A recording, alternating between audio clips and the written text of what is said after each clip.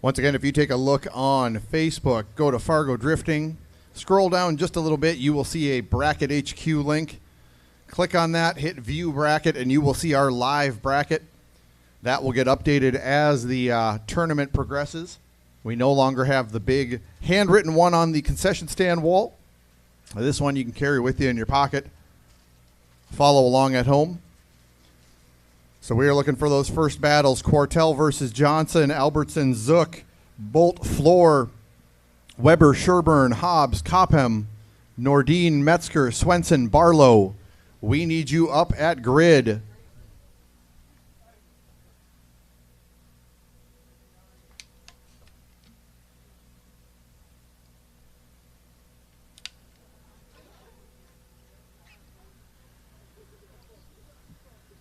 Also, once again, if you are looking to get any of that ND Drift merch, now is the perfect time. When we're in the middle of battles, we typically don't have anybody in here to sell it to you. I know we have people sitting in here. They are all doing different production jobs. We ask that you do wait until the breaks between rounds. If you'd like to buy something, we do appreciate you coming and spending your hard-earned money with us. We really do appreciate it. If we have a battle going or a round of battles going, we may not have somebody to help you out, but we would love to get to you during between top 60 or top 64 and 32, and between top 32 and 16, and so on. We will have some breaks throughout the day.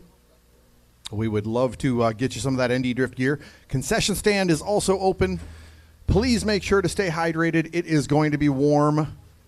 I know right now in the spectator seating, we got some cover of some of the trees right now, and that will shift a little depending on which side you're sitting on. Make sure to keep drinking that water. Put a hat on, an umbrella, a canopy, something. Make sure you stay nice and cool today. We do have an EMT that is right over by the concession stand. If you are feeling some sort of way about that heat, please come over and find us. We can get you to the EMT. He can check you out. If we need to get you into some air conditioning, we can do that. But we need you to be proactive. If you are not feeling well, please come over or go turn on your vehicle, sit in the air conditioning. But please come let us know.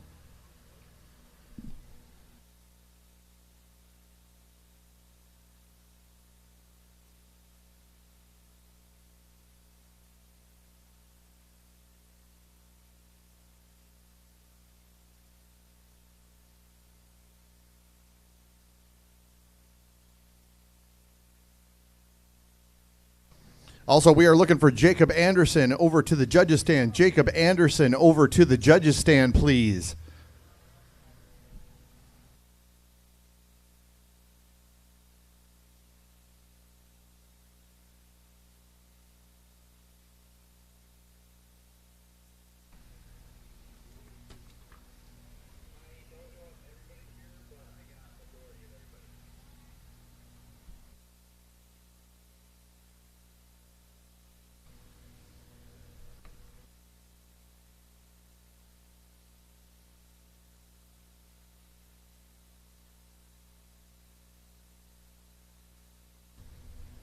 All right, couple changes from previous tournaments here. We are down to a single elimination tournament this year.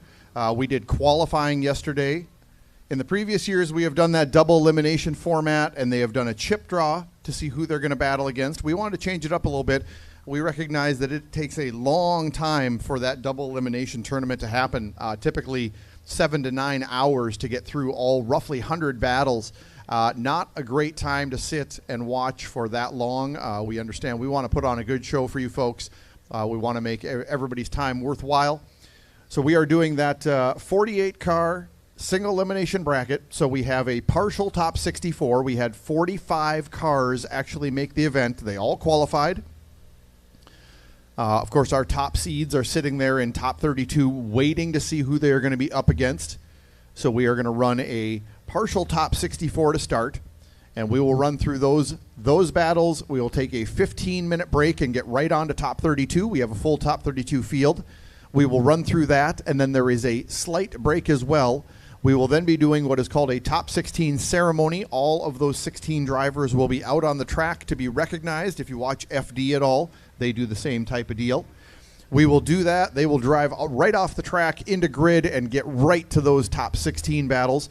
We are hoping that top 16 ceremony is around 2 p.m., but we are kind of playing this by ear to see how quickly the 64 and 32 battles go. So we will be right along on the ride with you folks. Would like to thank also our judges today. We have 3 judges up on the scissors lift over there. First one is a founding member of ND Drift and currently a spotter for the Austin Matta Prospect team. We've got Max Crocker over there. Our second judge, he is our 2022 DTP Open Series champion and current leader in our Pro-Am Prospect Licensing Series standings. We've got Justin Ruth. And our third and final judge, he was our 2022 10K champion. He was our 2022 and 23 5K champion. He has won this competition twice. He has the 3 championship belts to show for it. We have Jacob Anderson as our third judge. Listen to all that applause. Yeah, we don't like them either. It's fine. We will be doing some giveaways throughout the day. We have Cody Buchanan's 272 Prospect team will be giving away a few shirts. We're going to have some trivia questions later in the day. Bash Bros have given us a sweatshirt to give away sometime throughout the day. And, of course, we will be doing Hot Wheels giveaways throughout the day. During some of those breaks, we will call everybody up for that. We want to thank everybody for donating all those Hot Wheels. We love giving them away during the 5 and 10K. If you don't know, my name is Ethan. I will be your host for the afternoon. I'll be running you through all the battles, trying to say relevant things when cars are on the track and trying to shut up when I'm supposed to. Track today is just about what it's been for all the other 5Ks. We shortened it just a bit. We did allow for a starting line chicane and divider cones that no longer need to be moved. They are going to stay in place the entire time. But they do start out. We did add one thing. We have a outer zone number 1 that they will start with that is 240 feet long. That is the longest zone we've ever run here. The drivers are having a wonderful time with it. It is fun to watch them go all the way around. They then kick over into the keyhole over by the concession stand in a right-hand manner. We have outer zone number 2 hanging out in there.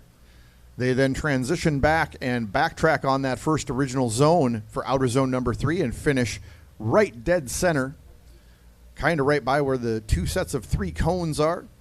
We've got 1 cone sitting right out there in the middle. That is the front clip that they will go around to finish it out. We'll run you through everything on the very first battle. Also want to thank everybody that's watching on our live stream. That has been very, very successful. Thank you for the support on that all year.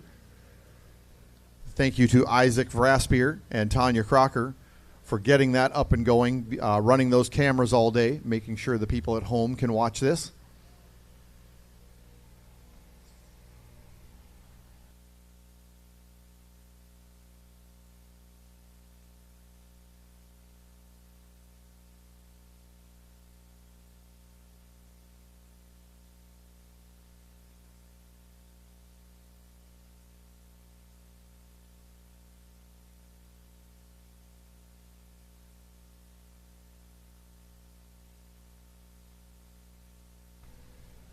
All right, once again, we are looking for all those top 64 battles. I know I called the first half of the bracket. Second half of the bracket, be ready. You can head up any time that you would like to. We'd love to have you up there hanging out for when it is your time. As soon as we get 2 or 3 battles in, I'm going to be calling you up there anyway.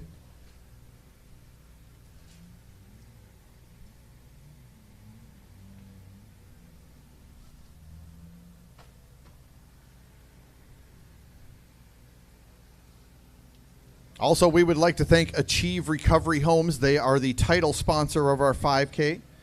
They have been for a couple years here. Thank you very much for your support in this event. Also, FM Pool and Spa. They are sponsoring. We are paying out to our top 16 today. The top 1, 2, 3, 4 will get the typical payout, the 5,000, the 1,500, the 1,000, and the 500 for that top 4 podium. The cars that make it to our top 8 but don't make it any further will receive $250 a piece, thanks to FM Pool and Spa. And the cars that make it to our top 16 but make it no further will get $125 a piece, also thank you to FM Pool and Spa.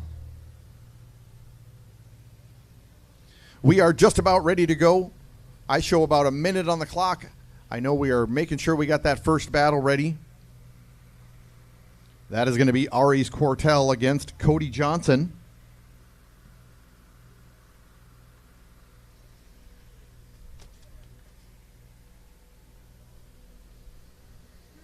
Top 64 drivers, if you're in the first half of the bracket, you need to be up at grid now. If you are second half of the bracket, you need to be ready or headed up now as well. You will be running within that first hour.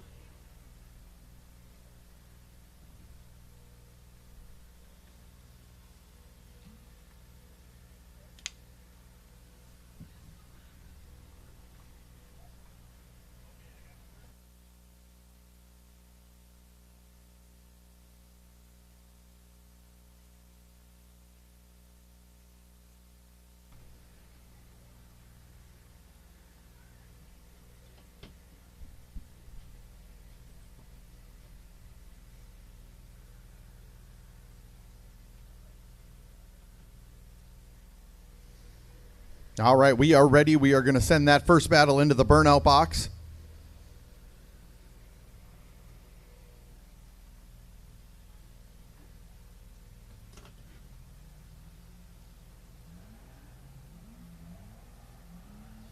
Once again, this is single elimination. You lose, you are out.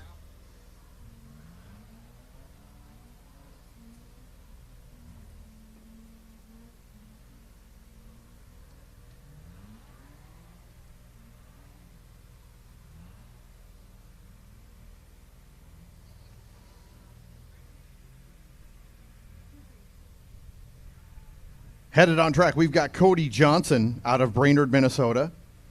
That pink 350Z, one of the Loyalty Drift crew. Getting followed on by Ari's Quartel out of Winnipeg, Manitoba, the silver 370Z. Johnson qualifying 32, Quartel 33. They are going to kick it off for our top 64. So they're going to line up right next to the audience here, and what we have is coned off is called a chicane. It is designed to specifically slow down that lead driver so they cannot run away off the starting line.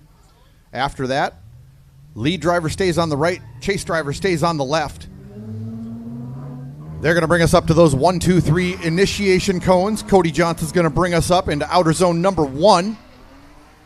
He's going to go all the way along the wall, leave outer zone number 1, hit our first rear clip, head into outer zone number 2 along the drag strip wall. They're going to quickly transition to the left, another rear clip. They're going to hit outer zone number 3 right there.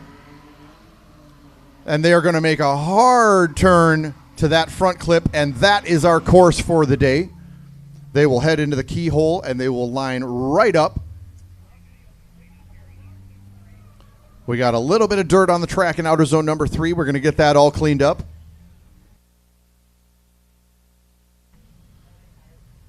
We do want those cars to get deep in the zone, and one consequence of that is every once in a while a little bit of dirt gets touched, brought up onto the course. We just want to make sure that is all gone before we send cars again.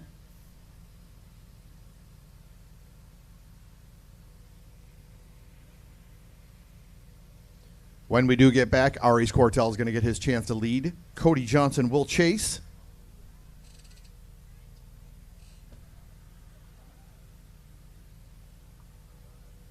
If you're at all new to drifting, we have watched one half of one battle. They are going to switch positions. They are going to run it again. Each car gets one lead, one chase. Then our 3 judges will vote on who they think did better overall. That lead driver, we have mapped out the course for where the front and the rear of the car are supposed to be at all times. Lead driver is trying to run that as perfectly as they can the entire way. Chase driver is supposed to mimic what the lead driver does and try to keep close proximity to them the entire time. So that is what the judges are basing their decision off of. If you get a chance to watch any of the battles from our grandstand, I recommend if you can go up to the top step. It is quite a different view from down here on the ground. We think we can see a lot down here. As soon as you get about 10, 15, 20 feet in the air, you get to see everything. You can see how deep they are in the zones, proximity. It really changes your viewpoint, and the judges have a great view up there of the entire course.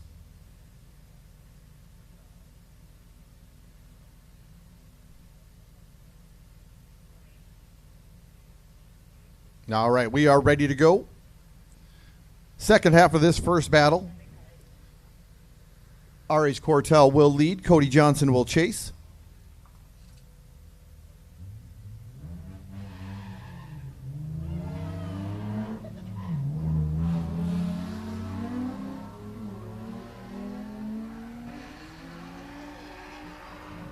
Good fast initiation by Cortell. Johnson able to close up that proximity in outer zone number 1.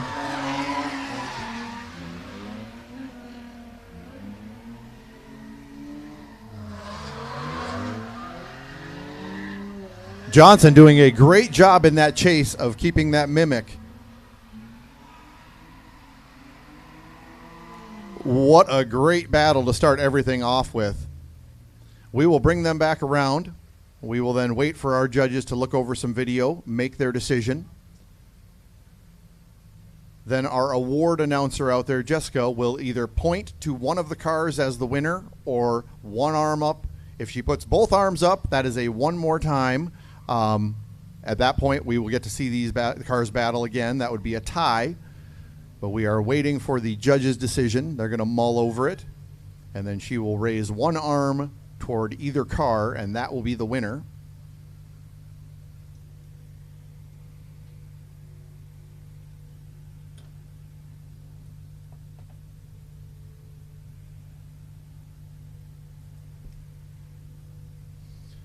And yes, this can take a while if you are new to drifting. The judges are, you can see them up there. They are looking at some video.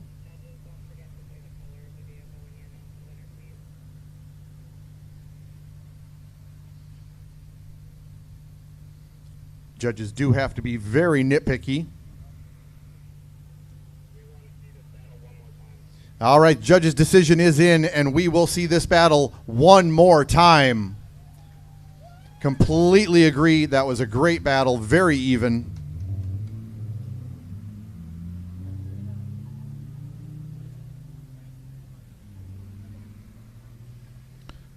Next up in that lead position, we've got David Zook. Out of Cheyenne, Wyoming, that black S13. Going to get chased by Joey Albertson out of Pillager, Minnesota, the white G35.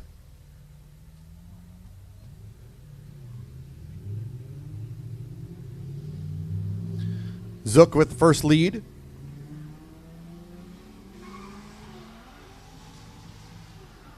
And Zook making a big gap into outer zone number 1.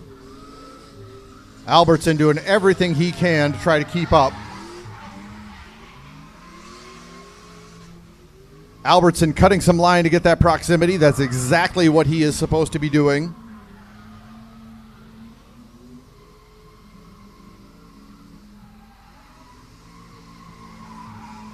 Outstanding lead run by David Zook. Joey Albertson doing exactly what he's been instructed to by the judges. If you get left behind a bit, cut that line, get that proximity closer. Albertson going to get his chance to lead second half of this battle.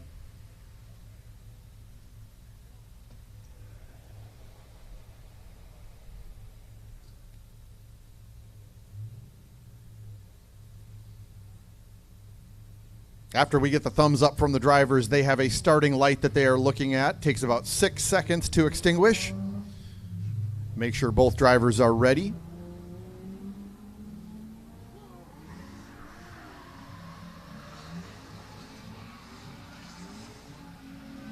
Albertson looking really good through outer zone number 1.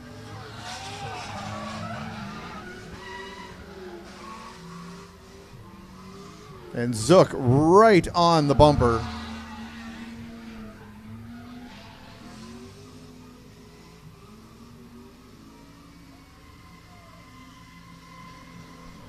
They are just knocking them out of the park today. We will bring them around. We will get our judge's decision.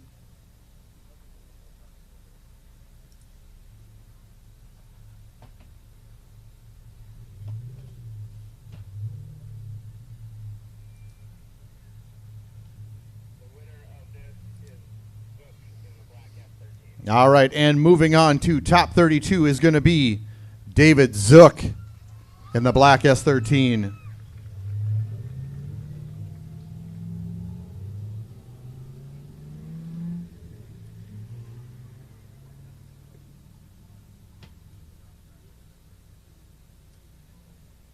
That is going to bring up our one more time between Cody Johnson in the pink 350Z and Osiris Quartel in that silver 370Z.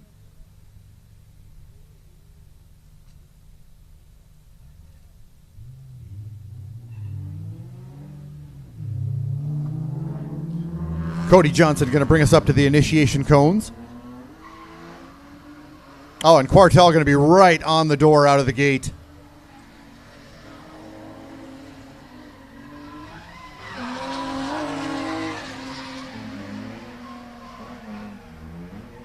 Both cars clean through outer zone number 2. Johnson able to open just a little bit of a gap.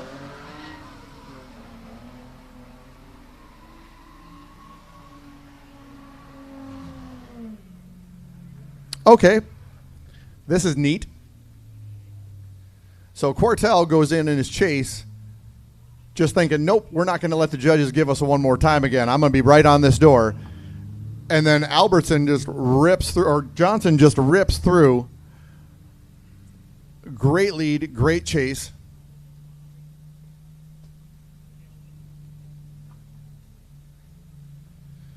We are allowing the drivers to do these cool down laps after they get done with that first part of the battle, and you may see it after the second part of the battle. The cars are getting very warm out there.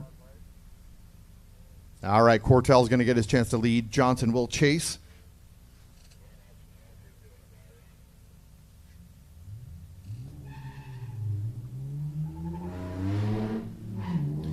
All right.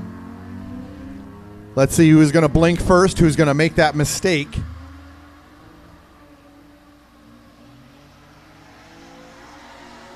Johnson knows he's got to close up that proximity going into outer zone number 2.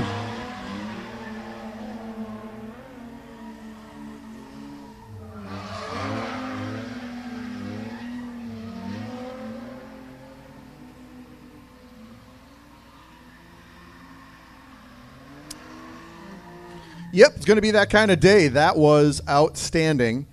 We're going to see maybe that proximity by Quartel in the first half of the battle is going to be the decider. That looked great by both cars.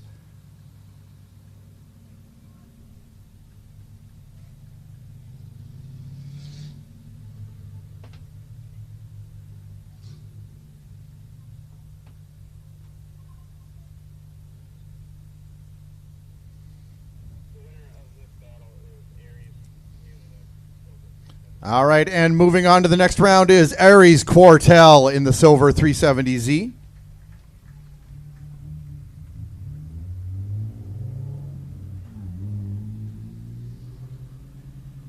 That is going to bring up on the line, we've got Dylan Floor out of Linwood, Minnesota, that green Mark III Supra. Going to get chased by Greg Bolt out of St. Cloud, Minnesota in the black RX-7.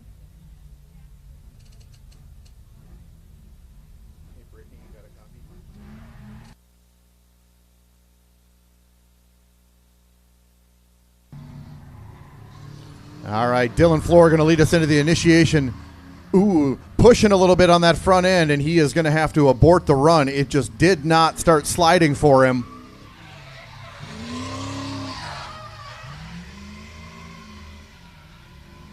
Greg Bolt can shut it down here. Yep, he sees that he is going to have an obstacle. So as soon as Dylan Floor stopped with his lead run, created a condition we like to call an unchaseable lead. Greg Bolt no longer needs to drive after that in the chase position. We're going to go right to the second half of this battle. Greg Bolt will get his chance to lead. Dylan Floor will chase.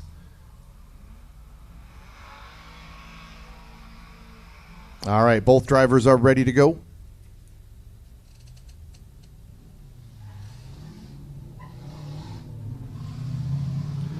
Greg Bolt with a big advantage going into the second half of this battle. There we go. Floor's car is back up and working.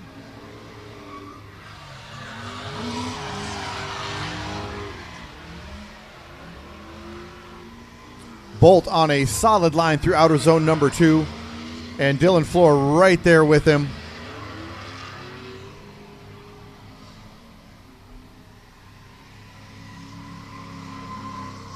Great run by both drivers. I think this one is going to lean in Bolt's direction. That would have been a 0 by Floor in his lead.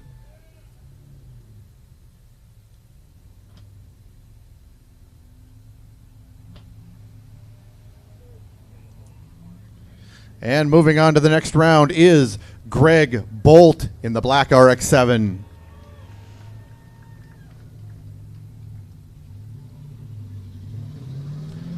Headed up to the line, we've got John Sherburne out of Mankato, Minnesota, the red S14. Going to get chased by Darian Weber. Darian out of Rice, Minnesota, in the E46 BMW.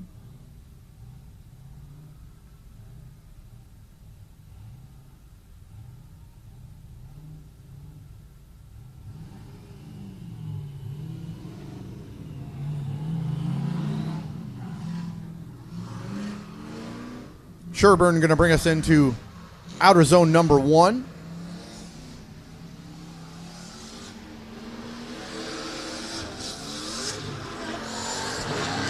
Decent line for Sherburne out of outer zone 1, and he is going to spin going into outer zone number 2. That will 0 that lead for Sherburne.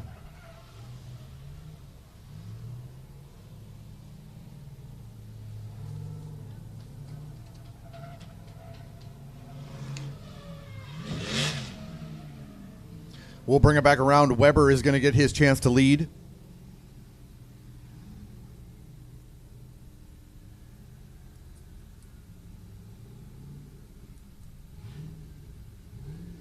Weber qualifying 37, Sherburne number 28 yesterday.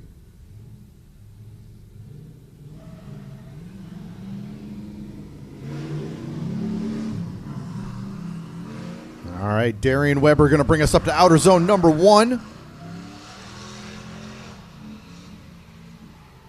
Oh, and he is going to go off as well. And that is going to be a 0 in that one as well. We are going to make sure Darian is okay.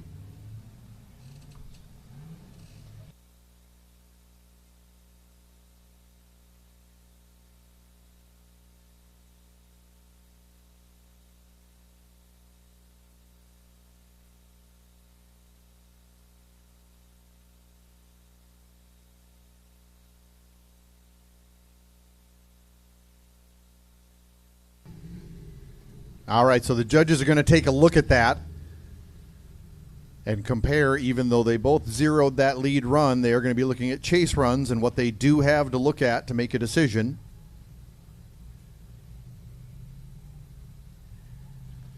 We are also going to have some track cleanup over in that corner.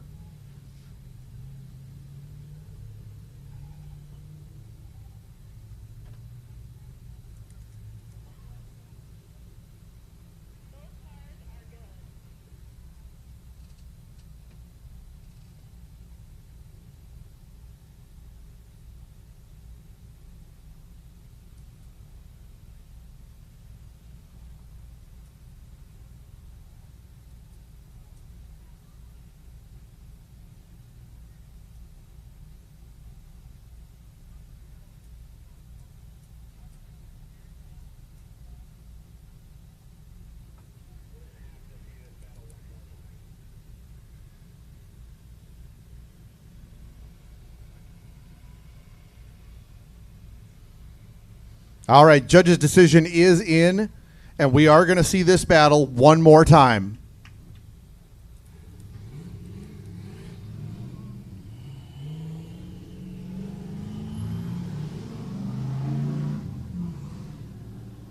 We will get to our next battle as soon as our track cleanup is done.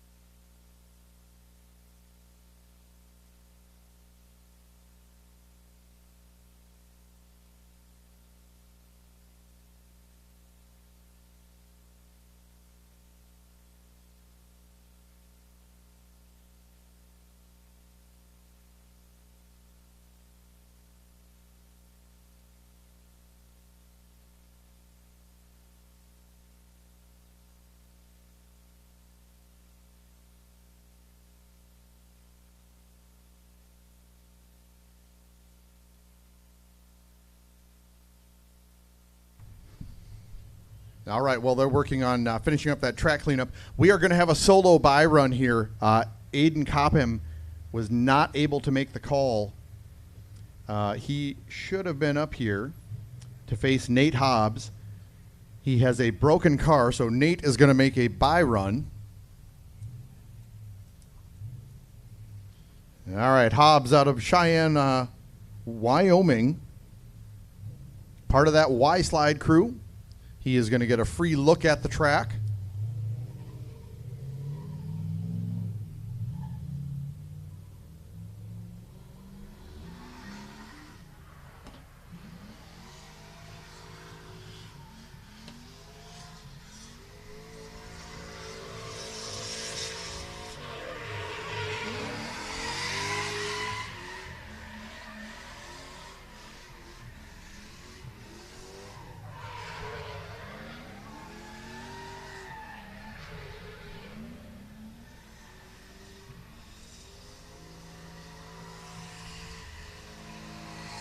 So typically with our buy runs, they have the option of either making an actual pass like that, or all they have to do is prove to us that their car is in functioning condition to drive forward about 10 feet. Hobbs did choose to make that buy, or make that actual buy run. Gets to look at the track surface, gets to see if there's any dirt on the track. But yeah, gets a free look, see how the tires are doing, see what the track temp looks like. So that is their choice. He will move on to top 32.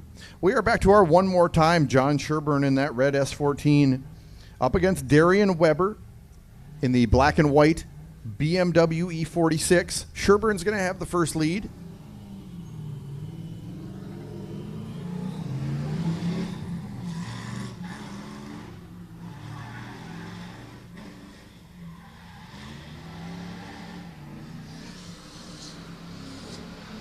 Sherburne nice and deep in outer zone number one. Oh, and he's going to spin going into that keyhole again. So, Darian Weber has to look at this as a big opportunity. He just has to make a good lead run, and he's pretty much guaranteed to move on.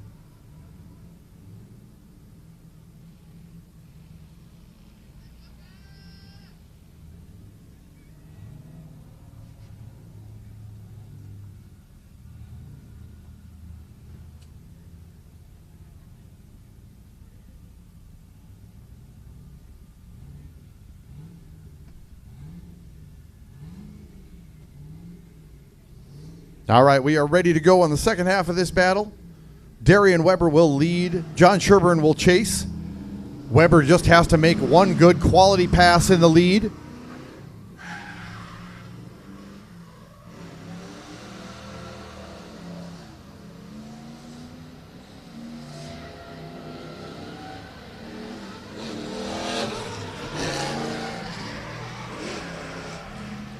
Both cars looking clean into the keyhole.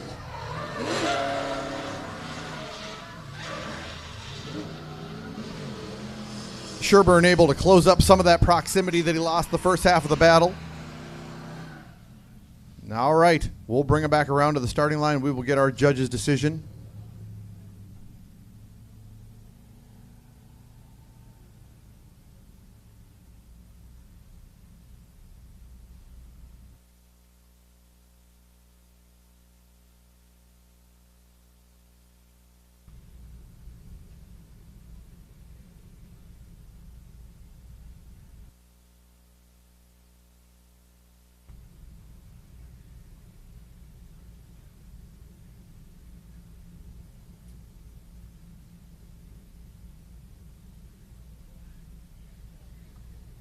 All right, and moving on to our top 32 is Darian Weber in the black BMW.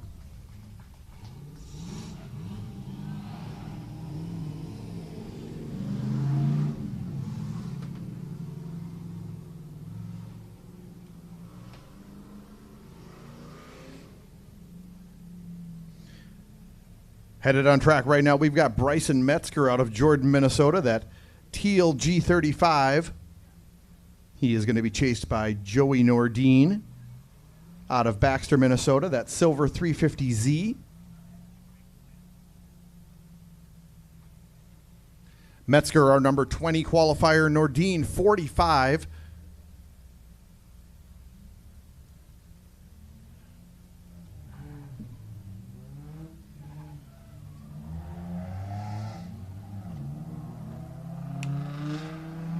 Metzger going to bring us up to outer zone number 1.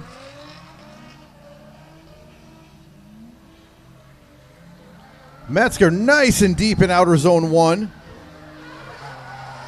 And Nordine having to cut a lot of line to catch up.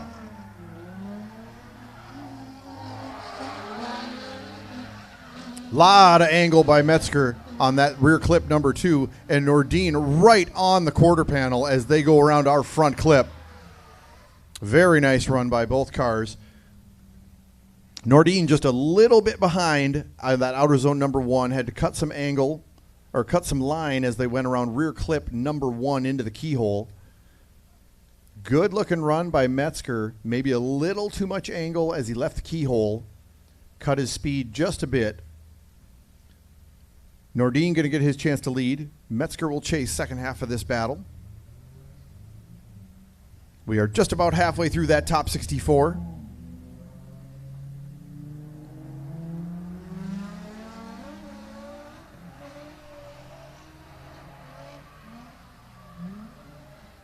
Oh, and Nordine going to touch that dirt in outer zone number 1 and going to straighten as he goes into that rear clip.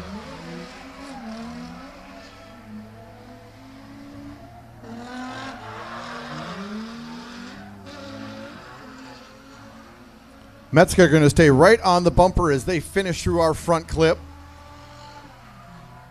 I think that one's going to lead towards the G35. Nordine doing a very good job in a car he doesn't drive much at all. Had problems with his primary car, had to grab backup. We will wait, get our judge's decision.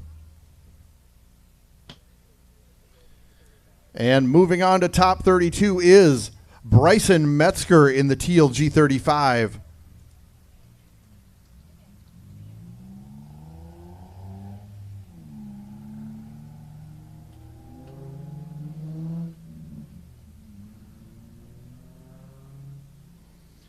Headed on track, we've got the white C6 Corvette of Jeremy Swenson out of Dilworth, Minnesota. Going to be up against the C5 Corvette of Kyle Barlow out of Watertown, South Dakota. You are going to see that C5 a couple times. We have two drivers that are sharing it. All right, Swenson going to have his first lead. This is his first major competition in drifting. He is a national champion road racer and autocrosser. Wanted to try out drifting.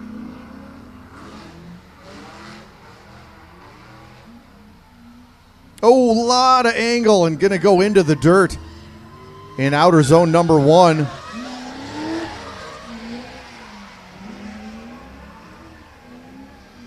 Barlow going to have to straighten behind him.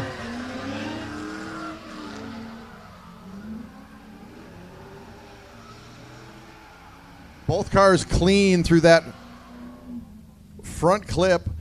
We got a little bit of cleanup to do once again. Big tire drop there for Swenson in outer zone number 1.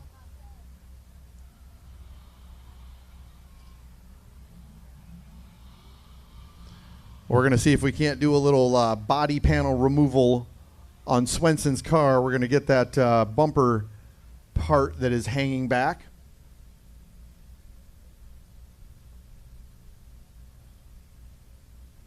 Swenson looked really good in practice, very fast. He did dip a tire there a few times,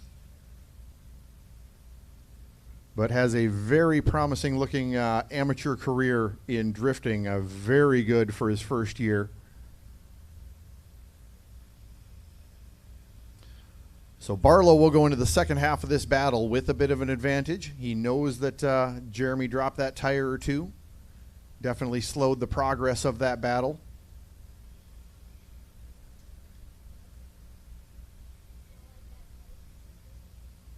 Concession stand is open, as we've been preaching all morning. Please make sure to stay hydrated today.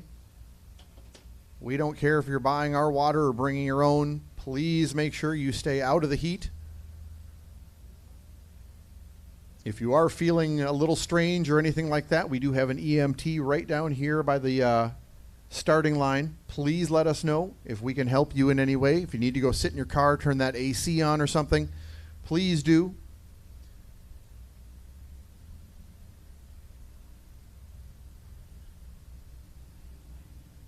All right, track is all cleaned up. We're going to get our emergency vehicle back off track. We'll get to the second half of this battle. Kyle Barlow will lead. Jeremy Swenson will chase. We are into the second half of that top 64 portion.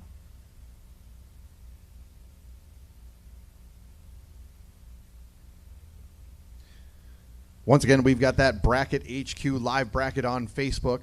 Head over to Fargo Drifting. Click on the Bracket HQ link. Click on View Bracket. You can see it updated live. All right, Kyle Barlow going to bring us up to outer zone number 1. He knows he has an advantage and has some sort of issue going halfway through outer zone 1. Oh, and going to straighten out going into the keyhole. And this changes everything.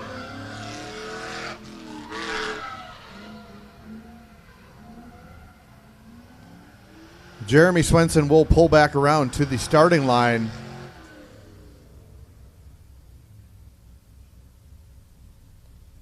So what coulda, shoulda, maybe been a slam dunk there. Barlow running into a few issues. Number 1 in outer zone number 1. Looks like he slowed down a bit in his progress. And then definitely... All right, we got the judge's decision in. We are going to see these two one more time. Big mistakes by both of them on their lead run. We will give them another chance to show that they want to be in top 32.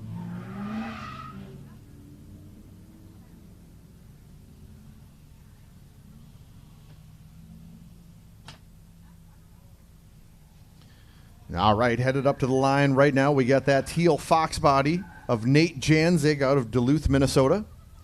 Going to line up against the blue RX-7 of Shane Durkheising out of St. Cloud.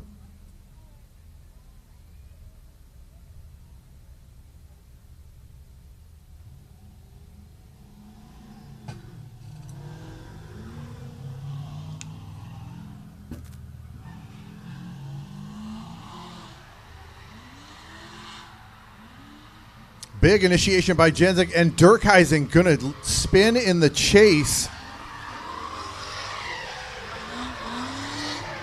Now Janzig doesn't know that he spun behind him.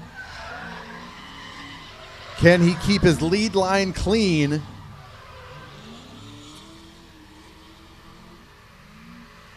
Oh, and Durkheisen going to spin again. If he can get his car moving, the lead typically does not know what happened behind them, but he is definitely going to look over and see Shane sitting there.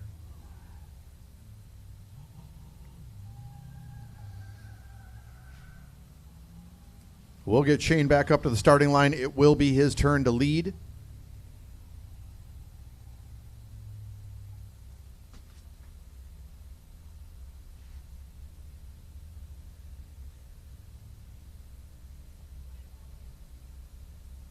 All right, Durkheisen with the lead, Janzig with the chase.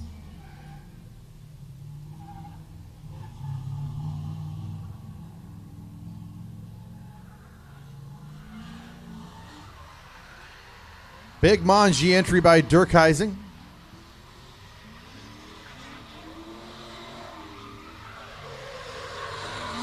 Oh, and Janzig going to cut a lot of line, almost straightening as he goes into the keyhole.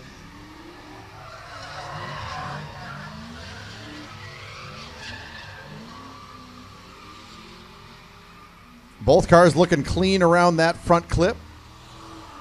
All right, little bobble by Janzig in his chase, but I don't think that's going to be enough. I think not enough for him to not go through. I think this one's going to lean towards the Mustang. We're going to do a cool down lap there for Durkheisen.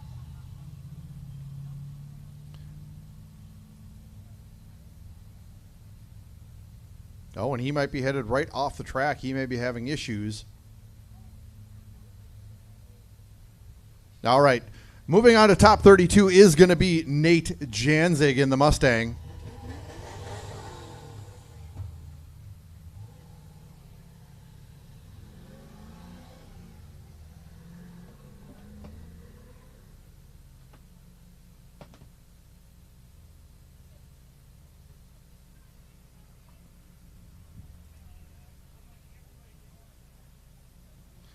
Top 64 battles. If you are in top 64, we need you in grid. You should be up there. Top 64 battles.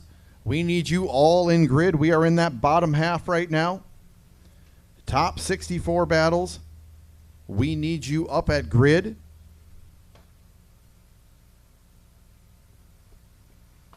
We've got 5 battles left in top 64. We will have a 15-minute break and get right into our top 32. All right, we're going to bring up that one more time, it looks like, between Swenson and Barlow.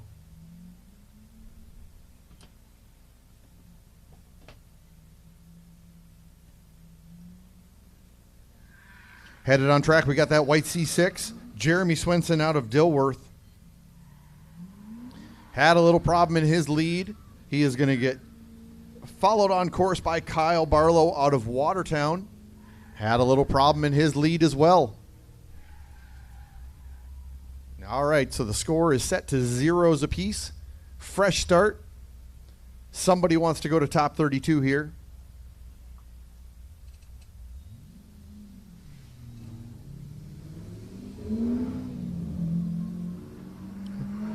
Jeremy Swenson going to bring us to outer zone number 1. Ooh, little dirt drop again by Swenson.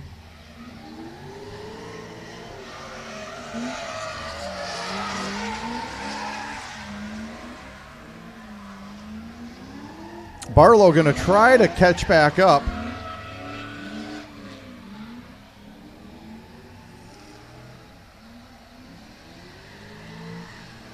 Both cars through the finish line.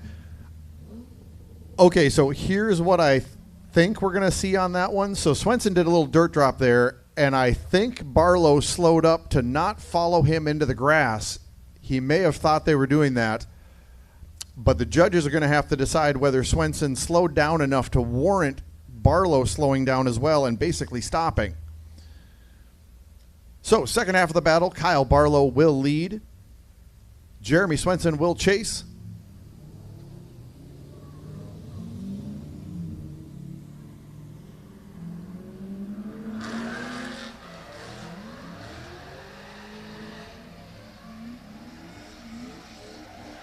Oh, little dirt drop right at the end. Outer zone 1 for Barlow this time. Swenson has to cut a lot of line to go into the keyhole.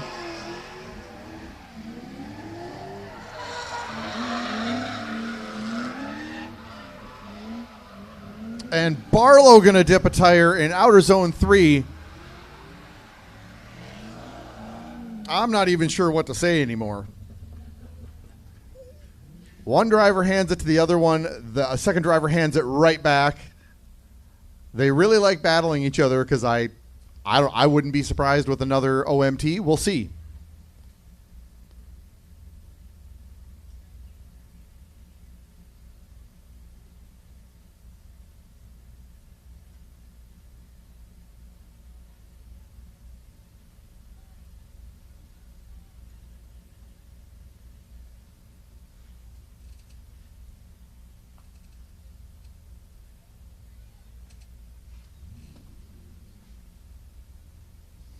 Lot to look at in that battle. I think they're going to try to make a decision, so they're going to find out who made the most mistakes, who made the biggest mistakes that disrupted the flow of that battle. Not all dirt drops are equal.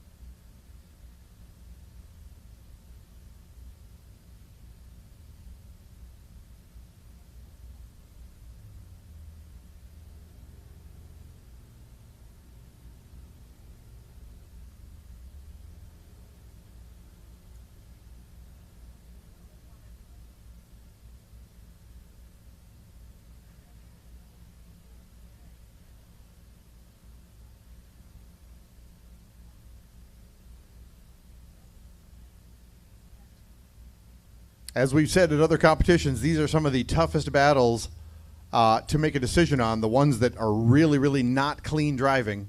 They really have to look at who made the worst mistakes and who did some of the good stuff too, what zones were hit correctly.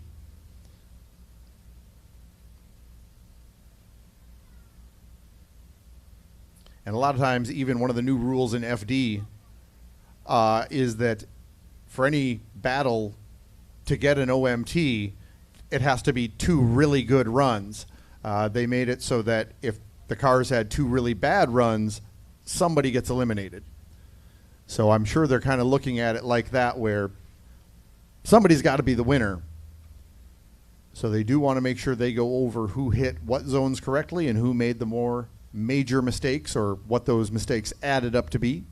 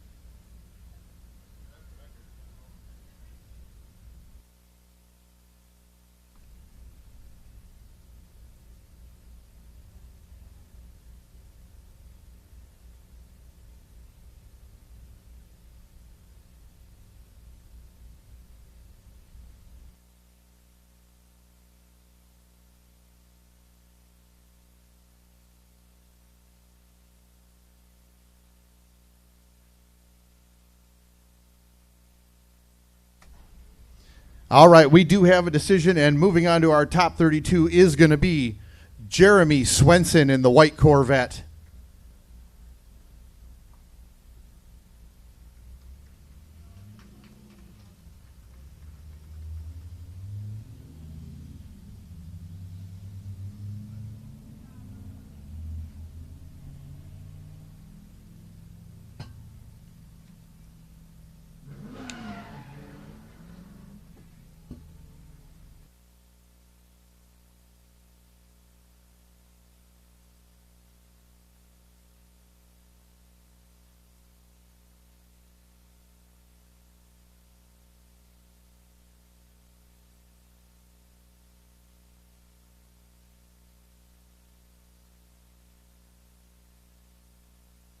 And if they're going to do that, they have to call their 5-minute timeout. So I'm just getting the word they are not calling their 5. We'll get Breck on track right now. That poor Corvette going to have to make another back-to-back lap.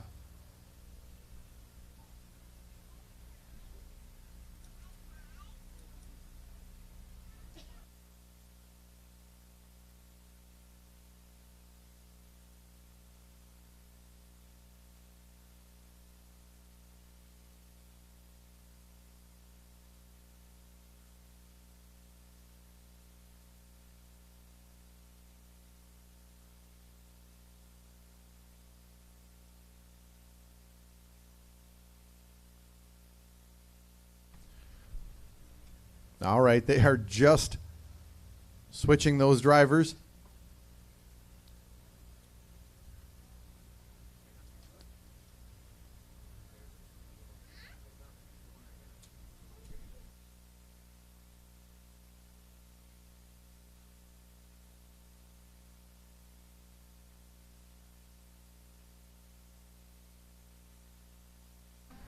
All right, we got those next cars in the burnout boxes.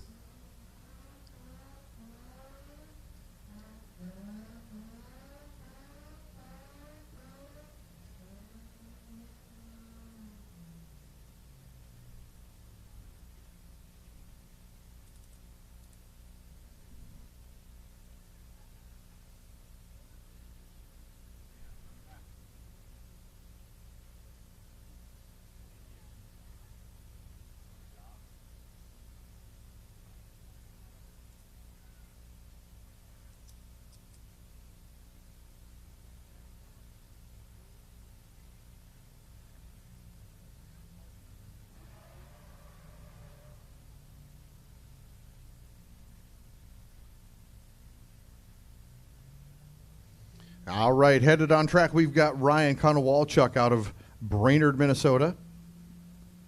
That silver 350Z. Going to get followed on by Breck Heinz. We've all seen that Corvette about 17 times on the track so far. Breck is out of Fargo, North Dakota. Looks like Breck is going to have the first chase. Breck is going to have the first lead. Ryan will have the first chase.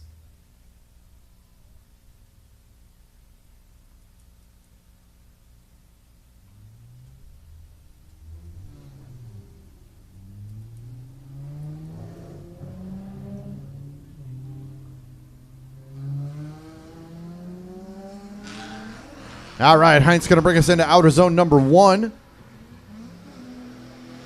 Good looking line for Heinz. And Konowalchuk going to drop back just a little bit, entering the keyhole.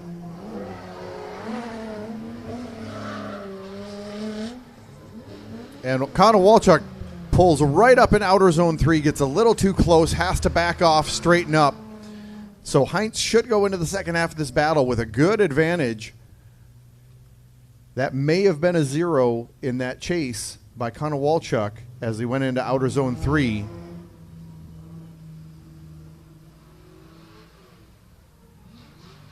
They are going to be doing a little bit of a cool down lap.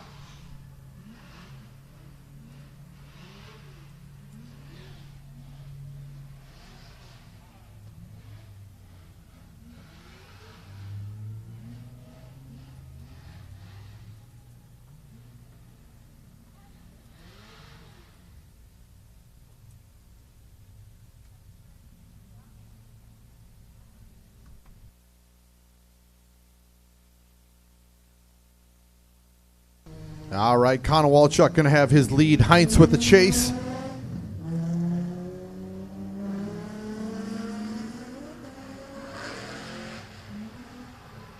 Oh, Konowalchuk having some trouble getting the car into drift. He is going to go off course.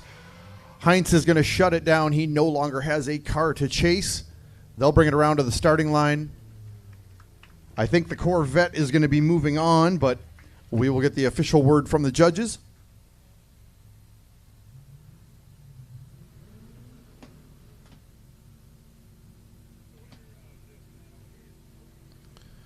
All right, and moving on to our top 32 is going to be Breck Heinz in the Corvette.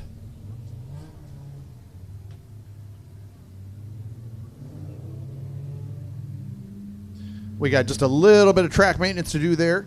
But up on the line right now, we've got Matt Parkhill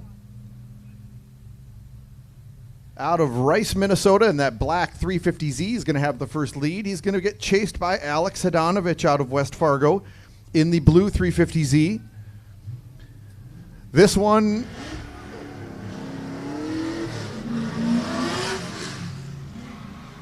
This one is going to be fast and loud.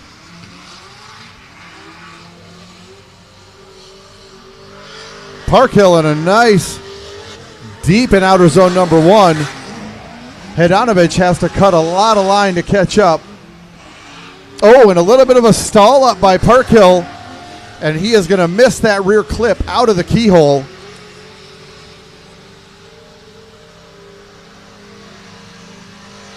And Parkhill is going to miss that rear or that front clip by a mile. Second half of that run definitely fell apart for Parkhill. Starting line, do you have a copy?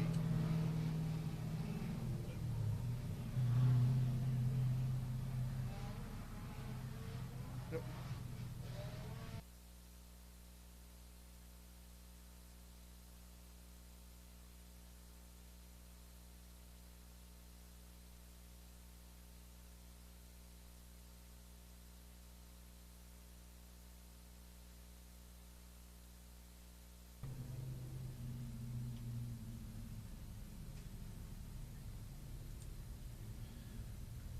All right, we're going to get to the second half of this battle. Alex Hadanovich will lead. Matt Parkhill will chase.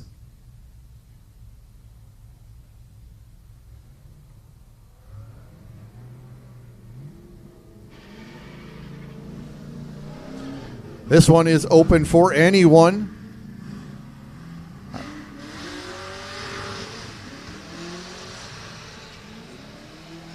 Oh, and Hadanovich going to angle stall in outer zone number one, causing Parkhill to spin.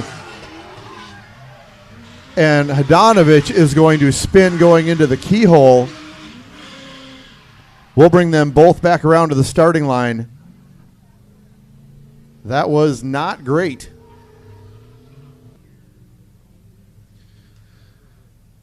On the line right now, we've got Jake Sherbrooke out of Cormorant, Minnesota, that S550 Mustang in the lead. Going to get chased by Eric Larson out of Fargo in that green S13.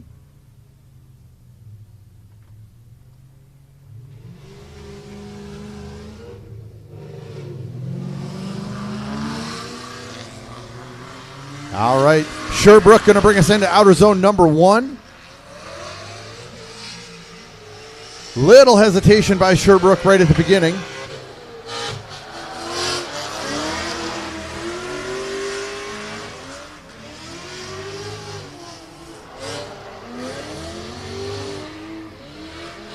Very nice looking lead run by Sherbrooke.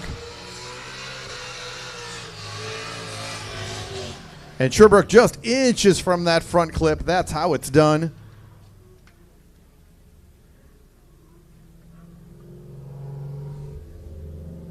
And now I don't keep up on this. I honestly have watched maybe a couple of their videos, so I'm going to try to not get it too wrong. Mr. Sherbrooke was a C-boy, if you know who the C-boys are, hangs out with them, something like that, was a C-boy. So if you're a fan of the C-boys, you're looking at one of them or a former one, or, yep, that's about as far as I'm going to go with that. I've probably said it all wrong. He's really nice, though. All right, Eric Larson's going to get his chance to lead. Sherbrooke will chase.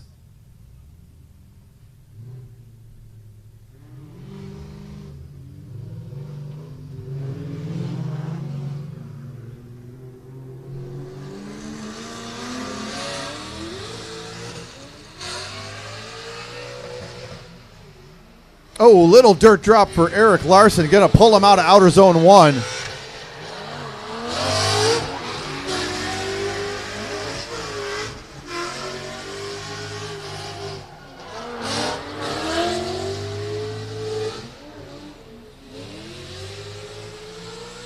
And Larson going to turn on that smoke through outer zone number three. There we go. Larson really able to pick it up in the last half of that battle. Little dirt drop in outer zone number 1. That might be the difference. Sherbrooke had a pretty good chase run there.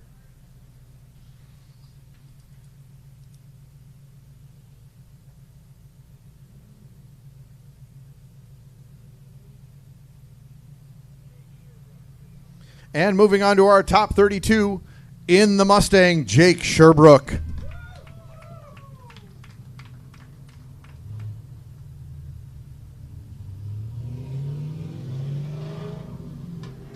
We have got 2 battles left in our top 64.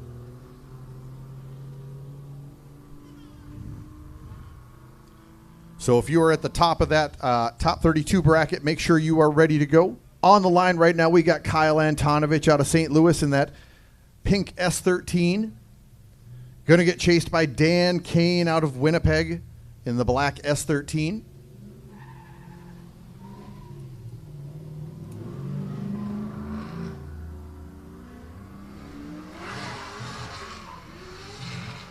Antonovich out to a huge lead going into outer zone 1. Kane having a bit of a problem staying in drift.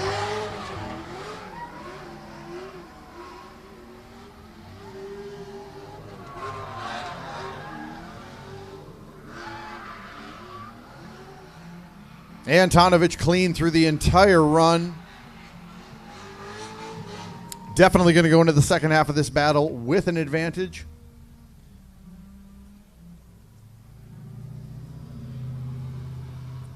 Kane is going to have to pull out a great lead run. Hope for a mistake from Antonovich.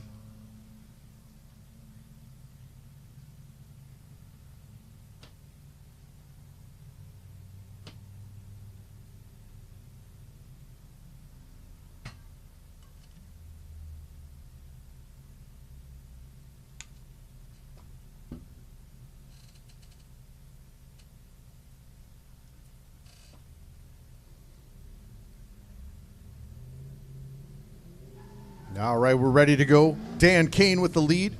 Kyle Antonovich with the chase.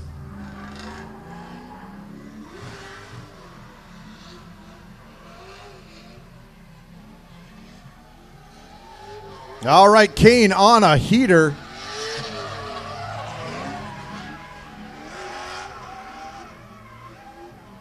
Antonovich doing well in his chase.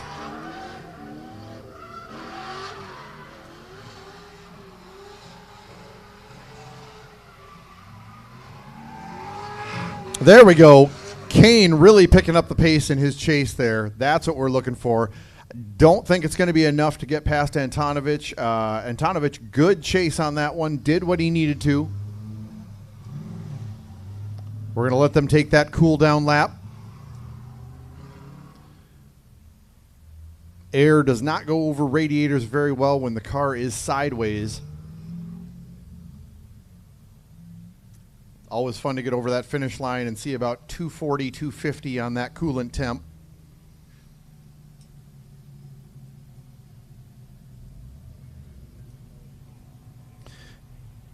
And moving on to our top 32 is Kyle Antonovich in the pink 240.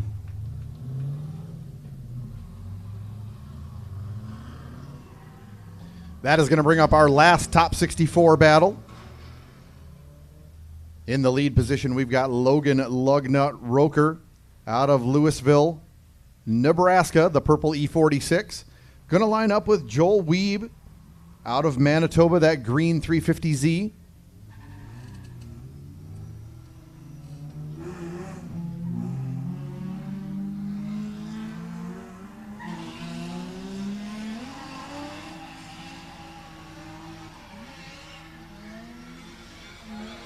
Roker deep in outer zone number 1. Lot of angle into the keyhole. And Wiebe going to straighten out just a little bit. And Wiebe is going to spin in the keyhole. Roker will finish that out solo. Oh, knocking over that last cone, outer zone 3. Roker will go into the second half of this battle with a significant advantage.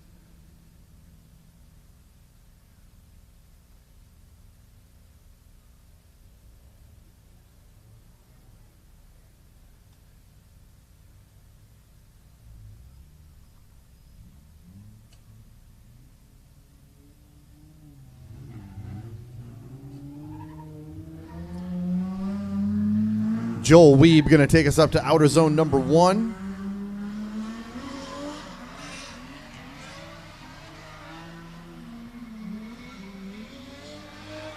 There we go. Weeb nice and deep in outer zone number 1.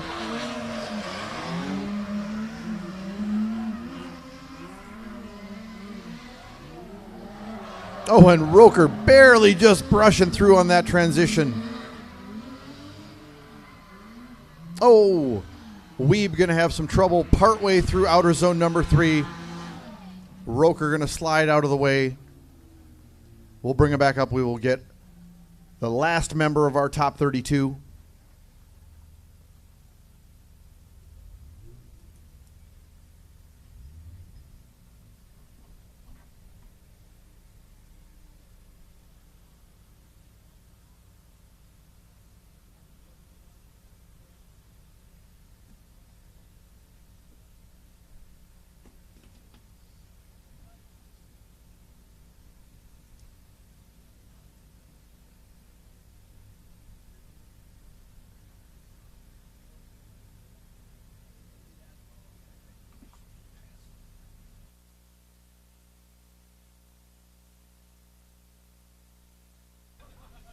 All right, and the last member of our top 32 is going to be Logan Roker in the BMW.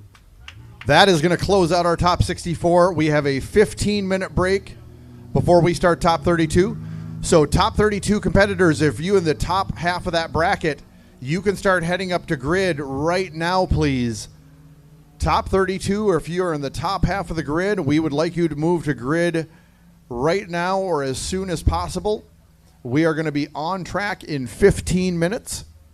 Concession stand is open. Also, if you'd like some of that ND Drift gear, head on over to the announcer's trailer. We are now available to help you out.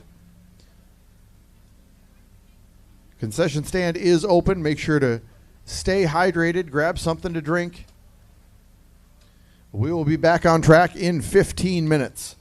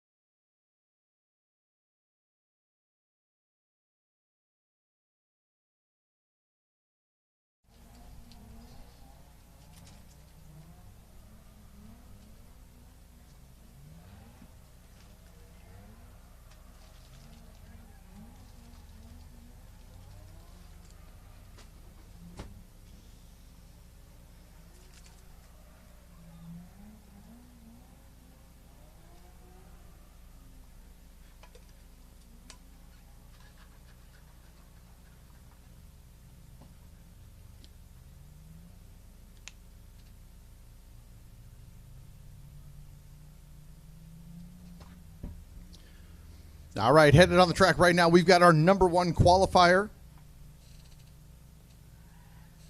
He was also the 2021 champion of this event. We've got Kyle Puckett in that white G35 out of St. Cloud. He got a bye straight to the top 32 with his qualifying position. He is going to lead Aries Quartel. Quartel out of Winnipeg, Manitoba, that silver 370Z. We saw him in top 64. We are right about ready to get our top 32 kicked off. All right, Kyle Puckett going to bring us up to outer zone number 1.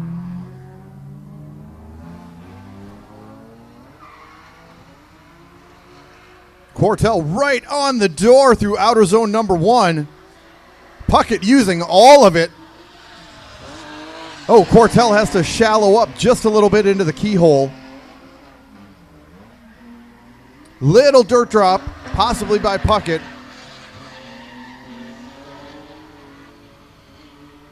And Quartel going to run that door right through outer zone number 3, going to push Puckett over the line. That is how we start top 32. I don't think Aries cares where Kyle qualified. I don't think he cares one bit.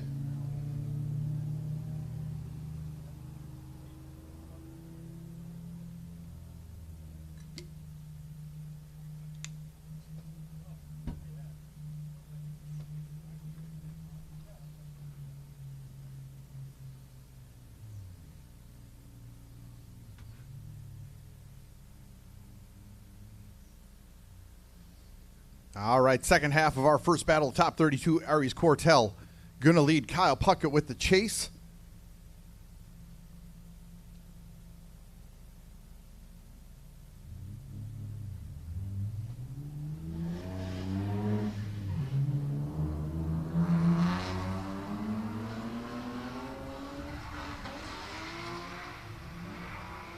Quartel fast through outer zone number 1, and Puckett going to stay right with him.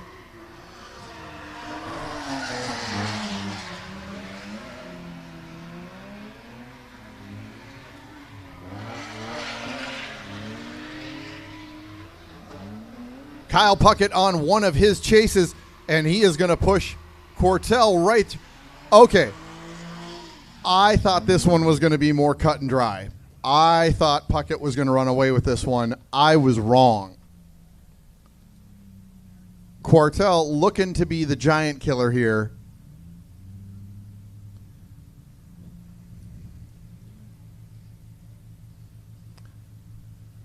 Judge is going to look at that video.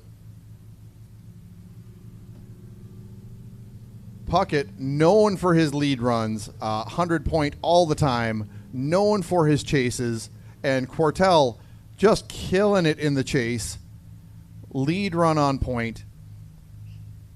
He was a little shallow following Kyle into the keyhole on his chase. That might be one of the determining factors. It definitely was a major mistake. He did not follow Kyle out to that rear clip as they went into the keyhole, but pushed Puckett right across the finish line.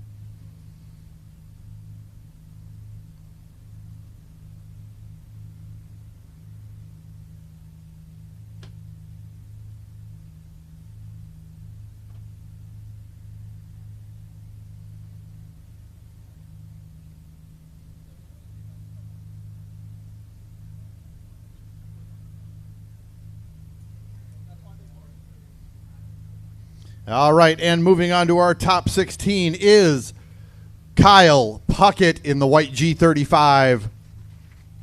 Outstanding run by Aries Quartel.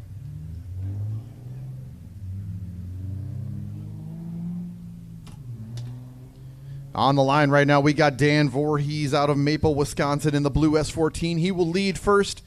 We've got Devin Plant out of Winnipeg in the yellow E46 BMW. He will chase.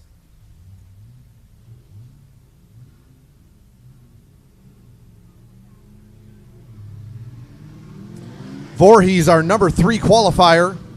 He is known to go fast through outer zone number 1. And he is going to do just that.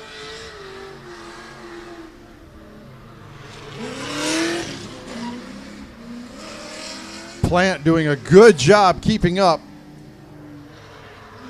Oh, and Voorhees has the stall up just a little bit into that rear clip number 2. Great lead run by Voorhees. Little hiccup just leaving the keyhole. You could see he was on the brakes a little long.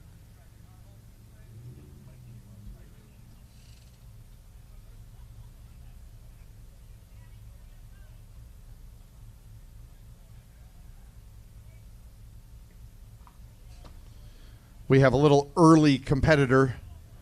We'll get Mikey sent back off. He loves to drift.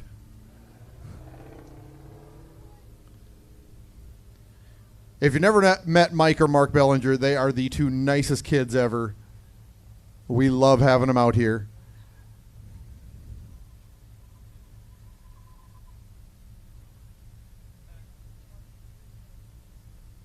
All right. Second half of our battle. Devin Plant going to lead. Dan Voorhees going to chase.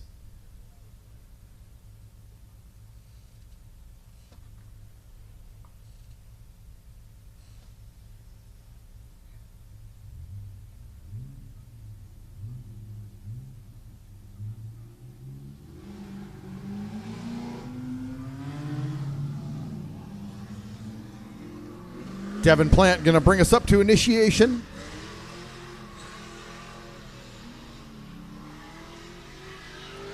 Plant a little shallow in outer zone number 1.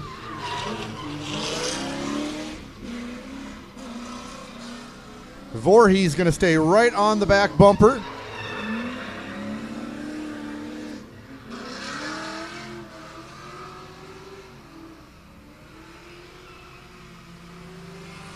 Solid run by Devin Plant. Little shallow in outer zone number 1. Looked really good coming out of the keyhole. Voorhees had to make a little bit of a correction in his chase.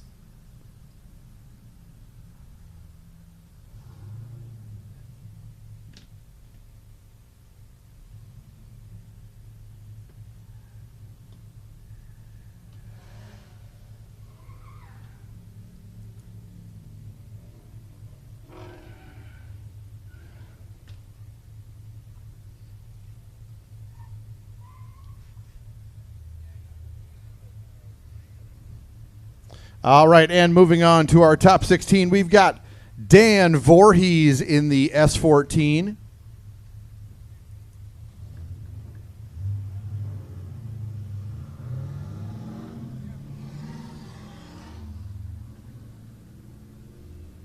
That's going to bring us up to Mike Bellinger out of Welch, Minnesota, and that silver Mustang.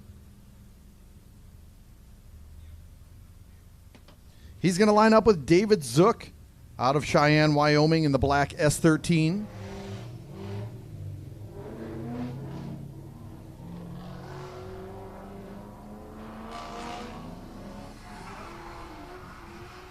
Bellinger going to lead us into outer zone number 1.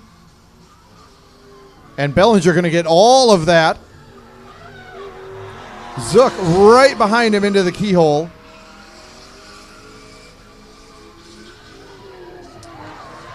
Bellinger maybe a little early on that transition. Still looking good into outer zone number 3.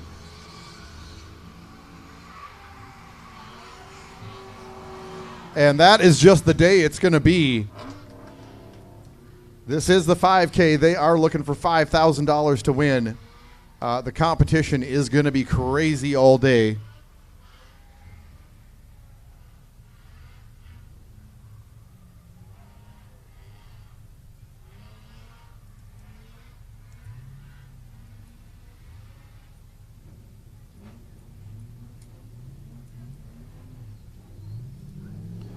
All right, Zook with the lead.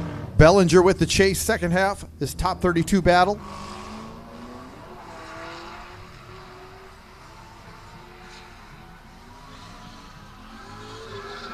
Zook deep in outer zone 1, but has to come out early. That is going to throw off his throw into the keyhole.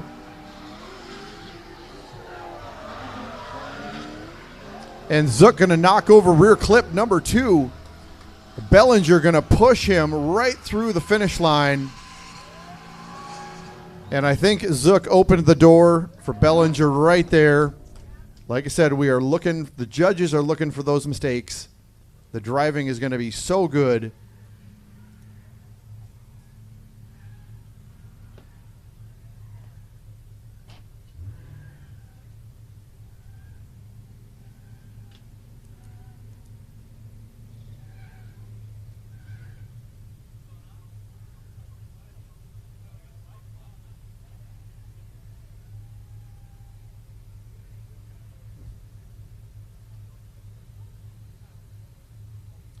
All right, and moving on to the next round is David Zook in the S13.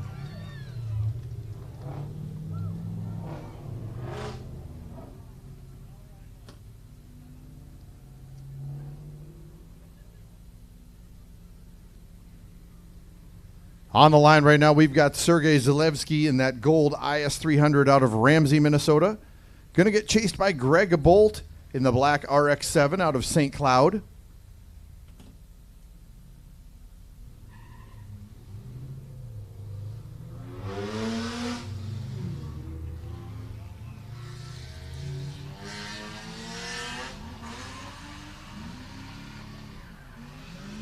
Zalewski with a bit of a late initiation, didn't have a whole lot of angle, poured it on a little bit into outer zone number one.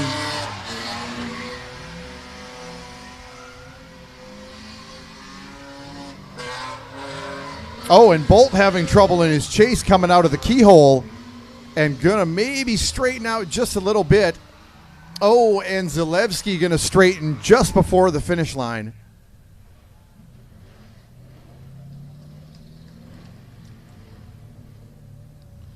Couple of mistakes there. Unfortunately, I'm assuming for Zalewski that will zero that lead run for him by just straightening right at the end. Once again, that will be up to the judges to decide.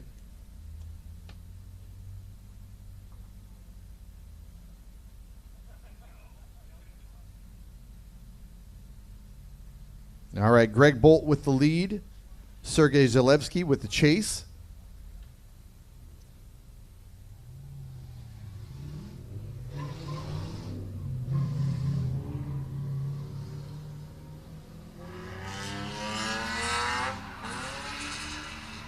Fast initiation by Bolt, and it's going to pull him a little bit off track in outer zone number one.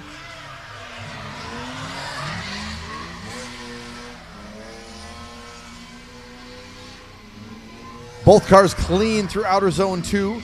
Bolt going to hit our second rear clip. Oh, and Zalewski going to get a little bit too close. Has to back away. That might be two major mistakes for Zalewski in outer zone three, both in the lead and the chase.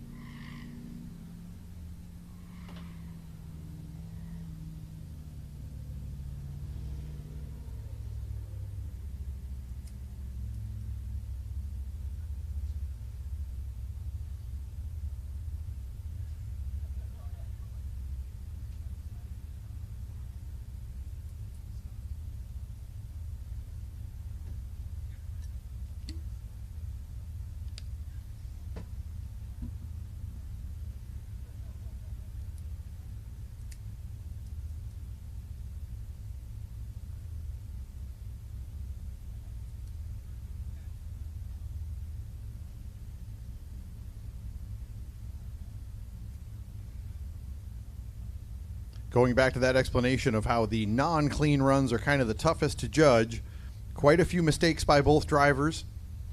Judges are going to mull through those.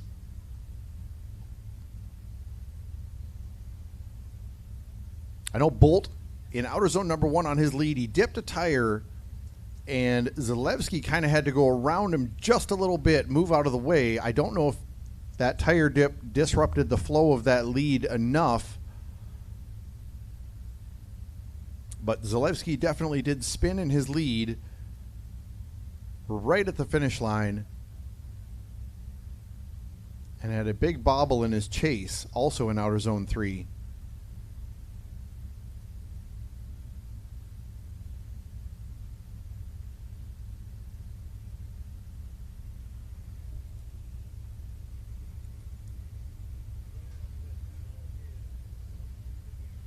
All right, and moving on to top 16 in the black RX-7, Greg Bolt.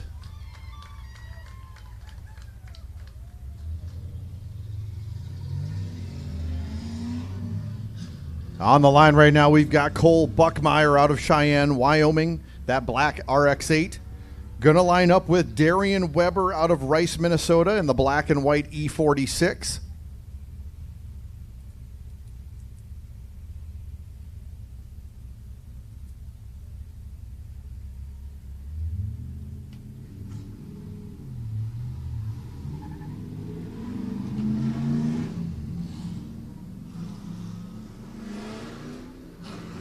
All right, Buckmeyer going to bring us into outer zone number 1. And Buckmeyer deep in that zone, maybe a little straightened by Weber.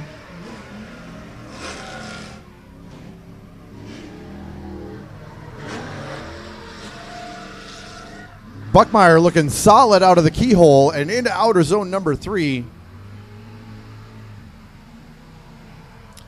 Buckmeyer with a solid lead run. Weber, couple struggles in the chase as they transition to outer zone 1 through the rear clip. Definitely had a little bobble there. Not sure if he completely straightened in the chase. Weber will get his chance to lead. Second half of this battle, Buckmeyer will chase.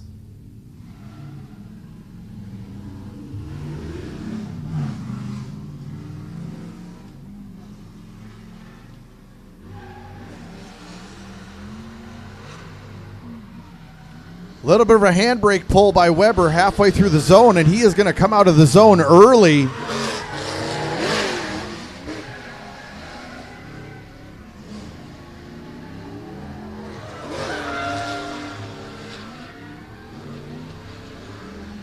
Weber looking good in outer zone number 3. And Buckmeyer falling back just a little bit before outer zone 3, but really good chase.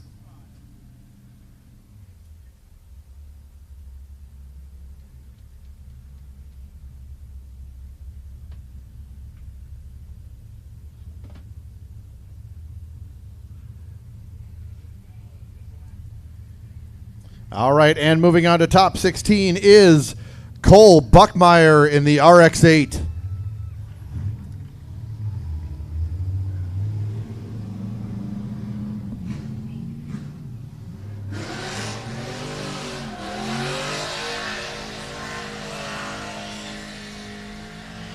On the line right now, we've got Brian Erickson out of Nelson, Minnesota, and that silver 350Z. Going to get chased by Nate Hobbs out of Cheyenne, Wyoming, in the teal S13.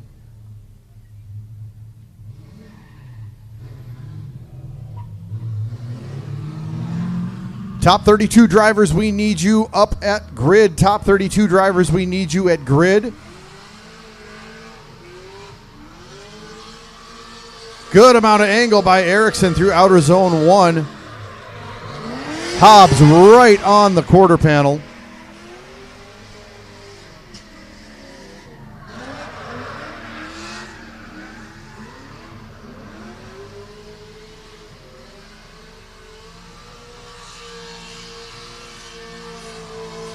Just a great battle, lead and chase. Outstanding run by both drivers.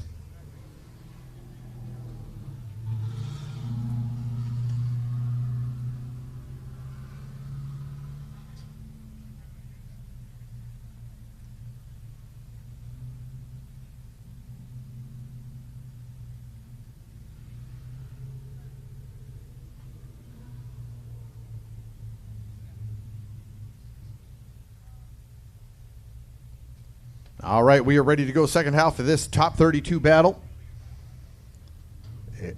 Hobbs with the lead, Erickson with the chase.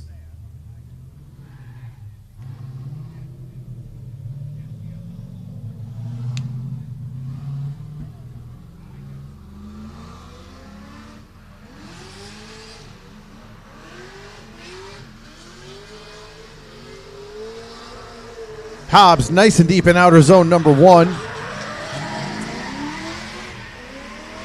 Maybe had to change just a little bit of trajectory there to go into outer zone 2 cleanly.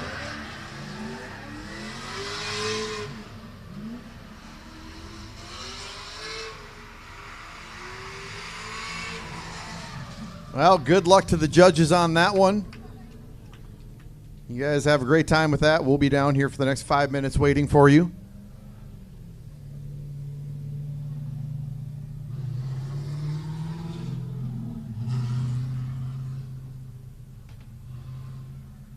Bryson's up next. You probably do that.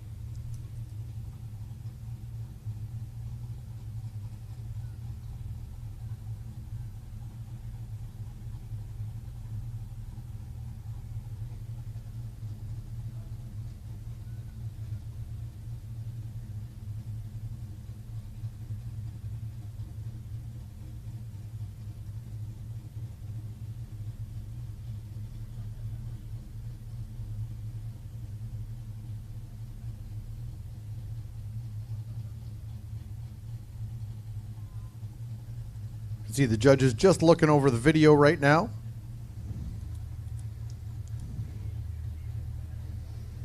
All right, the decision is in, and we are going to see this battle one more time.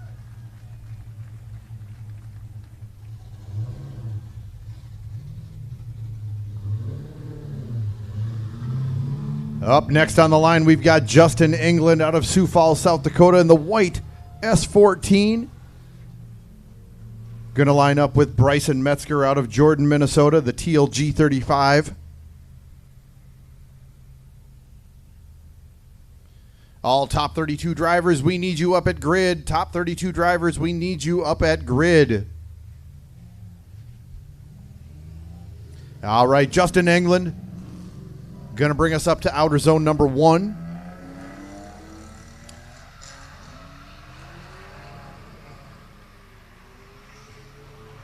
England on a good midline through number 1. Metzger able to catch up. Get that proximity back as he heads into the keyhole.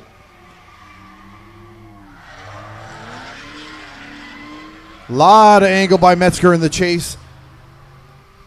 Going to try to grab that proximity just as they cross the finish line. Good lead run by England.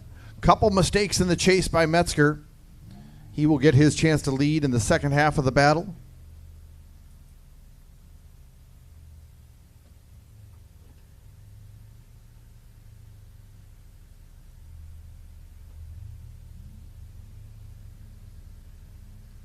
All right, Bryson Metzger with the lead, Justin England with the chase.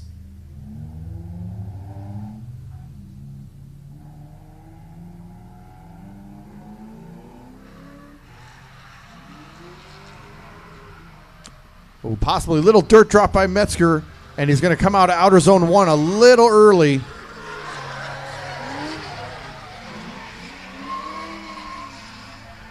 England about a car or two back in the chase. Lot of angle for Metzger, once again leaving the keyhole.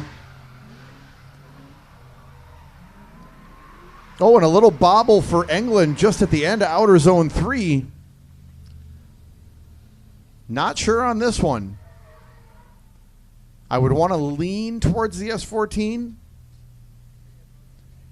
There's a lot of stuff we cannot see from our viewpoint.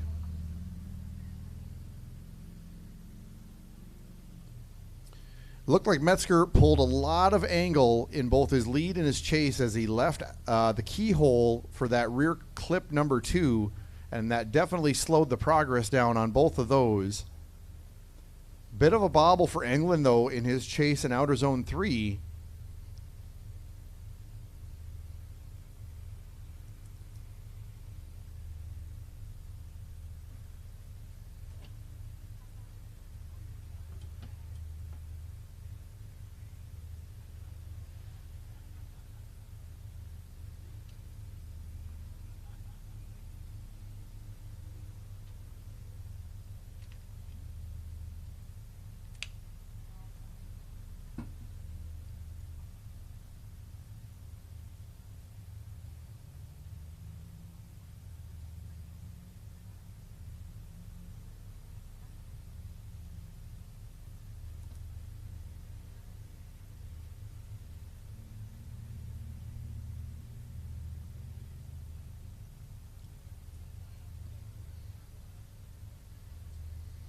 Once again, another one of those battles where nothing was really outstanding.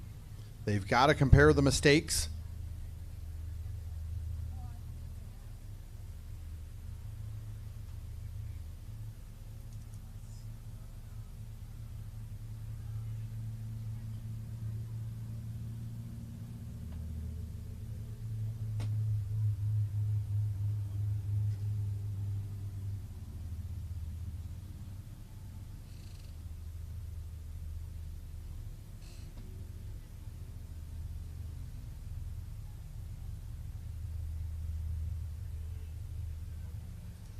All right, decision is in, and we are going to see this battle one more time.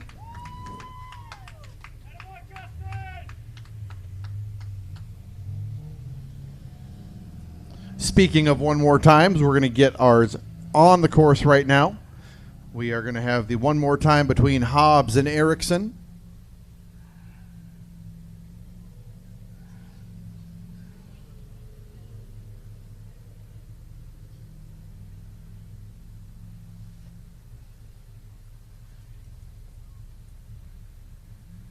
Brian Erickson will have the first lead in that silver 350Z. Nate Hobbs will chase in the TL240.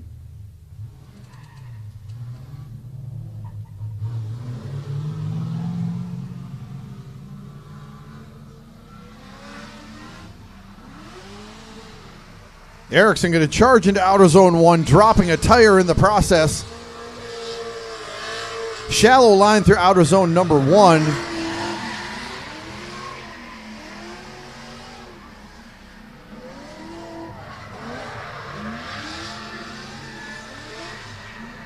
Hobbs right on the quarter panel behind him.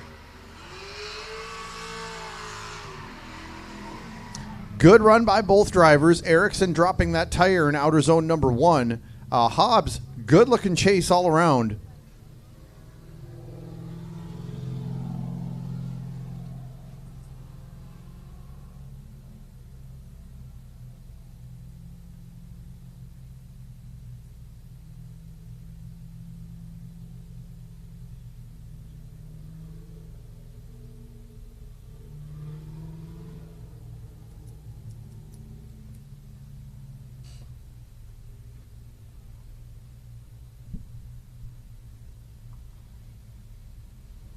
All right, Nate Hobbs going to lead second half of this battle on this one more time. Brian Erickson going to chase.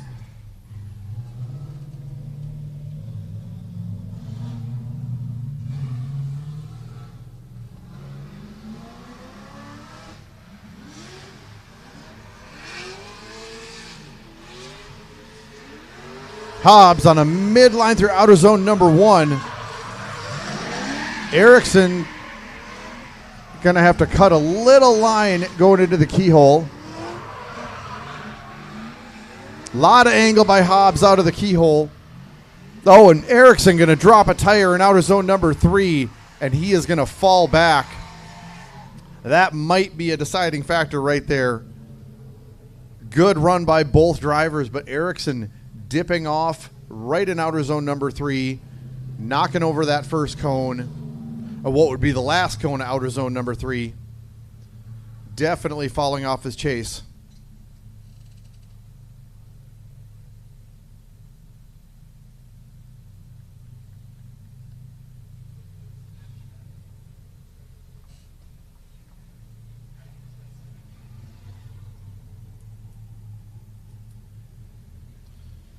We'll get him back up to the starting line. We will get our judge's decision.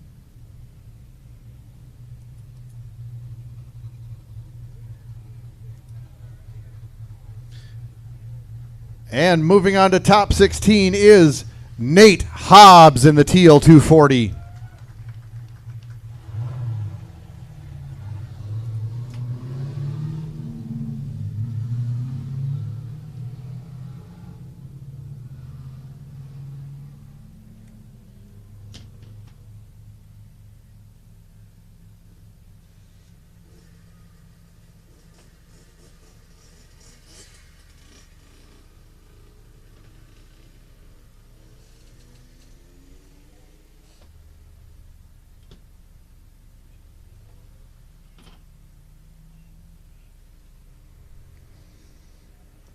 All right, well, we're still waiting for that other one more time to get ready. We will jump down in the bracket.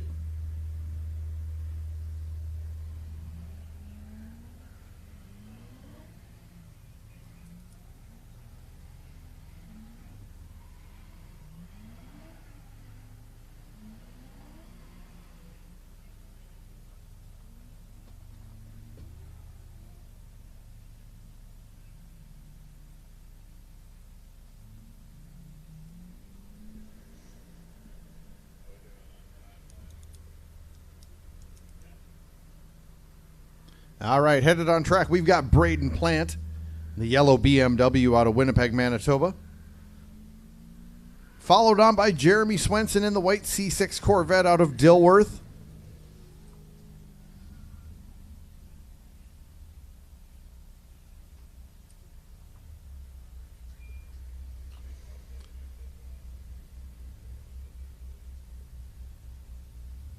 All right, Plant with the first lead. Swenson going to chase. And Plant going to get right at it.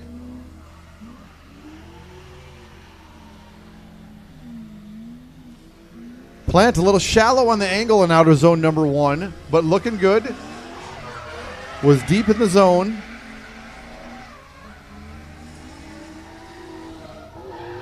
Oh, little hiccup by Swenson. Got caught up behind the slower car. And Swenson going to fall back a little bit in outer zone number 3. Good drive by both drivers. Couldn't quite exactly see if anything Plant did slowed up Jeremy Swenson as they were leaving the keyhole. But Swenson definitely had to clutch kick to keep from falling completely out of drift. Swenson going to get his chance to lead. Plant will chase second half of this top 32 battle.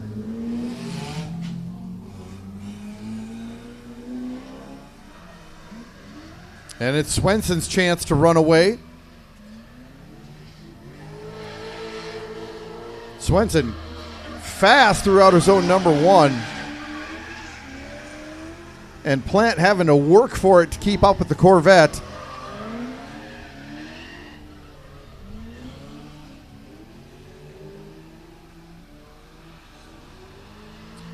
And Swenson going to knock over that front clip right at the finish line. Not sure which way I'm leaning on this one. Mistakes made by both drivers.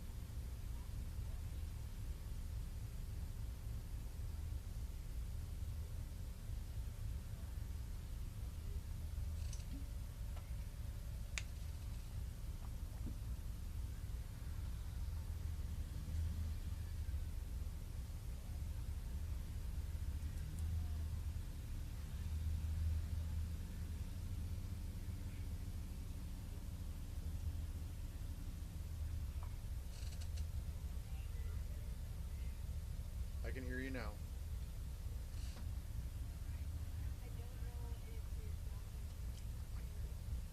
I can hear you.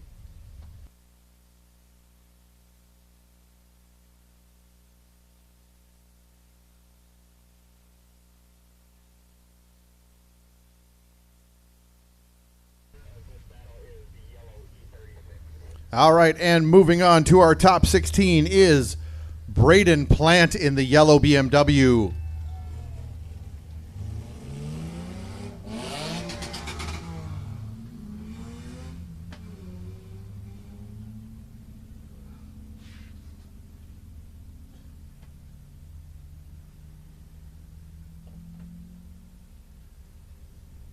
That's going to get us to our one more time between Justin Englund and Bryson Metzger.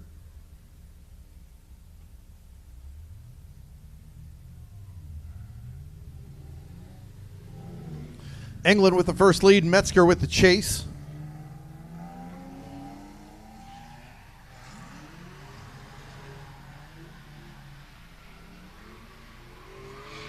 Englund clean through outer zone number 1.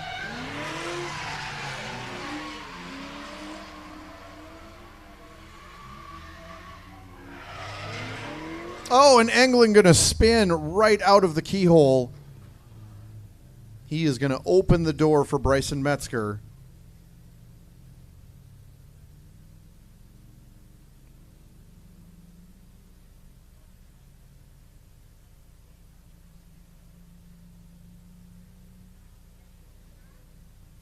Now, this isn't quite as easy as it seems for the other driver. They know that they have an advantage going in. They know they have to make a clean run, and that puts the pressure on them to make a clean run and not make a mistake.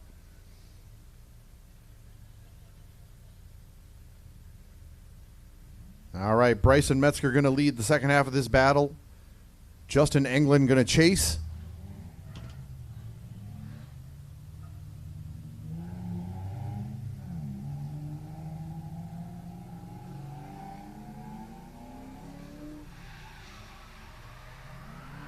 Oh, and Englund going to dirt drop in the chase in outer zone number 1.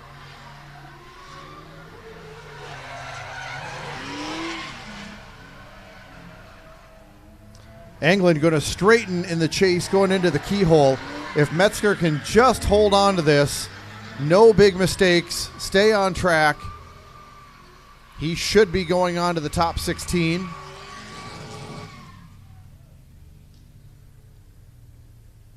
We will get our judge's decision.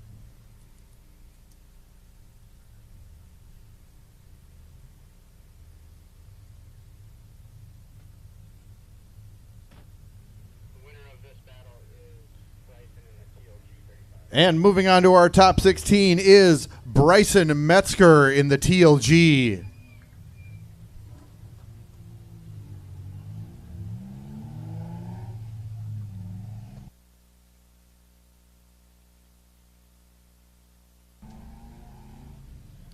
All right, next on the line, we've got Ryan Humes in that neon and black S13 out of South Range, Wisconsin.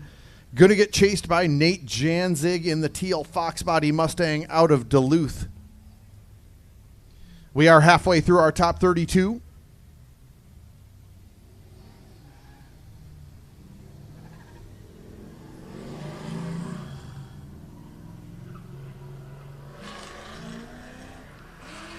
Hume is going to bring us up to that outer zone number 1, and he is going to go fast. Janzig right behind him.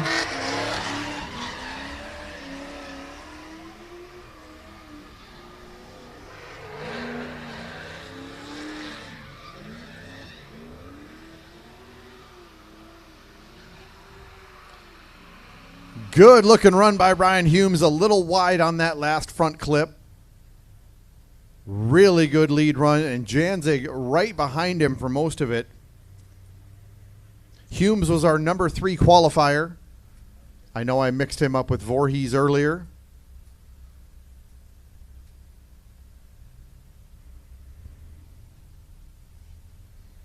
Nate Janzig going to get his chance to lead. Ryan Humes will chase.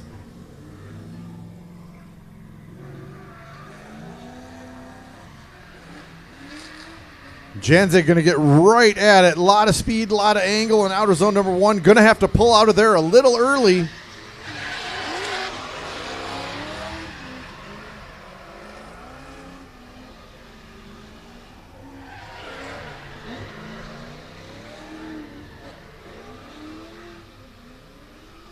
Great lead run by Janzig, and Hume's going to push him just across the finish line. Hume's going to knock over that last front clip. Great run by both drivers. I'm going to lean toward Hume's a little bit on this. Really clean lead run.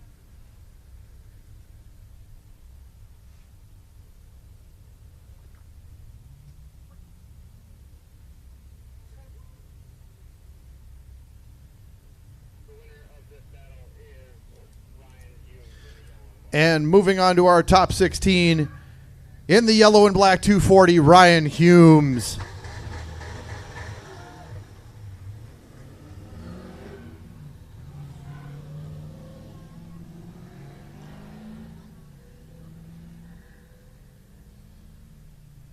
On the starting line, we've got that silver G35 out of Freeport, Minnesota, Troy Schmiesing.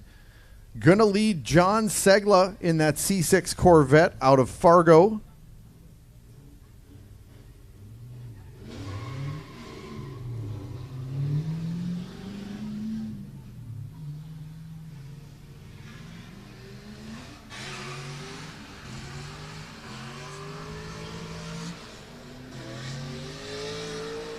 Schmiesing on a medium line through outer zone number 1. Segla right behind him, coming out of the keyhole, a lot of angle. And Segla right on the door, making maybe a little contact as they go through the finish line.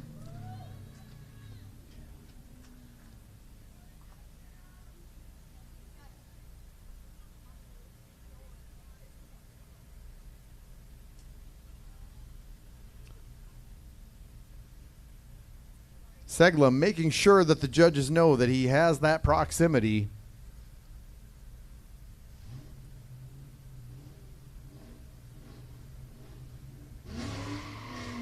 All right, John Segla going to lead second half of this battle. Troy Schmiesing going to chase.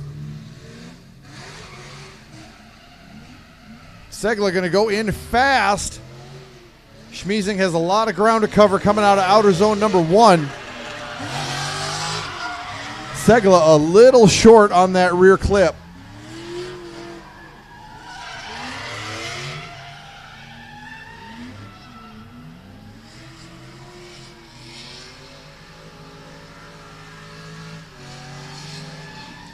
Good lead run by Segla, but he shorted both of the rear clips, the one entering the keyhole and leaving. He was quite a bit short. The judges would much rather see proximity to those clips than speed. We will see what the judges have to say.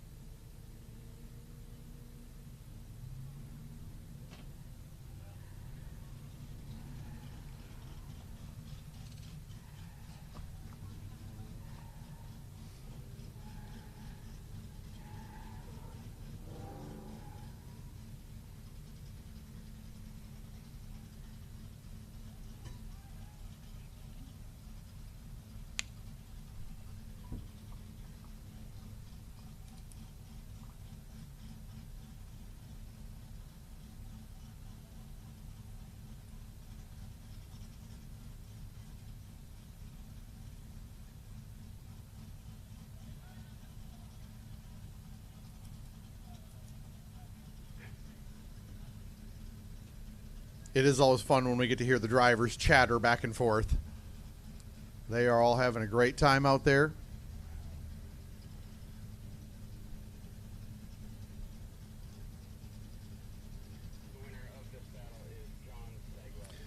All right, and moving on to top 16 in the Corvette, John Segla.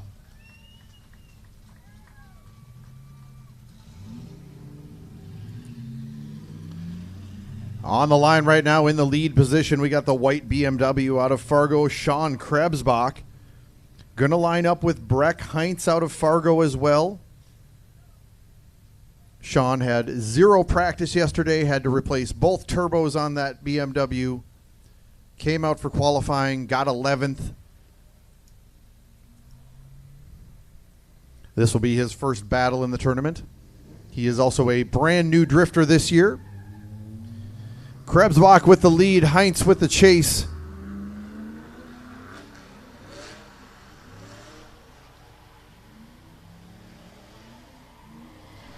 Krebsbach a little shallow in outer zone number 1. A lot of speed going into our keyhole. Oh, and a little too much out of the keyhole. Gonna spin. We'll bring it back around to the starting line. Heinz will go into the second half of this battle knowing he has an advantage.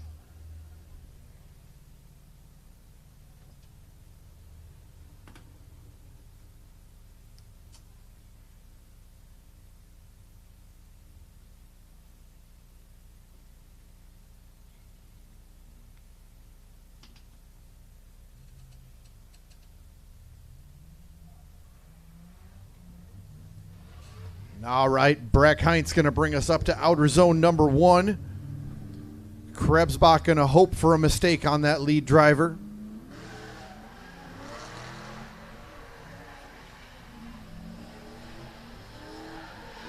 Heinz looking good through outer zone number 1, going to short that rear clip.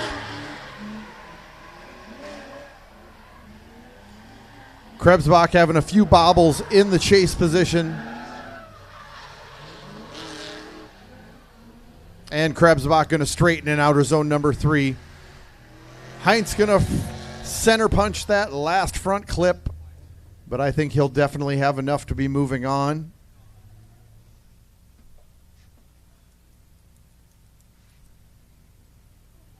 We'll bring him up. We'll get our judge's decision.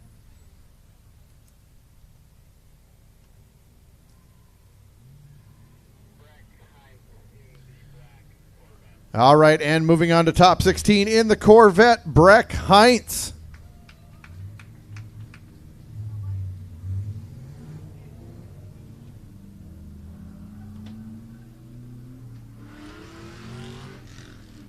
On the line in the lead position, we've got Tucker Tenhoff out of Sauk Rapids, Minnesota, the white Miata. Going to get chased by Matt Parkhill out of Rice, Minnesota, the black 350Z.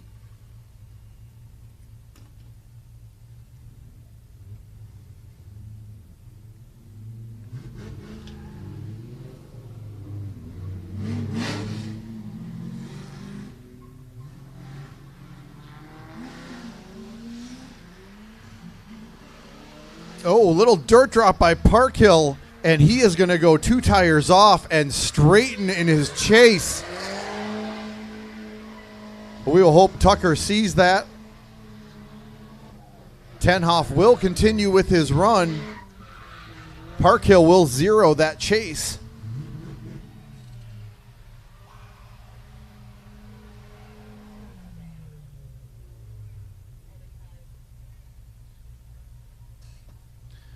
We got to get just a little bit of dirt off the track there in outer zone number 1. We'll get right back to the second half of this battle. We have 4 battles left in our top 32 after this one is done, and then we will be taking a break before our top 16 ceremony. During that break, we are going to do our first Hot Wheels giveaway.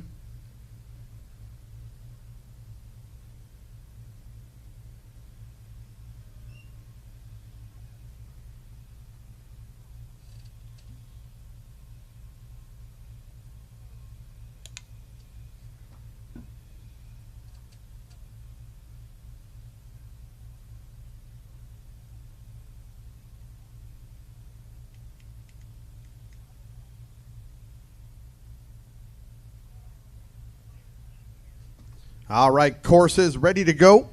We're going to get to the second half of this battle. Matt Parkhill will lead. Tucker Tenhoff will chase. Tenhoff goes in knowing he needs just a clean run.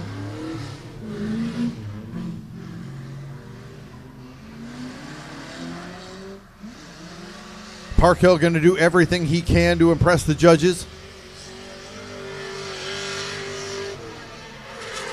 Oh, and Parkhill going to go in a little hot. He is going to spin. Tucker Tenhoff should shut it down. He does. We will bring it back around. We will get the official decision. But I think we're going to see that Miata moving on to top 16.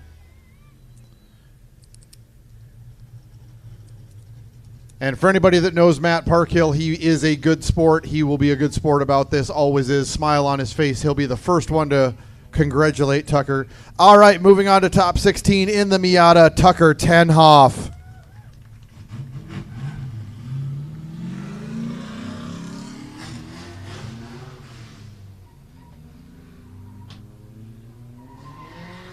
On the line right now, the red 350Z out of Welch, Minnesota. We got Mark Bellinger Jr. Gonna line up with Jake Sherbrooke out of Cormorant, Minnesota in the Mustang.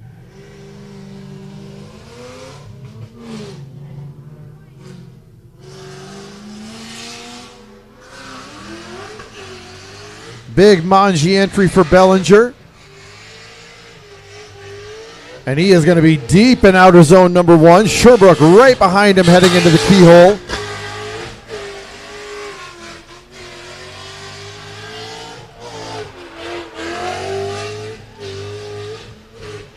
Bellinger trying to get away and Sherbrooke right behind him. Yep.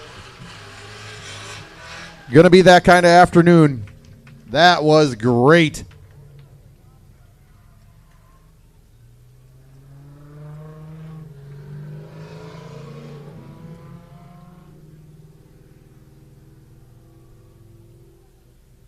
Get those cool down laps done. We'll watch Nick out there fumbling with that cone.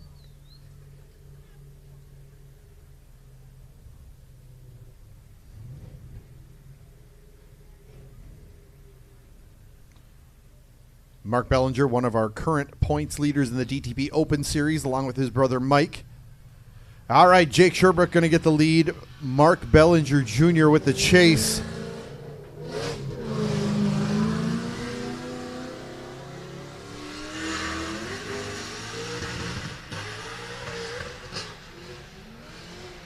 Oh, Sherbrooke going to dip a tire in outer zone number 1 and pull out early.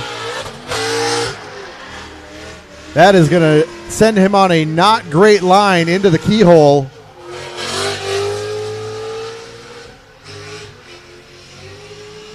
And Sherbrooke going to pour on the angle in outer zone number 3. Sherbrooke not hitting outer zone number 3 very well. A lot of angle stall going into it. We will pull them around. We will get the official decision on who is moving on to our top 16.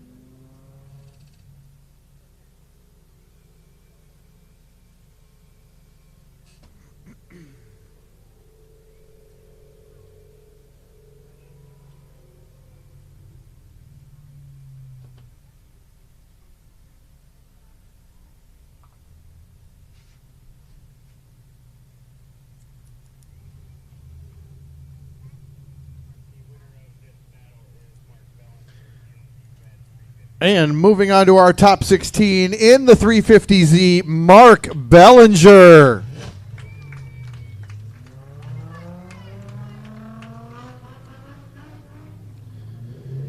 Headed on track right now, we've got Spencer Richards in that red S13 out of Missouri.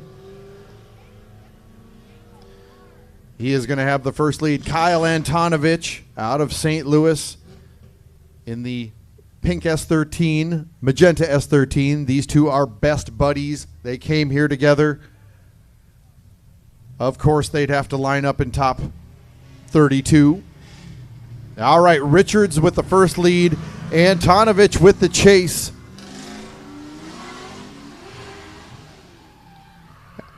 And Antonovich goes in early. Sees Spencer is offline.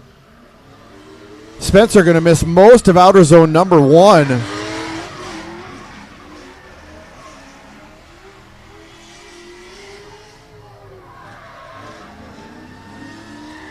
Spencer going to just knock over, and he is going to tire dip in outer zone number 3 and pull Spencer off right with him, or Kyle off right with him.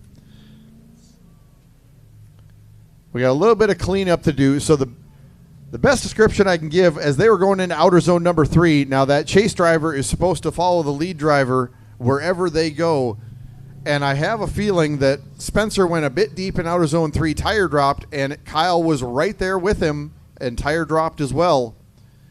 If that's the case, typically that chase driver is not at fault for that tire drop, but we will see what the judges have to say.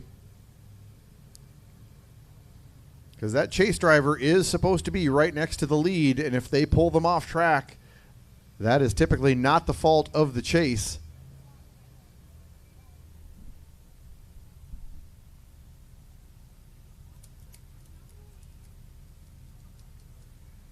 We have got 2 battles left after this one, and we will conclude that top 32.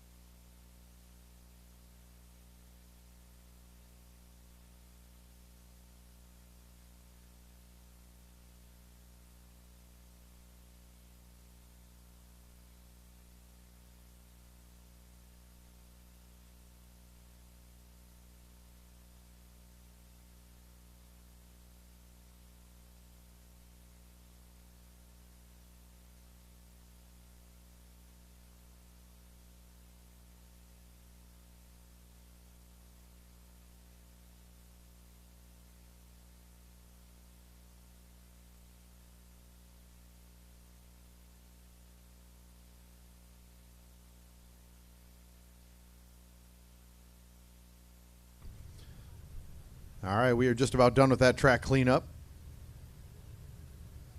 We will get to the second half of that battle.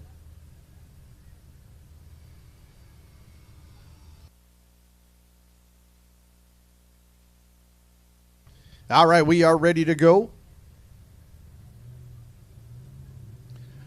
Antonovich going to have the lead. Spencer Richards in the chase.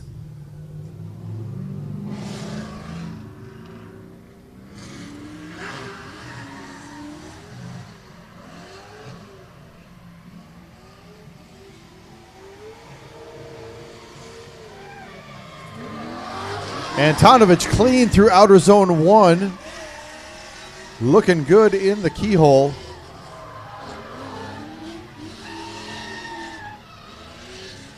And Richards right on the back bumper.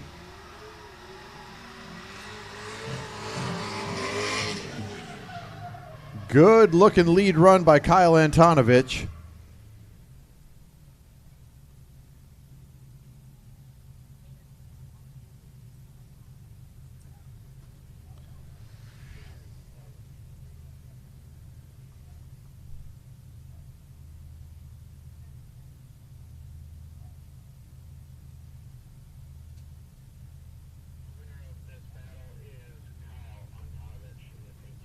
All right, and moving on to our top 16 in the pink 240 SX, Kyle Antonovich.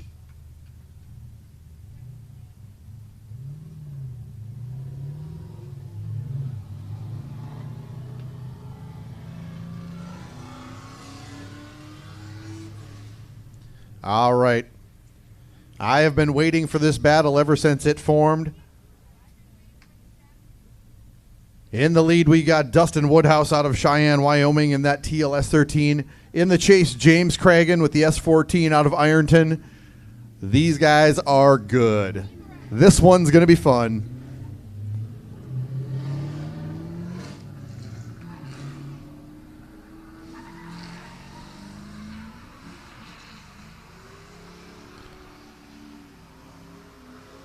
Woodhouse looking clean through outer zone number 1. Cragen right behind him.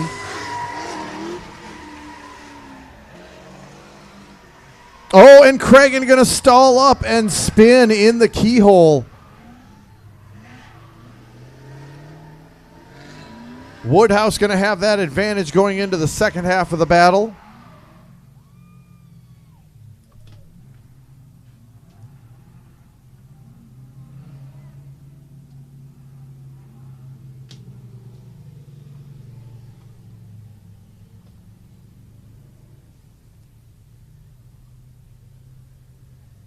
And while, yes, this was one of the ones I was looking forward to, the one that's next, I was even waiting for even more.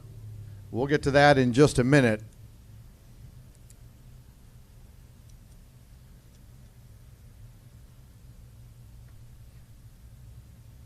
All right, James Cragen with the lead, Dustin Woodhouse with the chase. Woodhouse with the advantage going into the second half of this battle.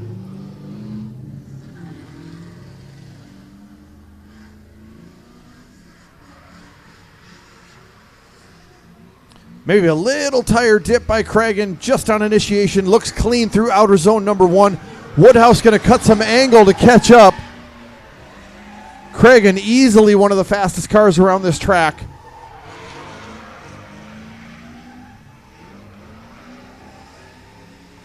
Woodhouse just behind as they go over the finish line. That last front clip. There we go.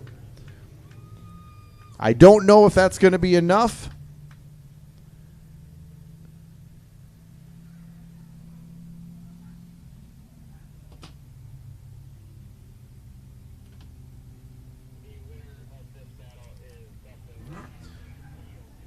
And moving on to our top 16 is Dustin Woodhouse in the TL 240.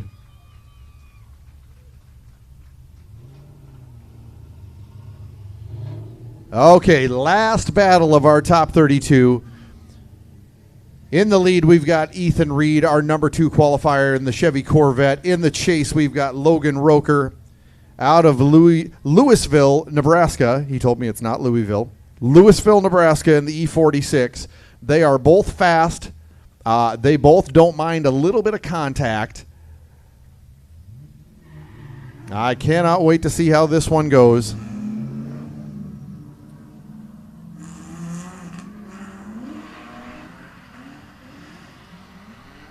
And they both like to chase really close.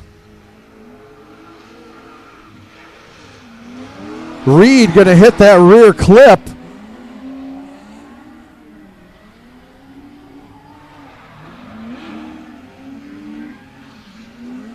And Roker going to pull up and park right next to him through outer zone number 3. A lot of angle by Reed, and Roker right with him.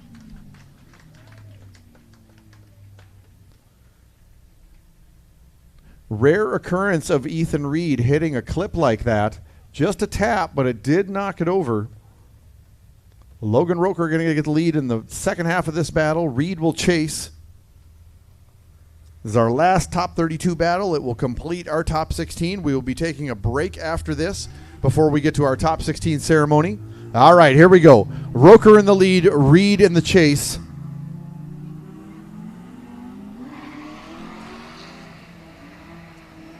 Roker going in fast. And Roker going to dip a tire.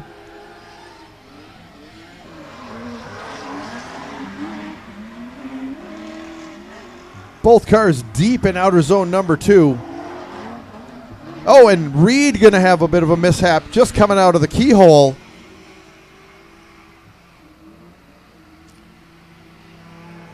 Well, that didn't go as planned.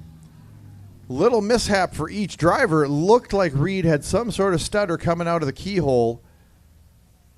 Well, we will see what the judges have to say.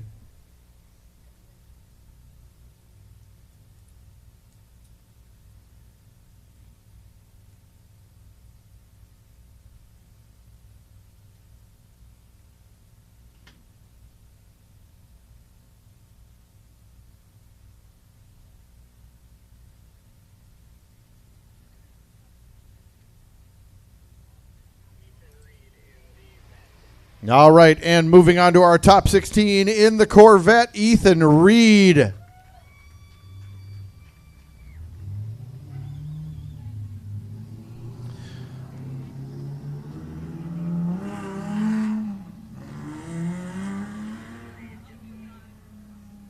All right, that is going to do it for our top 32. We are going to take a bit of a break. You could probably expect a half hour out of that while we get cars ready for top 16. Concession stand is open. Please go visit them, grab something to eat or drink. Our ND Drift trailer does have merch here. If you'd like to come on over, grab a t-shirt or hoodie. We are also going to do a couple giveaways. We've got some Hot Wheels to give away. We'll get that going here in just a minute. We can expect that in about 10 minutes. We'll do that Hot Wheels giveaway. We do have some clothing we want to give away as well. Cody Buchanan's team has some shirts to give away, and Bash Bros gave us a sweatshirt to give away. So we will get that all lined up. But if you want to go visit the concession stand, come on over to the announcer's trailer. We will definitely help you out.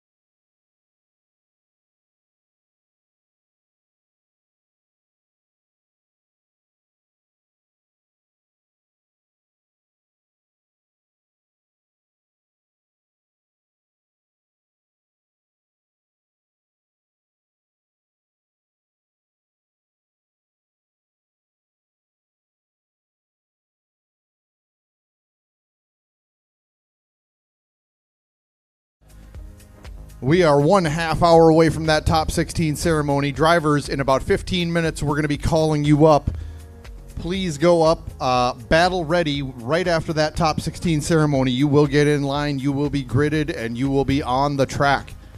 So in about 10-15 minutes, drivers, you're going to get a call. You will head up and we will get you lined up for top 16 ceremony.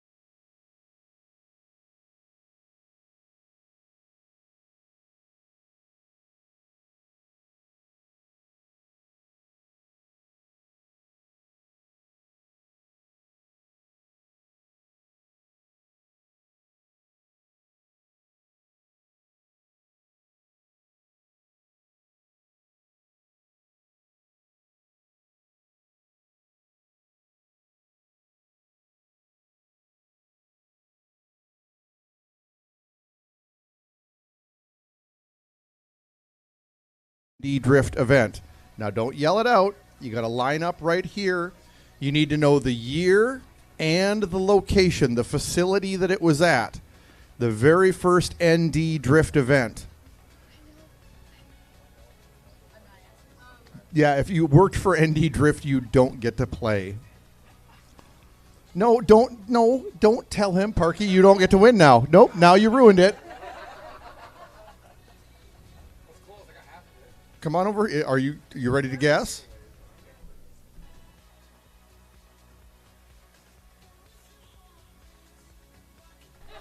We have a winner. That was 2015 at the fairgrounds. So you can head on over to Cody Buchanan's setup over there, and you can pick out one of their T-shirts.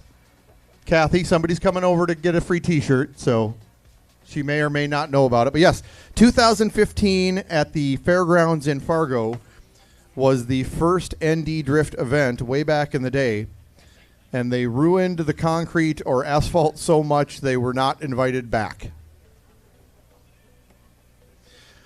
Darren did something. I was just told that's not why they weren't allowed back. Darren, something to do with an ankle bracelet or something. He's not allowed back.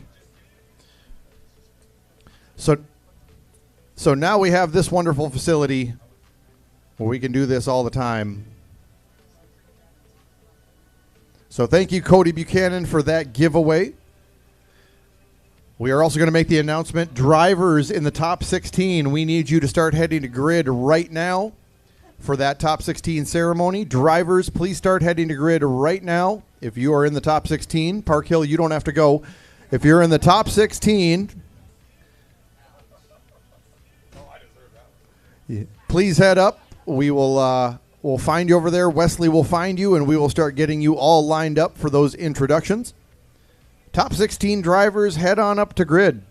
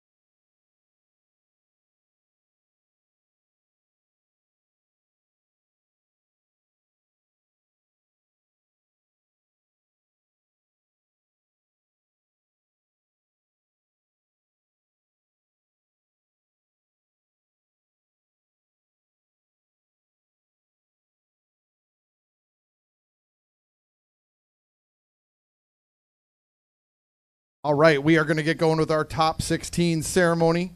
This is new for us too, so we're going to try our best, see how it goes. We are going to introduce you to all of the top 16 drivers, starting at the top of the bracket, working our way down, give them all just a little bit of recognition. So we're going to start on the very far right. Out of St. Cloud, Minnesota, in the white G35, we've got Kyle Puckett. The blue S14 out of Maple, Wisconsin, Dan Voorhees. Out of Cheyenne, Wyoming, the S13, part of the Y-Slide crew, David Zook. The black RX-7 out of St. Cloud, Minnesota, Greg Bolt.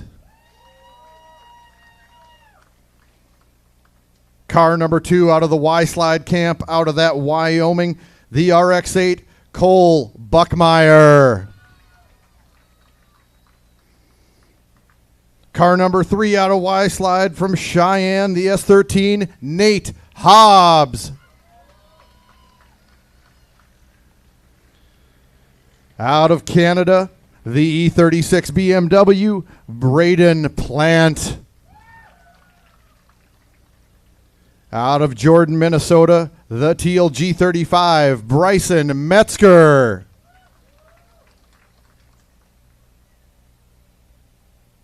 Out of South Range, Wisconsin, the high-letter yellow Nissan, Ryan Humes. Out of Fargo, in that magenta C6 Corvette, John Segla. From Sauk Rapids, Minnesota, that white Miata, Tucker Tenhoff. The borrowed Corvette coming out of Fargo, Breck Heinz. The red 350Z out of Welch, Minnesota, Mark Bellinger Jr. Headed out of Illinois, that 240SX, Kyle Antonovich.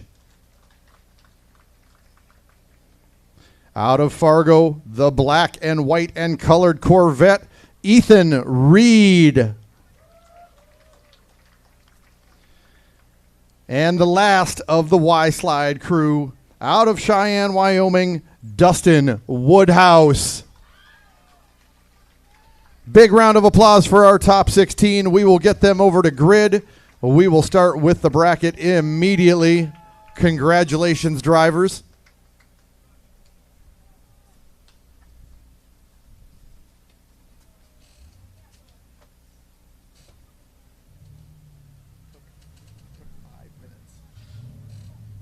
Great job, everybody. That went really well.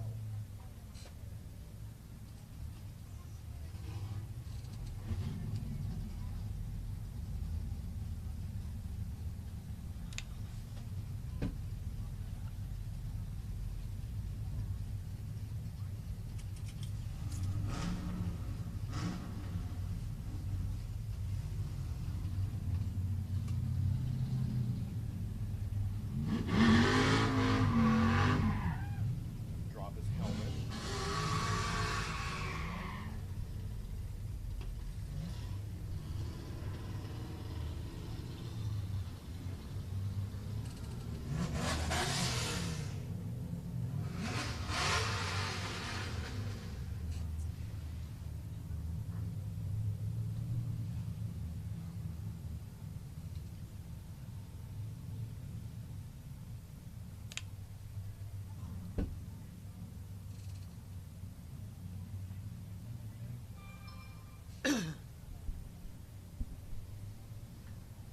All right, we will get going right away. As soon as the cars are off the course, they will turn around. They will get into grid. We'll be seeing Kyle Puckett and Dan Voorhees. Once again, get that live bracket on Facebook on Fargo Drifting. We are 65% done with our bracket.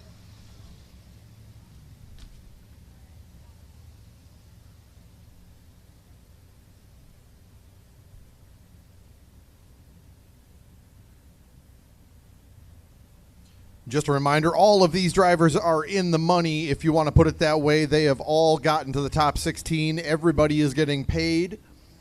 The losing top 16 will take home $125. They get to top 8 and they drop out there. They will take home $250.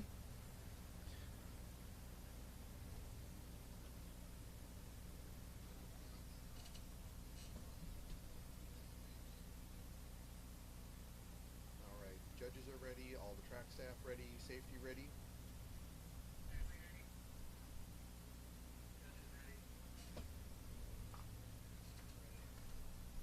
All right, Wesley, when you're ready, send them in.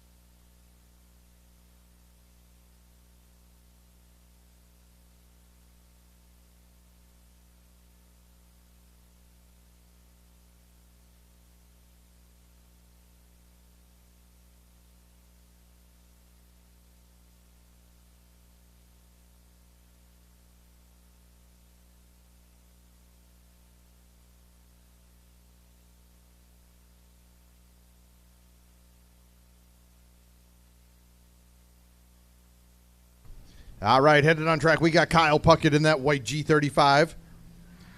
He was our 2021 champion. He is the #1 qualifier. He is followed on by Dan Voorhees in the blue S14. This is battle number 1 of our top 16. Puckett with the first lead, Voorhees with the chase. We are ready to go. Starting light has been activated.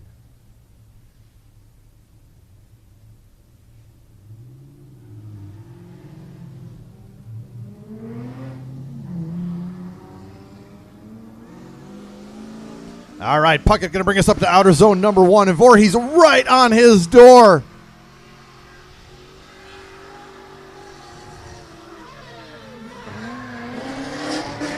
Puckett looking nice and clean into outer zone 2. Voorhees right with him the entire way.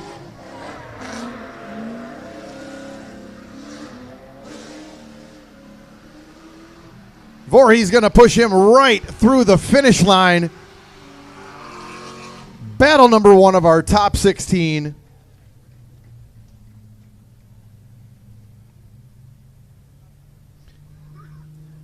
Was just talking with one of the other drivers here not too long ago, and they had commented on how the competition level at this event has gone through the roof.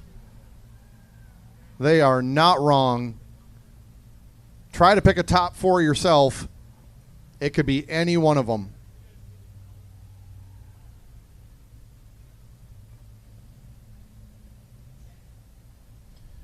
All right, Dan Voorhees going to get his chance to lead. Kyle Puckett will chase.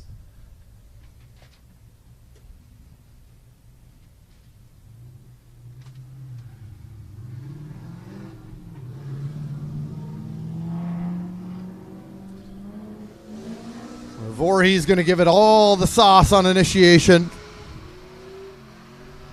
Puckett has to do everything he can to keep proximity to that S14. Will that G35 have enough to keep up with that S14? Voorhees able to create about a car gap.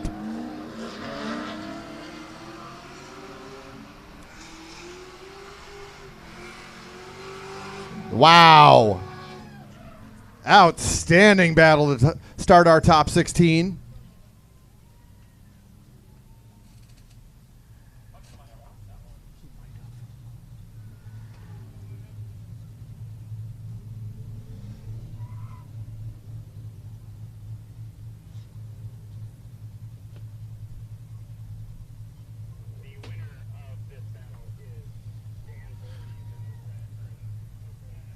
And moving on to our top 8 is Dan Voorhees.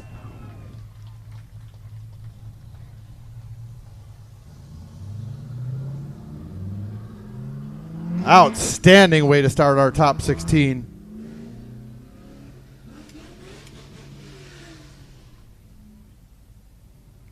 On the line, we've got David Zook in that black S13 out of Cheyenne, Wyoming. Going to line up with Greg Bolt in the RX-7 out of St. Cloud. Zook's got the first lead. Bolt has the chase.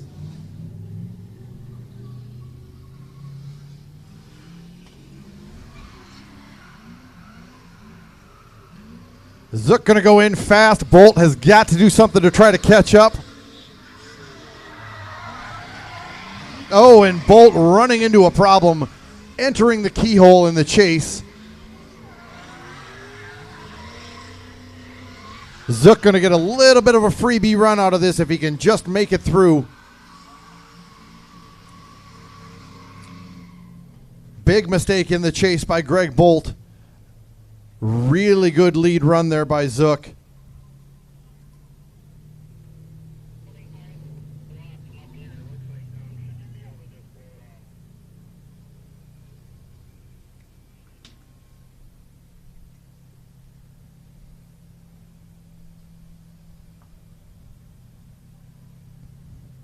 We're going to bring it around. Greg Bolt going to get his chance to lead. David Zook will chase. A big mistake in that chase by Bolt. Headed into the keyhole. Had to check up quite a bit, straighten out a little bit. Zook going to have the advantage going into the second half of this top 16 battle. All right, starting light is activated.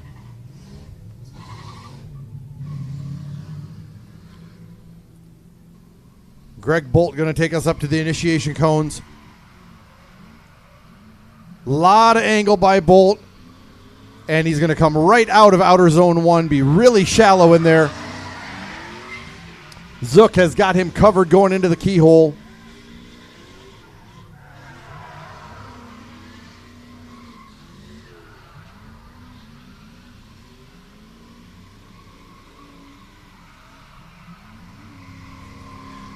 Good second half of the run by Bolt, but Zook had him covered everywhere he went. Proximity was there.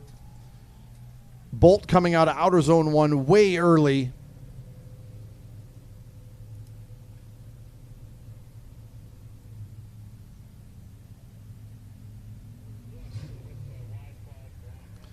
And moving on to our top 8, David Zook in that black S13.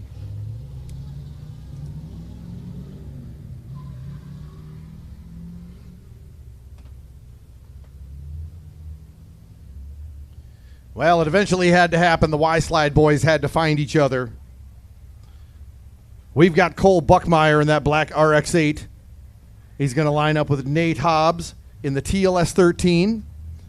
Buckmeyer will have the first lead. Hobbs has the first chase.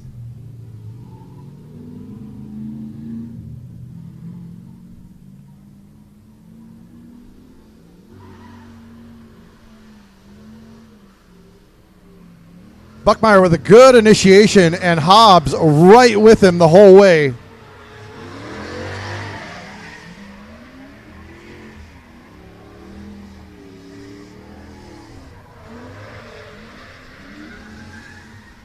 Buckmeyer with great proximity on that rear clip number 2.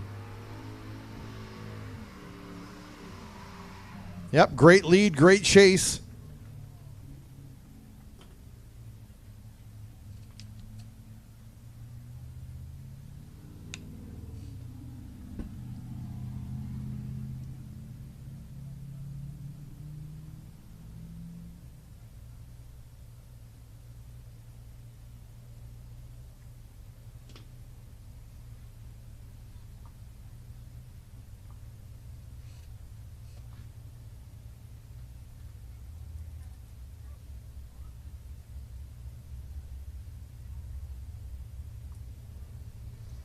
All right, ready to go with the second half of this battle.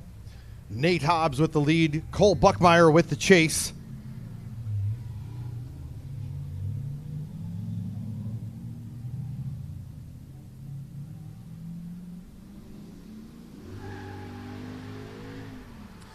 Buckmeyer right on the door, has to fall back just a little bit halfway through outer zone number 1.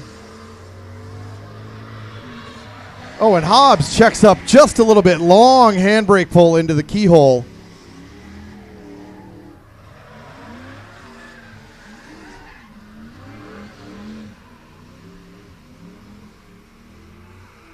And Buckmeyer right on the door of Hobbs. Hobbs going to center punch that front clip. Really good chase. I think it was a little bit better than the lead was. Hobbs with a really long handbrake pull into the keyhole. While that is a momentum zone, they are looking for fluidity into it.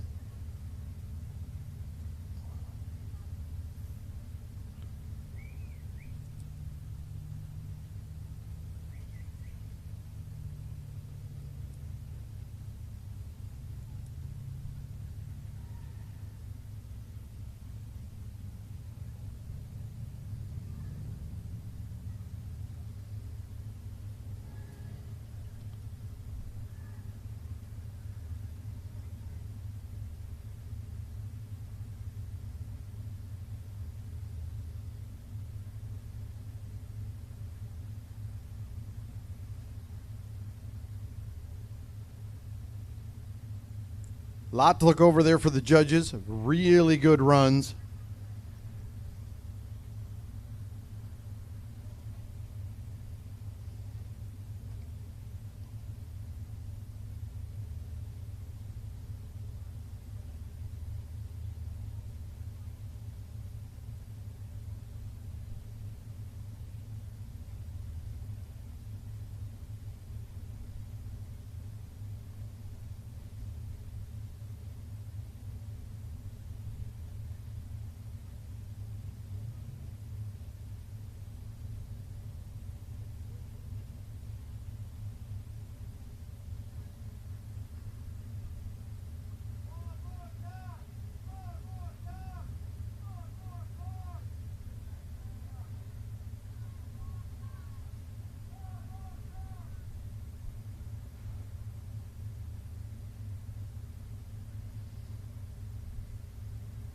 Judges are just looking over that video right now. You can see him up there.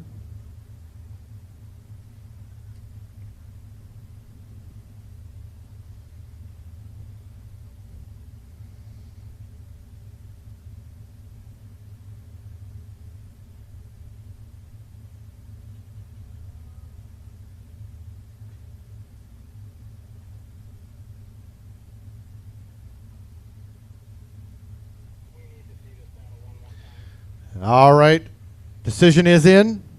We are going to see this battle one more time.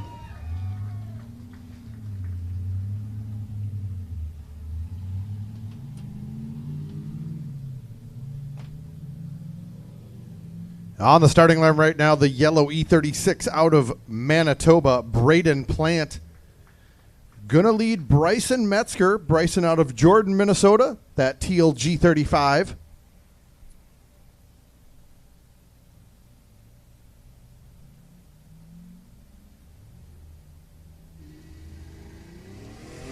All right, Plant with the first lead. And he is going to cook right out of the chicane.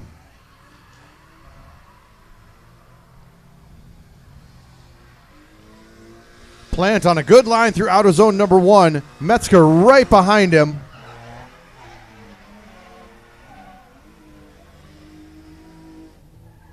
Oh, and maybe a little straightened there by Metzger. Plant looking good through outer zone number 3. And just in front of that front clip.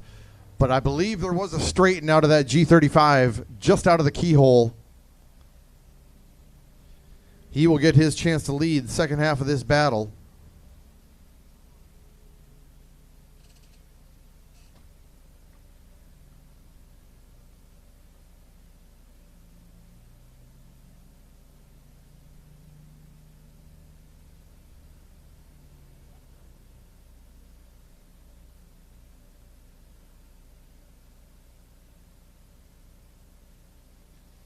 All right, we're ready to go. Bryson Metzger with the lead. Braden Plant with the chase.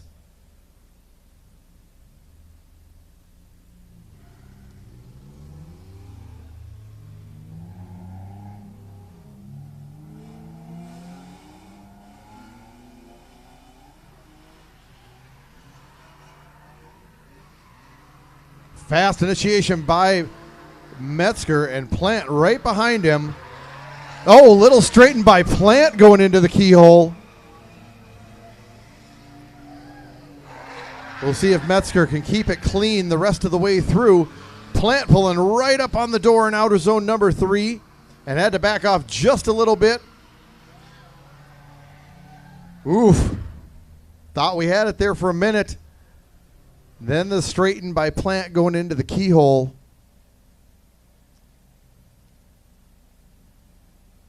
So what appeared to be a straighten by both drivers in their chase run, the judges might be reverting to the lead runs.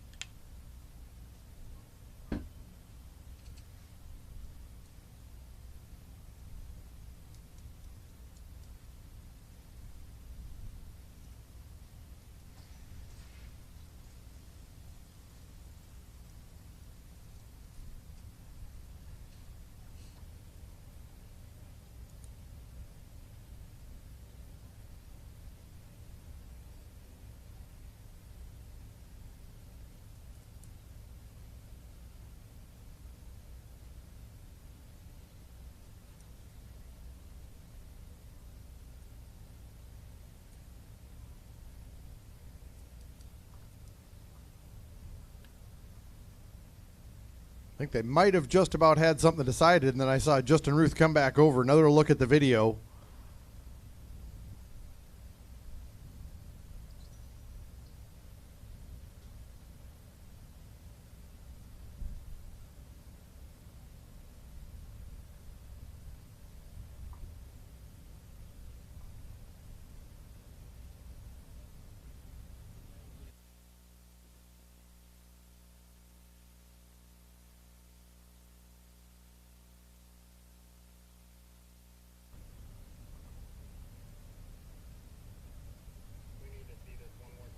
All right, decision is in.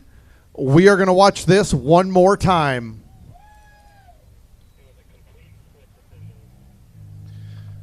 Complete split decision on that. That means there was one vote for Metzger, one for Plant, and one for one more time. On the line right now, we got Ryan Humes out of South Range, Wisconsin. That high letter yellow S13. In the lead. And in the chase, John Segla out of Fargo, the magenta C6 Corvette. Humes with the first lead. Segla in the chase.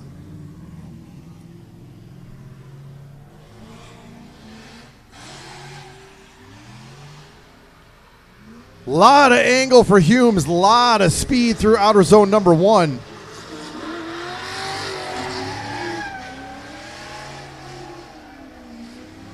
Segla about a car or two back right now. Lot of angle for Humes coming out of the keyhole into that rear clip. Wow, that S14 is flying. S13. S13. Yeah, I got it, guys. Calm down. Jeez. 17 people looked back at me saying 13.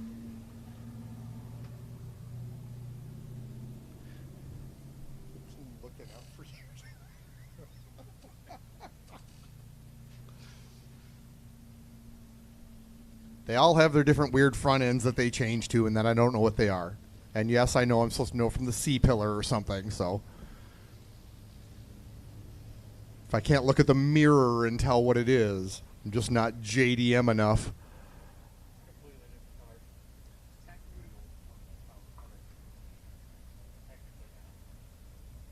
All right, John Segler with the C6 Corvette in the lead. Ryan Humes in the chase.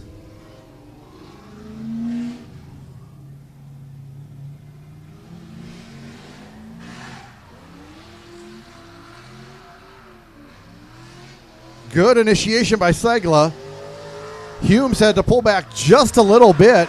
Oh, and Segla going to short it a little bit, and yep, going to go off track.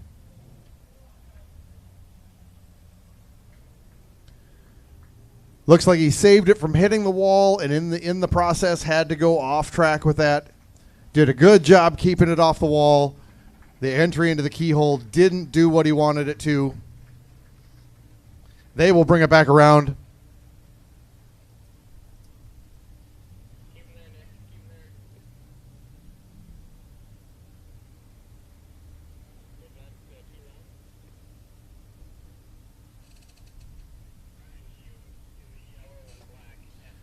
All right, and moving on to our top 8, Ryan Humes in the S13.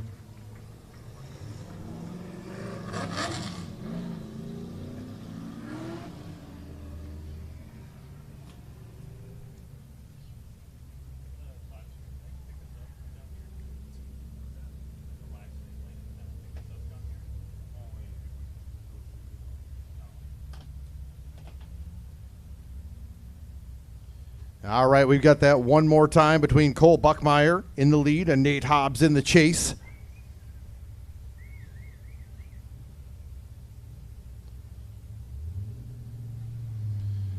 All right, we are ready to go. Cole Buckmeyer going to bring us up to outer zone number 1.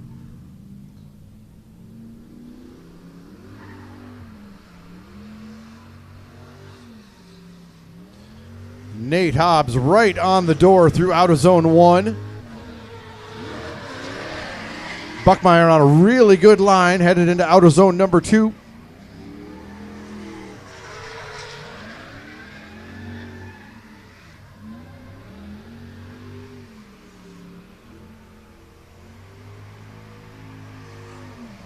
Okay, guys, somebody has to do something wrong sometime here. Really good run by both lead and chase drivers. Judges are going to have to nitpick each one of them.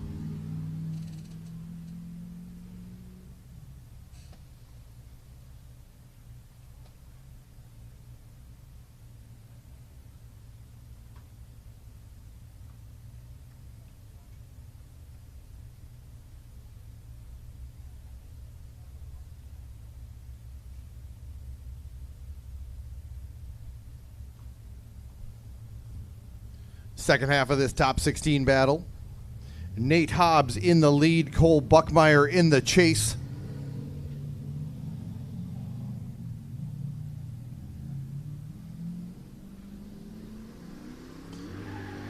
Hobbs going to bring us up to outer zone number 1. Buckmeyer right there on the door. Hobbs a little shallow coming out of outer zone 1.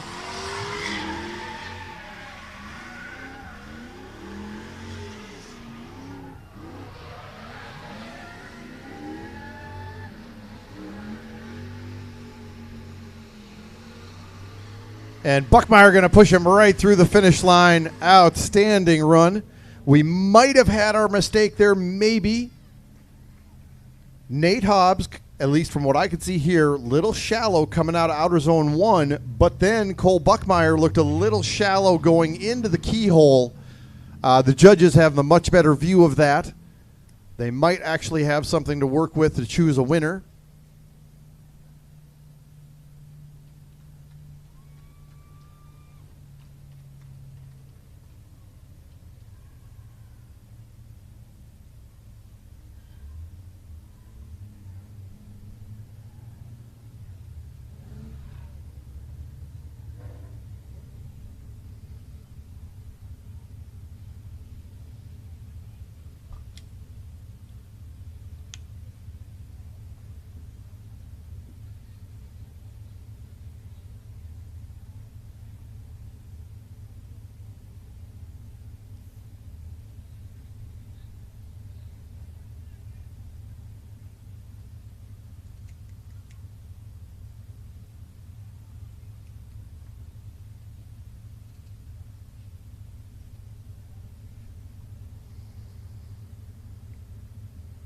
Once again, we want to make sure that everybody out here is drinking that water. Make sure you stay hydrated, stay covered.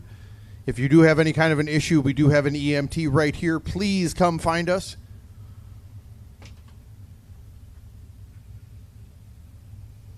We've had a couple people already come to ask us about that. EMT was able to take a look at them, talk to them.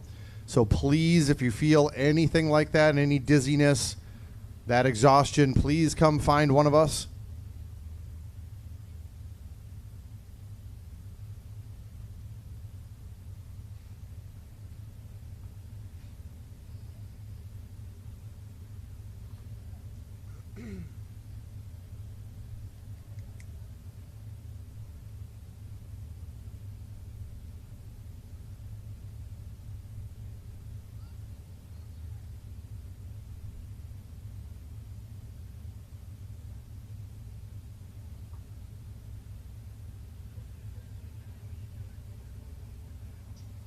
All right, we do have a decision. We are going to see these guys one more time.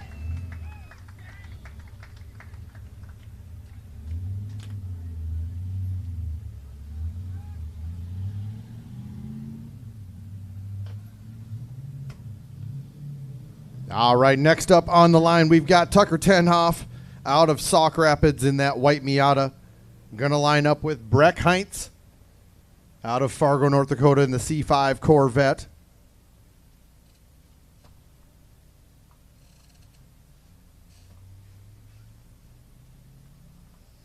All right, got thumbs up from both drivers. Starting light is activated. Tucker Tenhoff going to bring us up to outer zone number 1.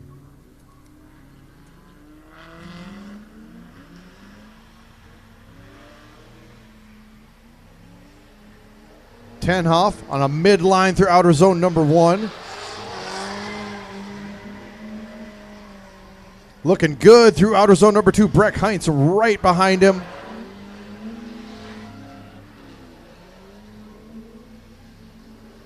Oh, and Heinz right on the door, going to push the Miata through the finish line.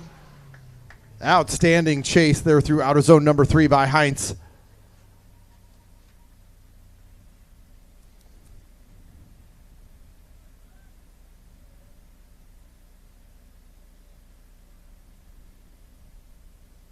All right, second half of this top 16 battle. Breck Heinz will get the lead. Tucker Tenhoff with the chase.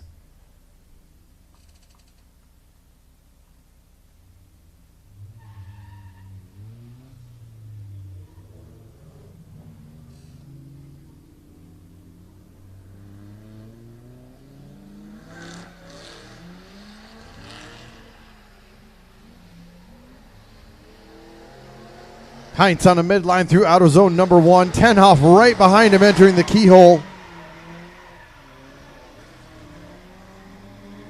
Tenhoff maybe a little shallow through that keyhole, able to cut line and catch up going into outer zone number 3. And Heinz is going to open up a car or so gap on him. Breck Heinz looking really good in the borrowed car.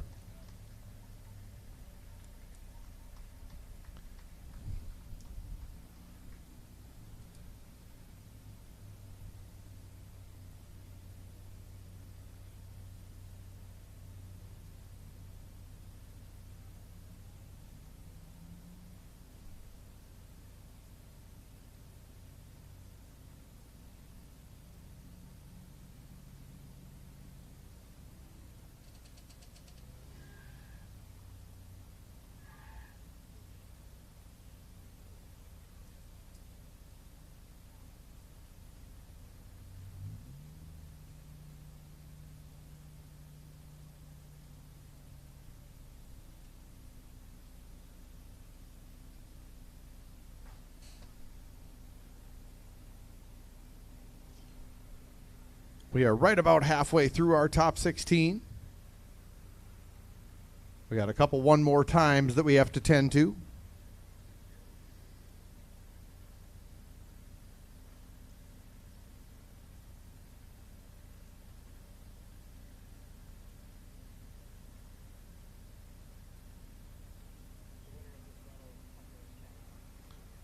And moving on to our top 8 is Tucker Tenhoff in the Miata.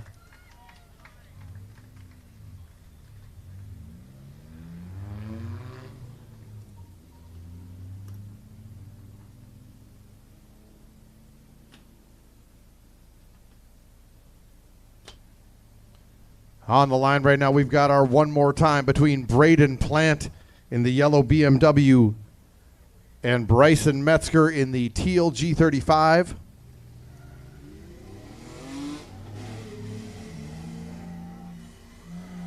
Braden is off to the races. Metzger going to stay right on the bumper through outer zone number 1.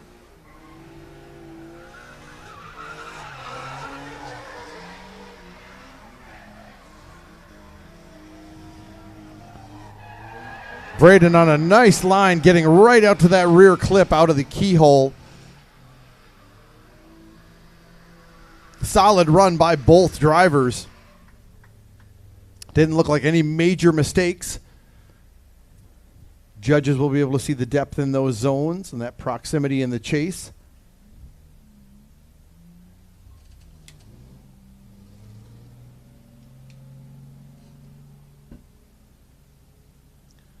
Driver's going to take advantage of those cool down laps.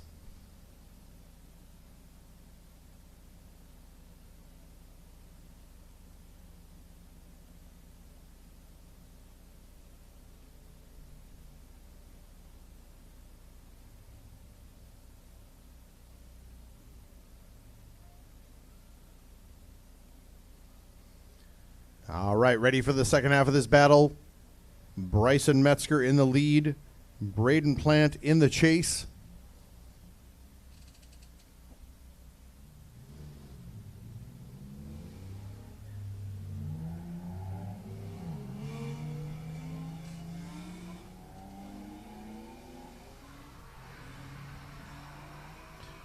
A little bit of a shallow initiation there for Bryson, but gets right into it. Good depth in outer zone 1. Couple handbrakes into the keyhole.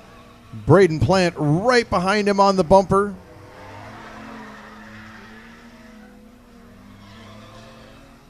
And Plant right on the quarter panel through outer zone number 3. Good looking run by both cars.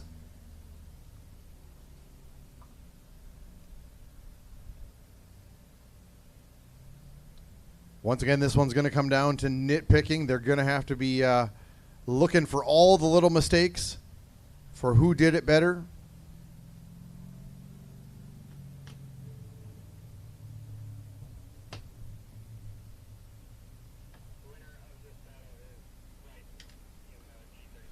And moving on to the top 8 is Bryson Metzger in the G35.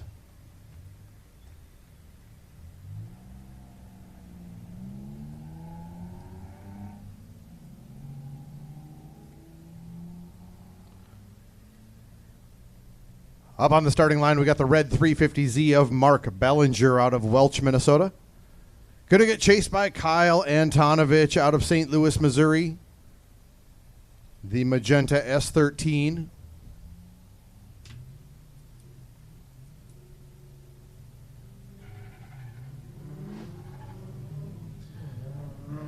All right, Bellinger going to bring us up to outer zone number 1.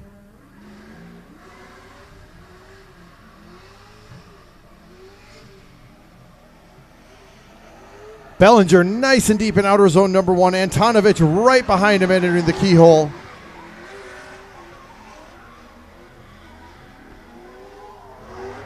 Bellinger just about to lose that bumper.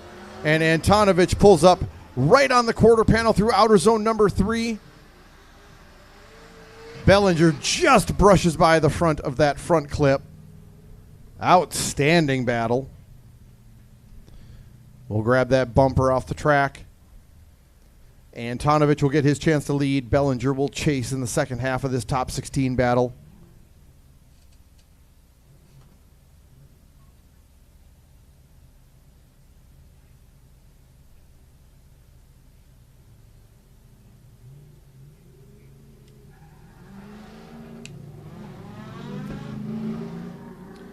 All right, Kyle Antonovich with that lead, and he is going to run. Bellinger going to catch right up as they get into outer zone number 1.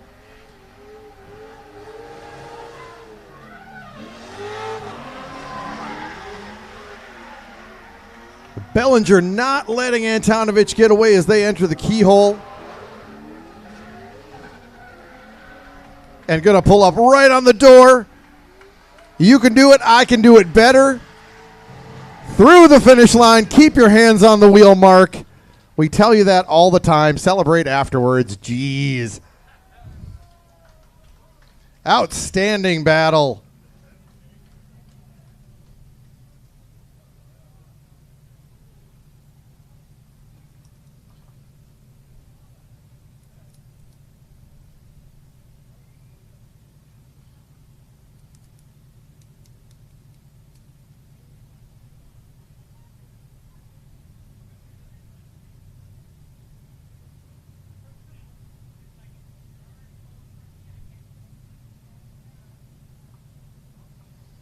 A lot to look at there for the judges.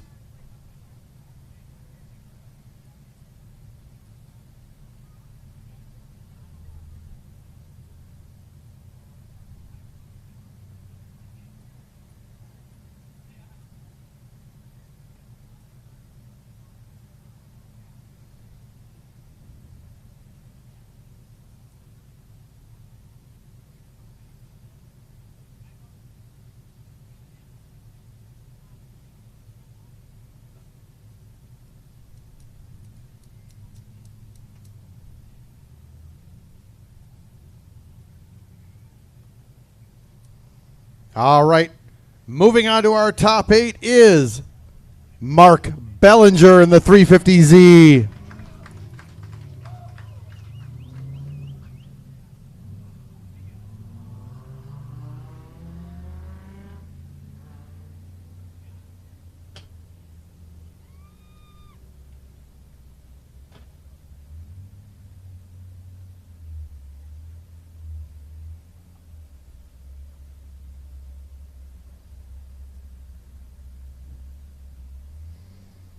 I was told over the radio as soon as Hobbs learns how to put on his belt, he'll be right up.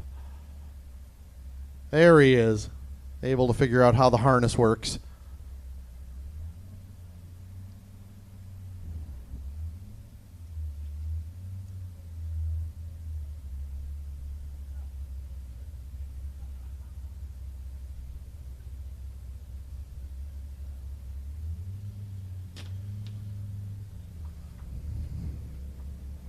All right, here we go. Cole Buckmeyer, Nate Hobbs. Here they are again, taking up all our track time.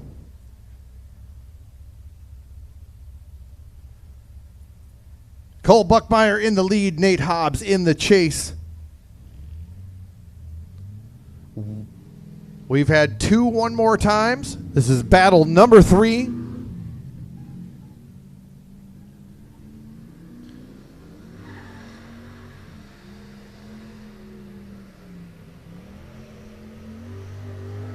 Buckmeyer deep in outer zone number 1. Oh, and Hobbs a little shallow going into the keyhole.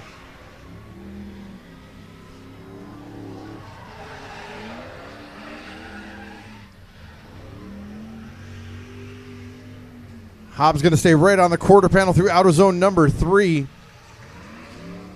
Nice clean run. Hobbs maybe a little shallow in the chase as they went into the keyhole. Right when they go by that rear clip, the judges want to see that chase car right next to the lead car.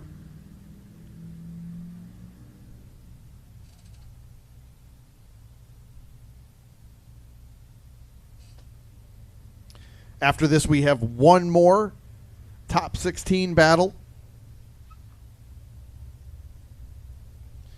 provided that this doesn't go 6 one more times.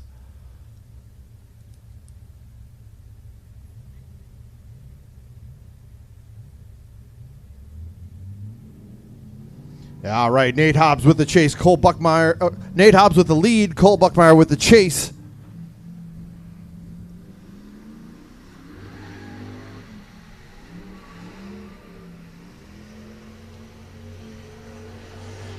Buckmeyer trying to leave no doubt in the judge's mind. Oh, and Buckmeyer possibly shallow also.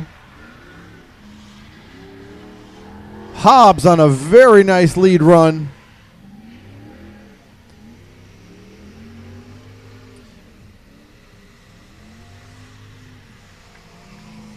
And Buckmeyer leaving a little bit of proximity on the table through outer zone number 3. Solid runs by both vehicles. Will they find something to choose a winner?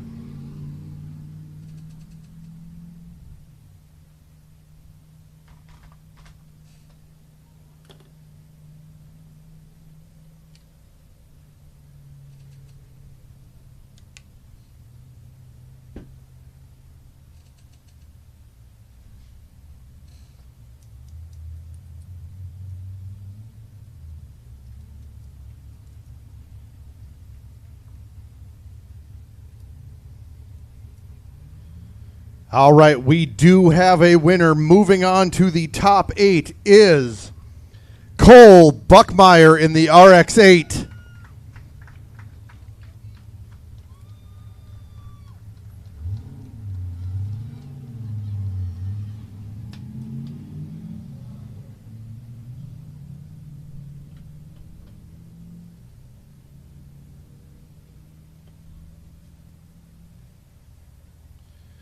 Well, this one's going to be just as hot.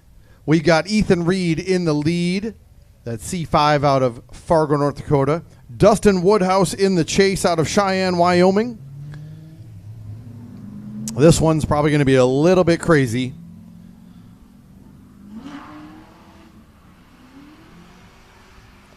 Woodhouse right on the door of Reed through outer zone number 1.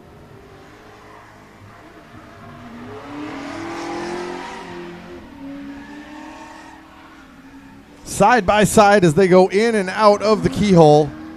Reed a little shallow on that rear clip.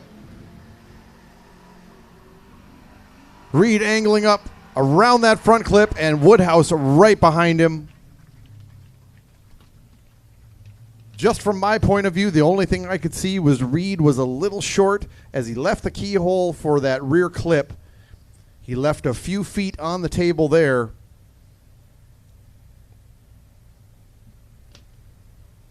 Dustin Woodhouse with his chance to lead second half of this top 16 battle. Ethan Reed with the chase.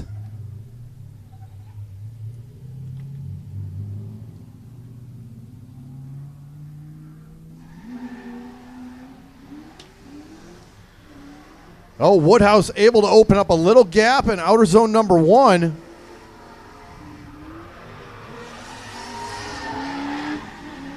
Reed going to try to make up for it in the keyhole.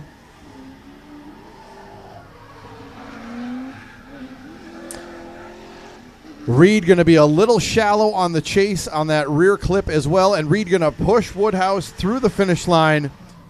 This might come down to proximity in that chase.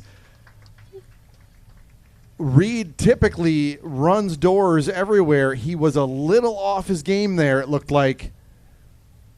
I think Woodhouse definitely had better proximity as a whole.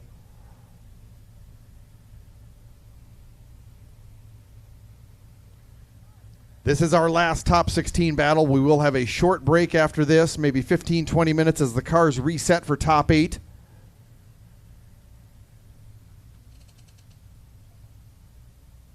We are doing a little break after this, right?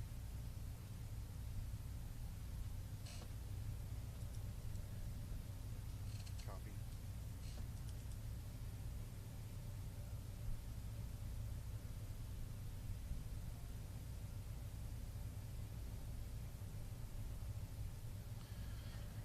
Also remember to follow along on that live bracket on Bracket HQ on that Fargo Drifting page on Facebook. Click the link, click View Bracket. You can see the live bracket as we go. We are 80% done.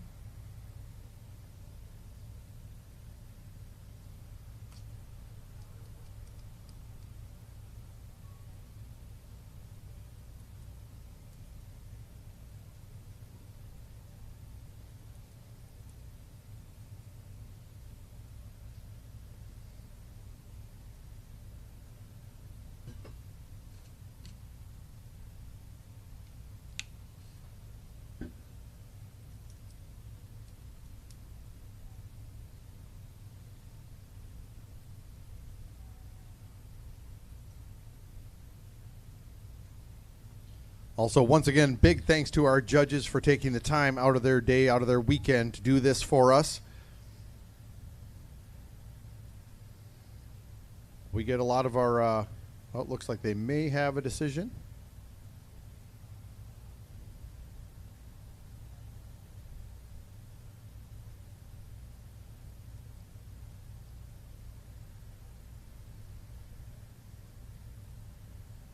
I was going to say we give a lot of our drivers a chance to judge some of our smaller competitions so they can see what this is like.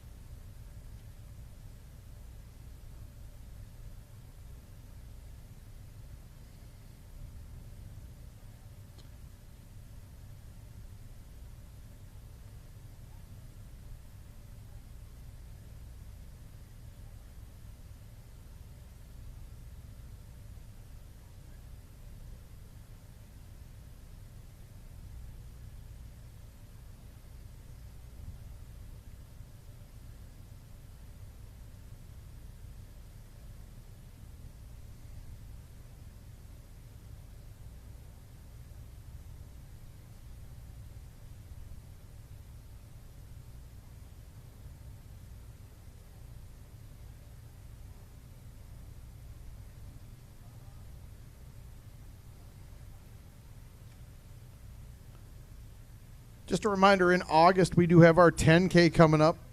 We used to run those both in July, both the 5 and 10K. We have moved the 10K to the, looks like the last weekend in August, 22nd through 25th will be the 10K shootout. We wanted to move those apart a little bit.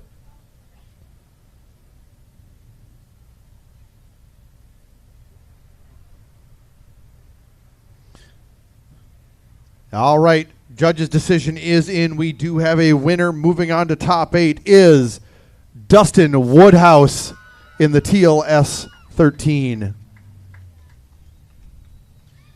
That is going to do it for our top 16. We are going to take a 20-minute break while we reset the cars.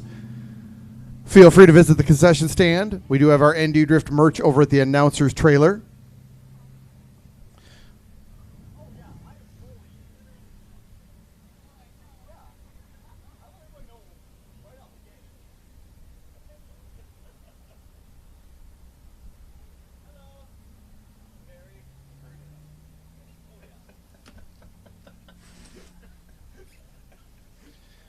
I think this will be a good time. Also, we will pull out those Hot Wheels again. So if the children would like to come over, once again, under 18, we'll get the first shot before the adults. If the kids want to come over, we will do the second Hot Wheels giveaway during this little session here. So send them on over. We will get them up on the table, and we will get them all handed out.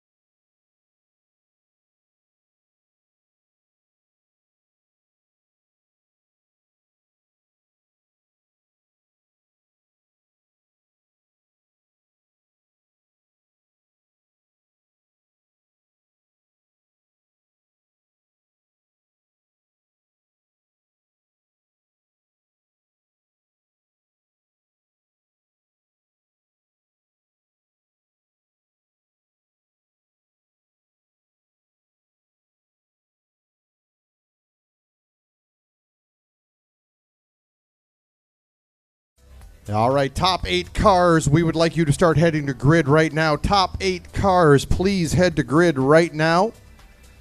That is Voorhees, Zook, Bachmeyer, Metzger, Humes, Tenhoff, Bellinger, Woodhouse. Please head up to grid right now.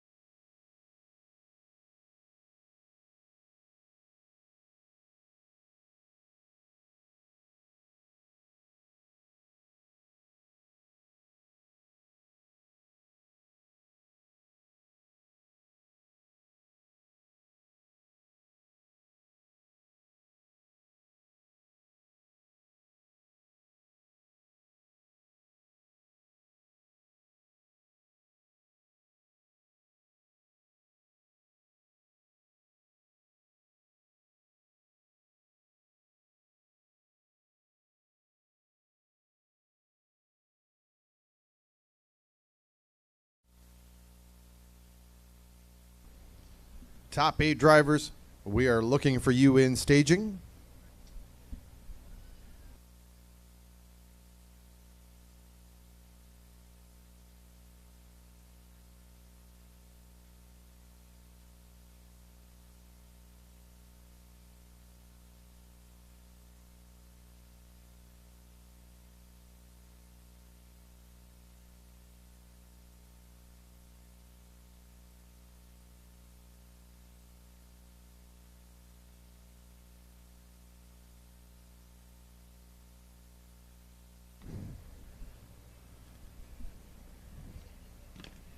All right, we have got all those drivers ready to go. We got a few minutes to go here. We are just getting all of our staff into their spots.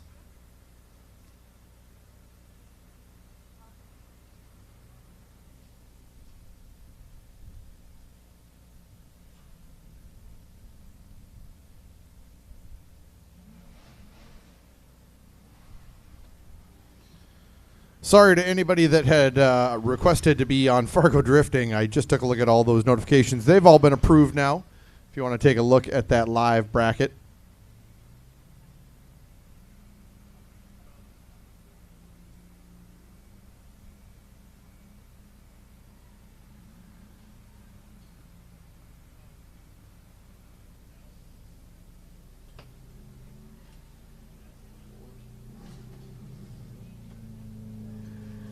All right, onto the track. We got Dan Voorhees in that blue S14 out of Maple, Wisconsin.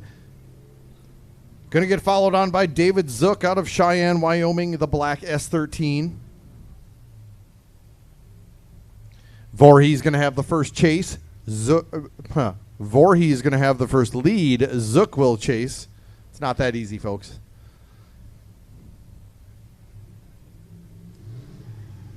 All right, we are ready to go. Top 8. First battle, Voorhees going to bring us up to outer zone number 1. And going to pull right away from Zook as soon as he hits outer zone number 1. That 14 is a rocket ship today.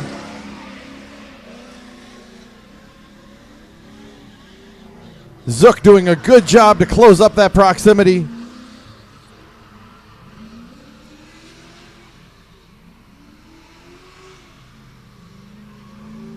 That S14 is a rocket ship today. David Zook doing everything he can to close that proximity. Caught up to him by the keyhole. Little off-road excursion after the finish line for David Zook.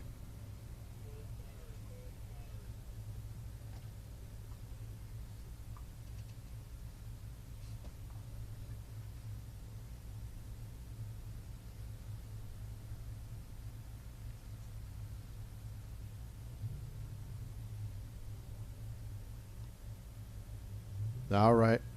Course is clear. Cones are back up. David Zook going to lead. Dan Voorhees going to chase.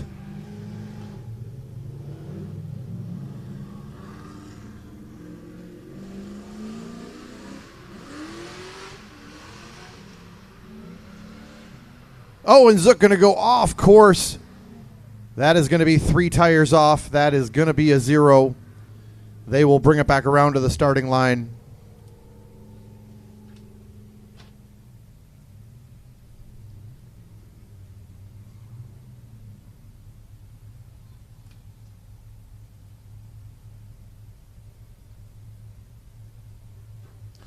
We'll wait for the official judge's decision.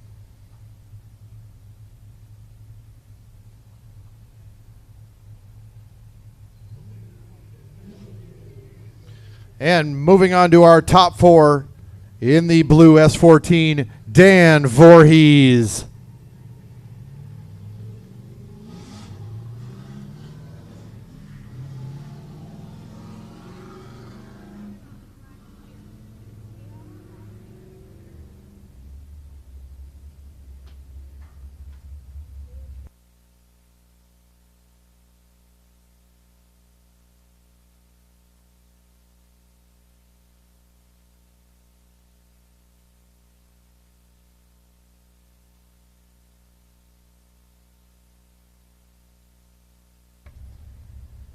We've got just a little bit of track maintenance to do. We want to make sure we got this dirt off the track.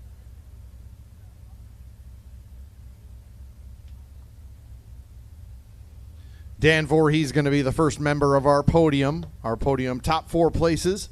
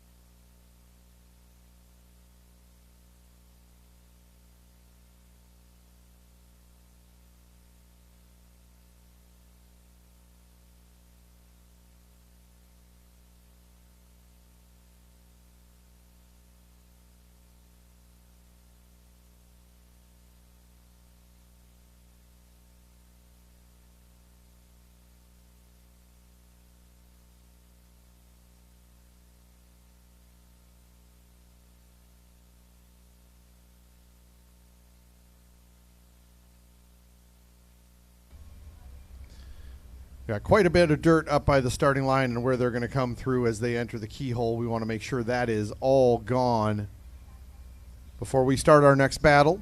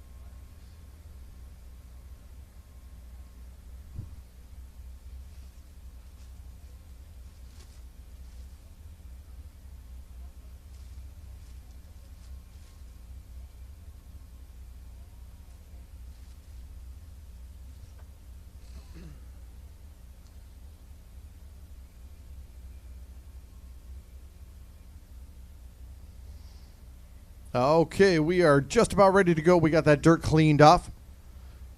We'll pull our next battle up to the line.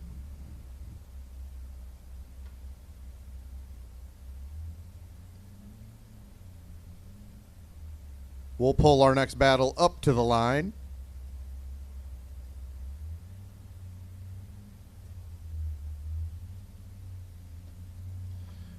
On the line in the lead position, we got Cole Buckmeyer. The black RX-8 out of Cheyenne, Wyoming. Going to get chased by Bryson Metzger in the teal G35 out of Jordan, Minnesota.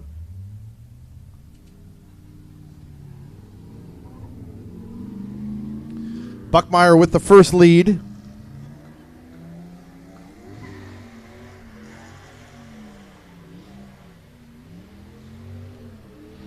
Buckmeyer in a good line through outer zone number 1. Metzger doing everything he can to keep up, able to get right on the door in the keyhole.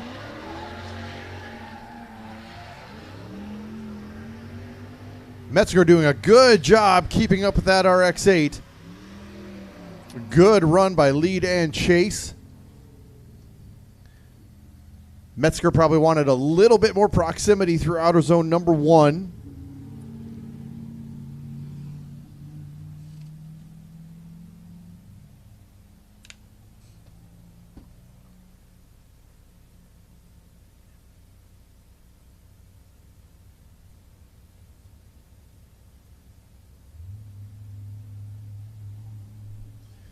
Bring it back around.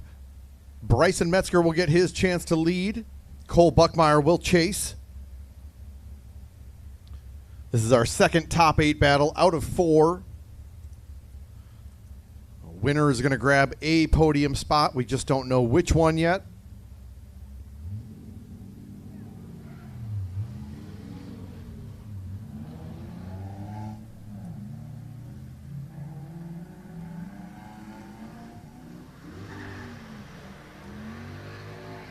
Little second handbrake there by Metzger. Buckmeyer right on the quarter. Metzger going to pull out of outer zone 1 a little bit early.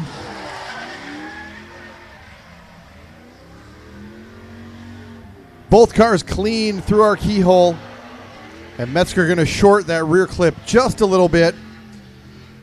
The RX-8 definitely has the G covered power-wise. Good battle by both drivers. We'll pull them back around. We'll get our judge's decision.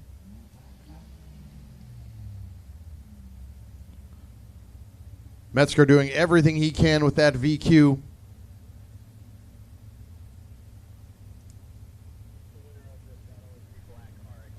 And moving on to our top 4 is Cole Buckmeyer in the RX-8.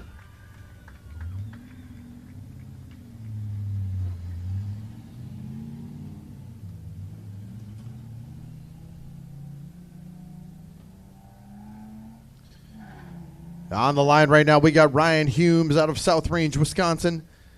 The highlighter yellow and black S13. Going to get chased by Tucker Tenhoff in the white Miata out of Sauk Rapids, Minnesota.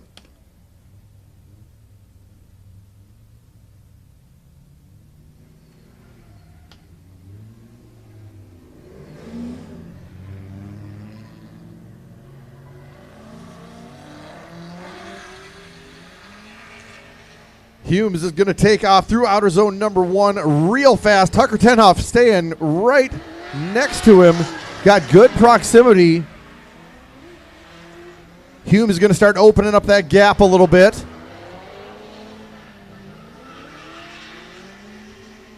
And Humes going to carry a car or two through the finish line. Kind of a David and Goliath when it comes to power there. Tenhoff doing everything he could to keep consistent proximity. About 2 cars behind Ryan.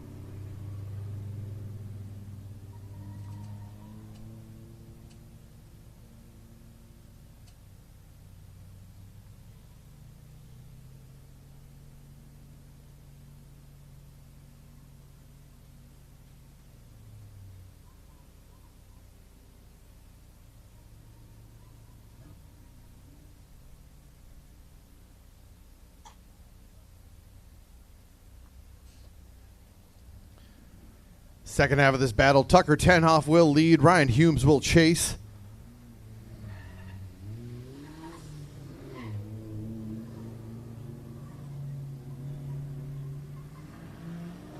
Tenhoff going to bring us into outer zone number 1. Humes about a half car behind. Good line through outer zone 1 for Tenhoff.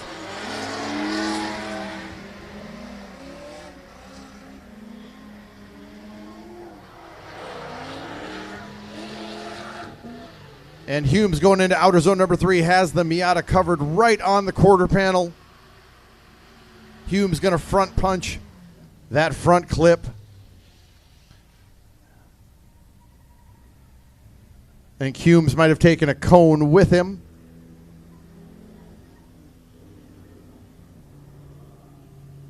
We'll bring it back around. We will get our decision, see who is going to top 4.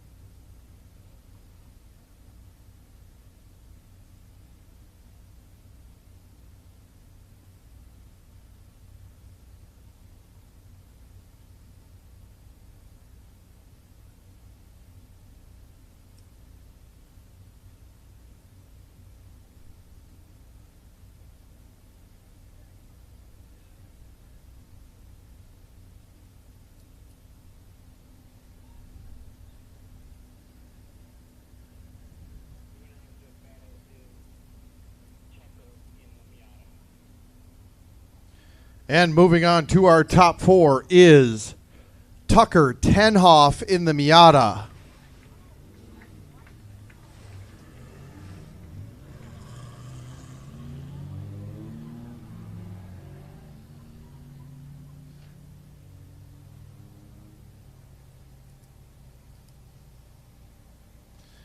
On the line right now, we've got Mark Bellinger in that red 350Z out of Welch, Minnesota.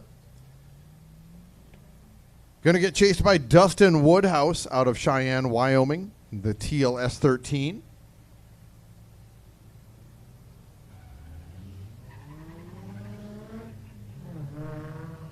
Bellinger going to bring us up to outer zone number 1.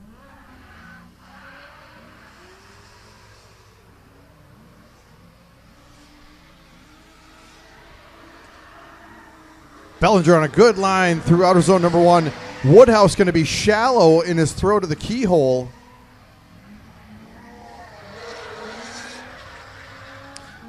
And Bellinger a couple feet off that rear clip. Woodhouse with great proximity through outer zone number 3. Good run by both drivers.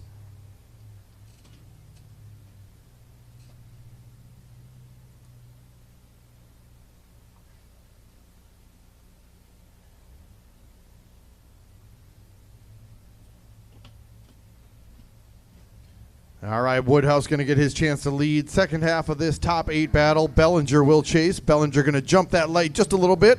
Chase is allowed to do that. Bellinger knows he is outmotored here. He needs to be right next to him.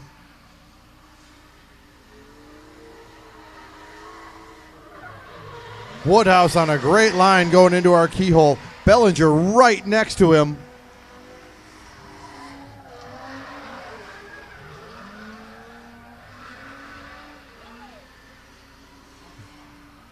Bellinger right behind, Dustin Woodhouse right on a great path through that last front clip. Outstanding battle.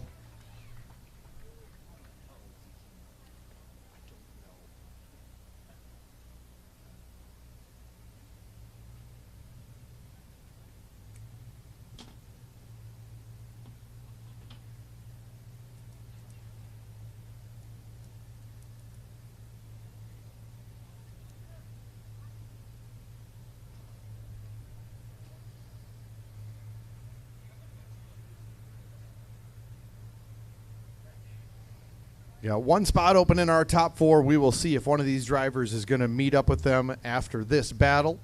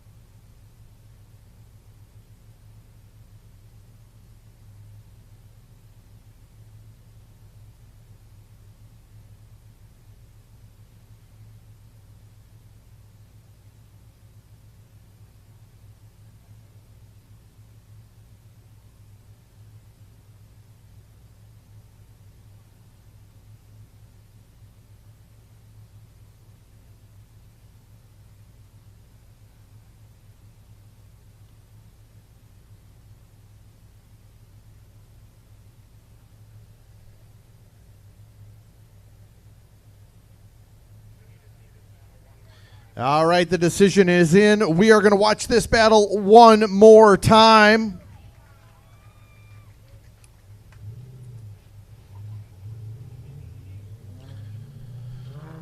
We are going to send them off track. Our grid worker is going to talk to them and see what they need to do to get their cars turned around. We are going to get them right back on track as soon as we can.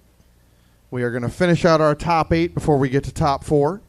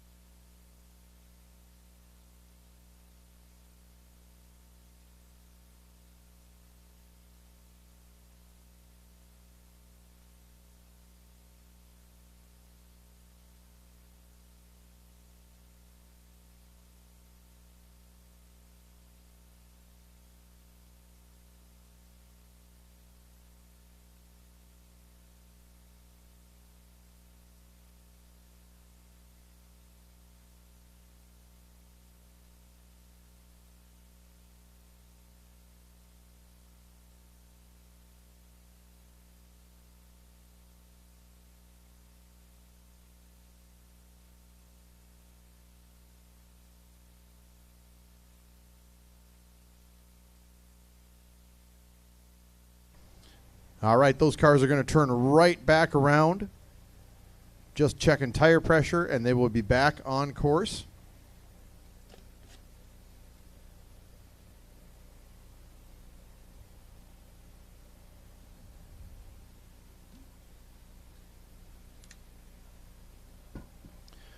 Also, did just want to share with everybody a little bit. I know it's tough to see everything in a lot of these battles. We think we can see a lot of everything that goes on in the battles.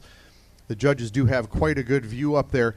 I personally, I know I had some questions, and I just, for my own curiosity, I wanted to know about the Humes-Tenhoff battle. I know both of those drivers really well, and I just wanted to know myself what had gone on there, because from my point of view, where I can see proximity but I can't see zones, it looks like Humes might have had an advantage there. So I asked about it, and while, Humes may have had a little bit better proximity, Tenhoff did have consistent proximity, but the big decider of that battle was Humes' lead and missing quite a bit of all the outer zones, stuff that we can't see here from our point of view. And I know a lot of times we'll get decisions in, and I'll hear the crowd reaction. And even I might have thought, okay, I thought it was going to go Hume's way, but there's a lot we don't get to see from the floor level here, especially outer zone 1. We can't tell how deep they are in it. And so I figured I'd share that with you in case you had some questions about that. There have been a few battles where you may have thought, not sure how that person won, but the judges are very open with all that kind of stuff. It was a 2-to-1 vote on that. Majority does always rule in drifting. So just in case you had some questions on a battle like that, which I did, and I'm good with their decision. They have a much better view from up there. They get to review video. All right, let's get to this one more time. We've got Mark Bellinger, the red 350Z.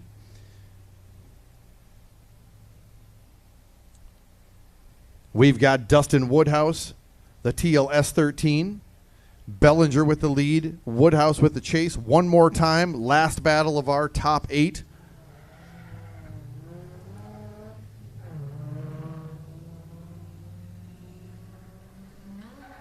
Bellinger going to bring us up to that outer zone. Number 1, Woodhouse right on the door.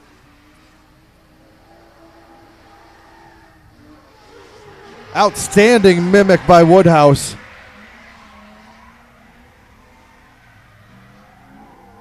In and out of the keyhole, Woodhouse right next to him. Bellinger missing that rear clip by a few feet. And Woodhouse on the door. Outstanding chase by Dustin Woodhouse. Lead was very good, very typical. Mark Bellinger did seem to miss that rear clip that I can see here. The one leaving the keyhole. Couple 3 feet short. That is a big deal in drifting. All right, Dustin Woodhouse with the lead. Bellinger with the chase.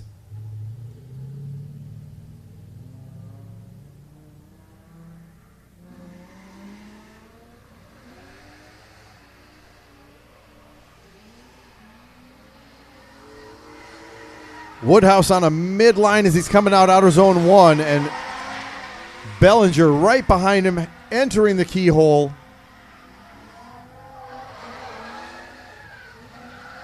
Oh, kind of a stall up by Woodhouse as he gets to that rear clip. Wow. Great battle.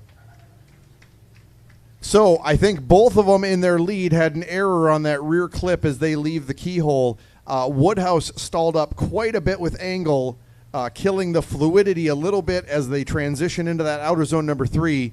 Bellinger just kind of missed it by a few feet.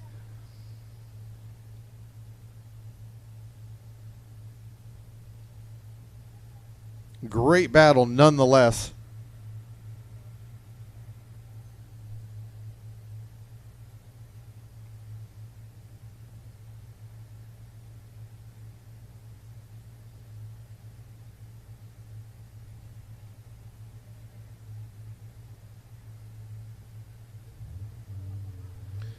They're going to take a little cool down here. I think Mark's car is pushing out a little bit of water through the overflow.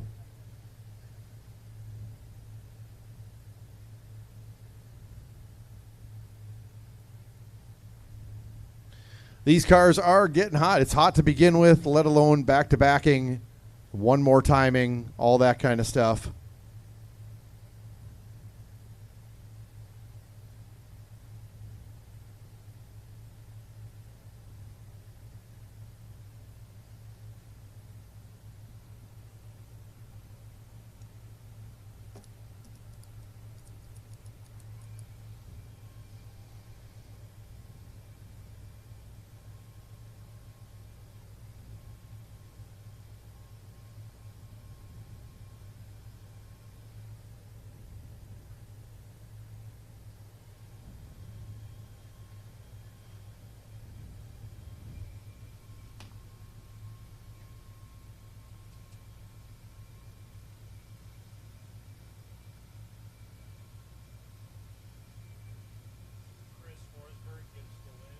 Hey.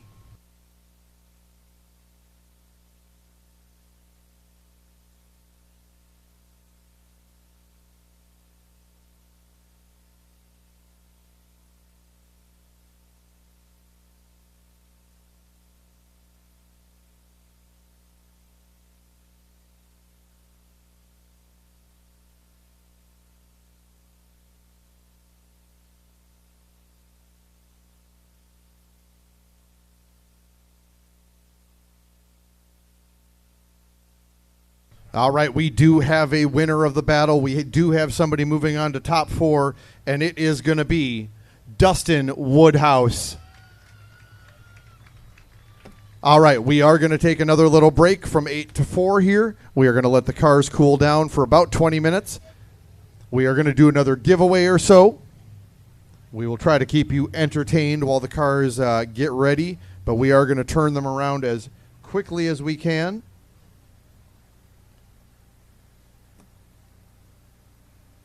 So, we were given a sweatshirt. Now, we don't get to choose the size. It's a medium. They said, hey, give this away.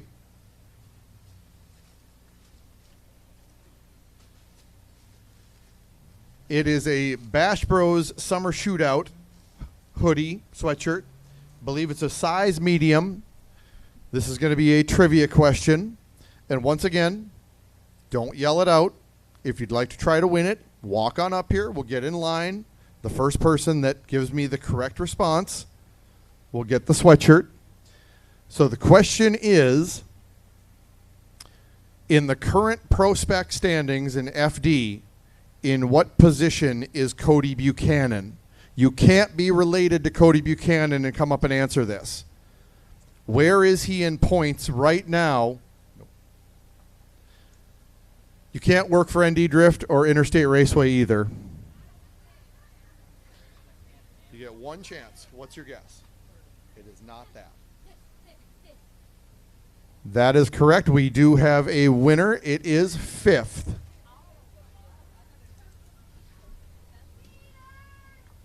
What'd you say? Do you want to turn off and we can do music?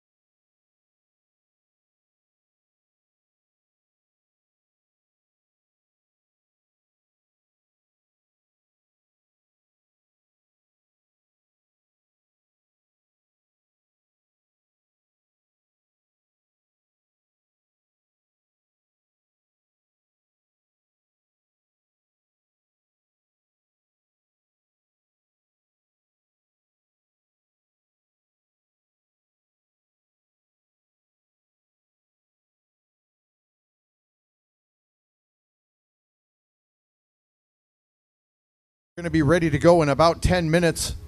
We are going to have all the cars there. We are going to start our top four. We've got our top four, each of the semifinals, and then we do have a third place battle and a championship battle.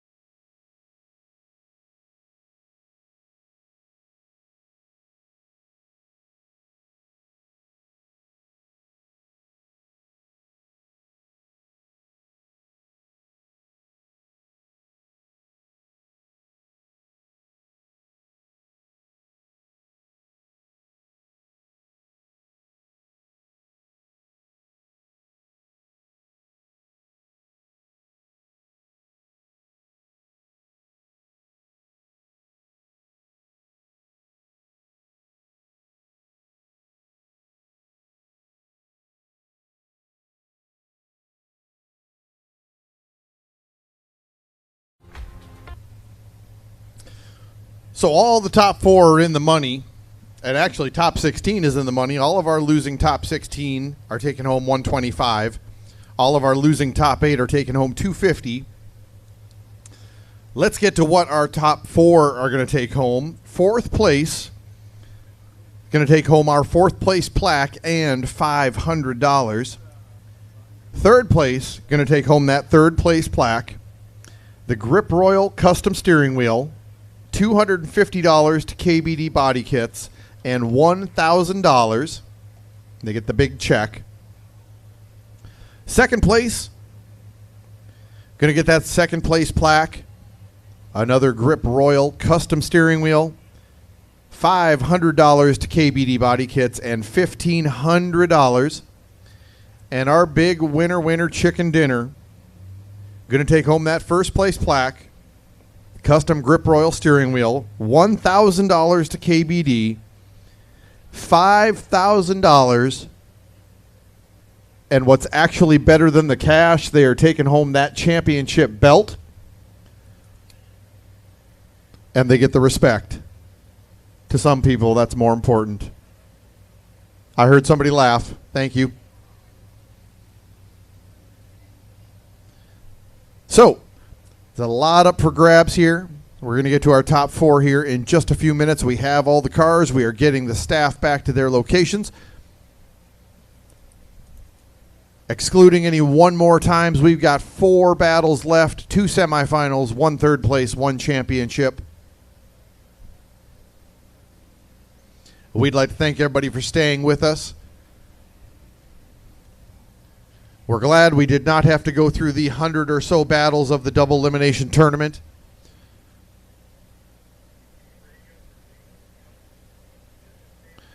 Jacob Anderson, if we could get you to the judges stand, please. Jacob Anderson, please, to the judges stand.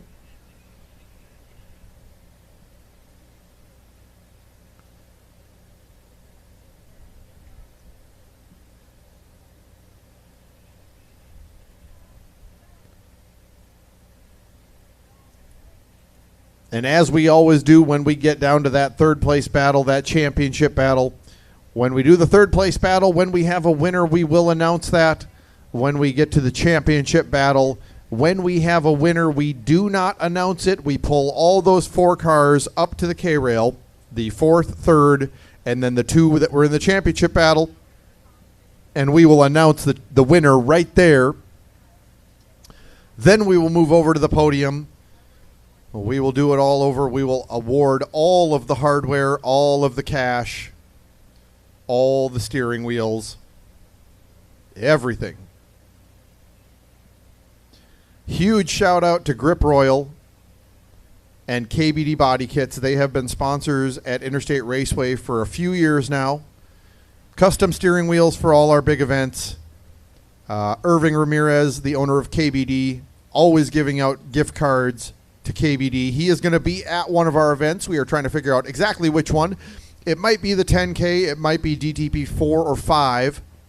But he will be here. I told him he has to sign all the cars that have KBD on them.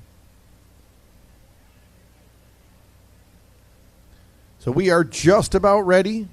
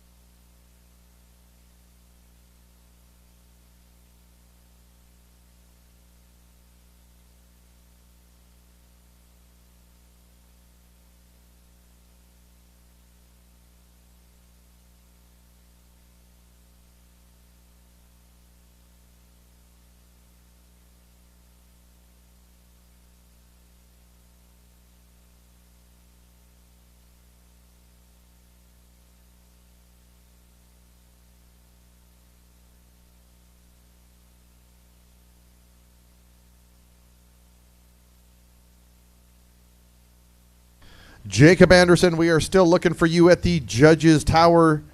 Jacob Anderson, probably off signing autographs.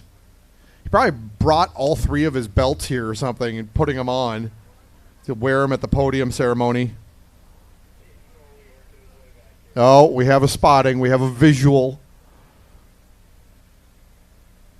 Oh, there he is.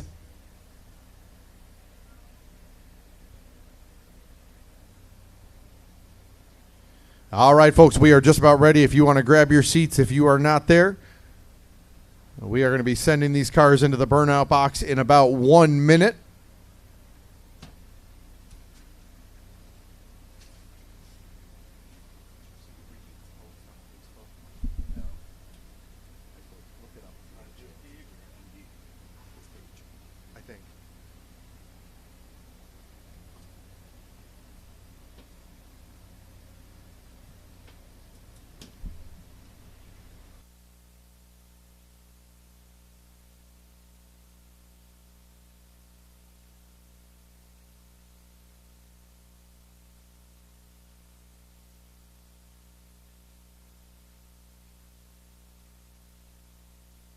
All right, we are ready to go. We are sending cars into the burnout box.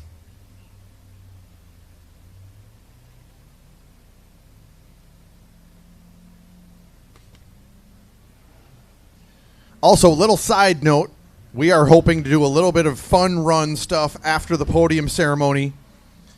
For any of the drivers that have been asking, we are looking to have some of our competitors go back out on the track, run some tandem trains, put on a little bit of show after the competition is actually done.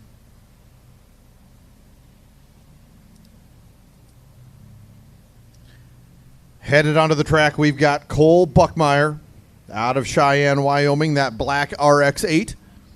He is getting followed on by Dan Voorhees out of Maple, Wisconsin in the blue S14. Semifinal number 1. Somebody's going to the championship battle. Somebody's going to the third place battle.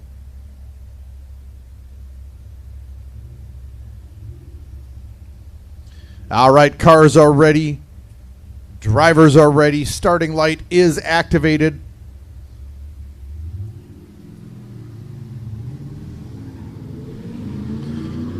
Buckmeyer going to bring us up to outer zone number 1.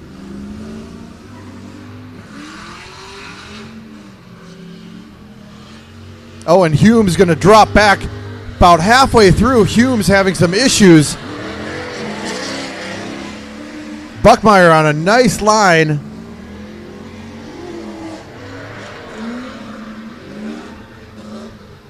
Oh, and Hume's Voorhees going to stall up right into outer zone number 3. Dan Voorhees having some troubles in the chase.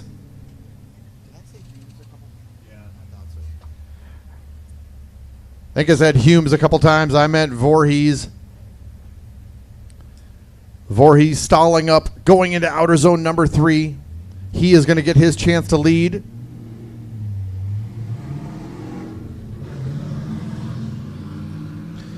All right, Dan Voorhees going to take us up to the initiation cones. And he is going to fly through outer zone number 1. Buckmeyer right with him into the keyhole. Little dirt drop by Voorhees. And through outer zone number 3.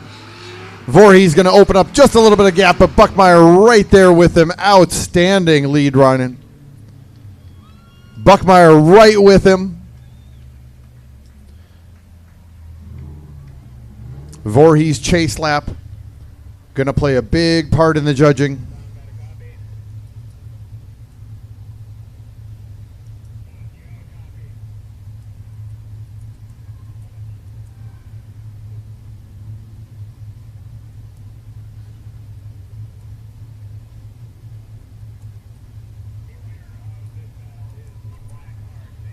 All right, and moving on to our championship battle is going to be Cole Buckmeyer.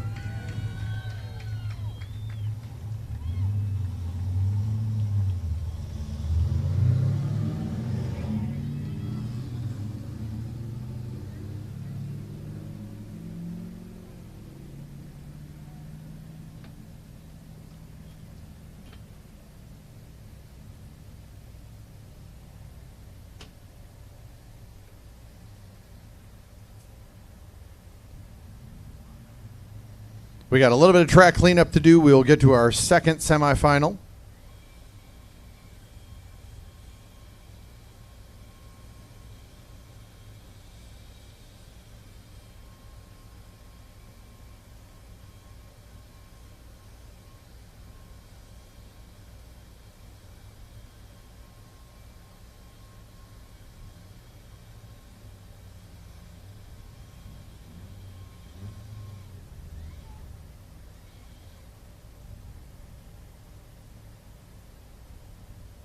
All right, we are ready to go. On the line right now, Tucker Tenhoff in that white Miata. Going to line up with Dustin Woodhouse in the TLS 13 second semifinal. Tenhoff with the first lead. Woodhouse going to be right on the door through outer zone number 1. Tenhoff a little shallow.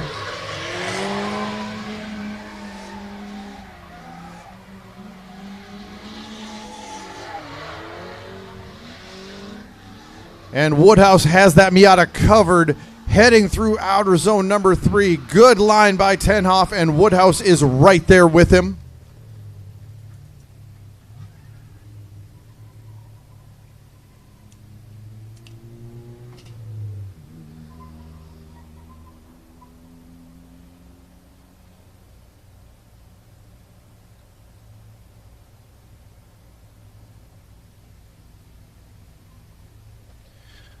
That little Miata has its work cut out for it. Second half of this battle.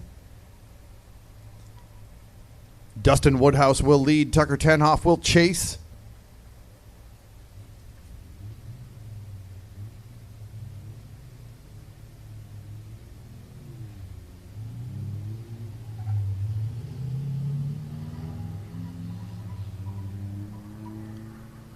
Woodhouse going to bring us up to outer zone number 1. Tenhoff going to be full throttle trying to keep up with that S14.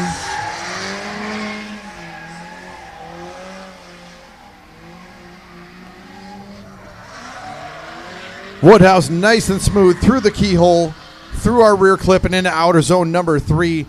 Tenhoff a car length behind. Great battle by both drivers.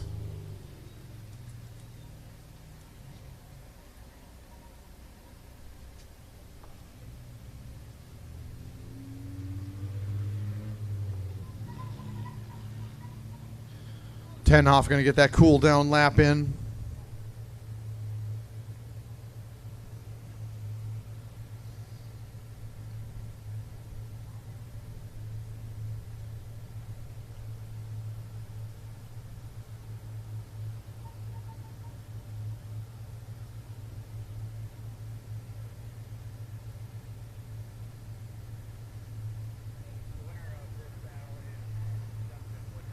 And moving on to our championship battle is Dustin Woodhouse. It will be an all Y slide final.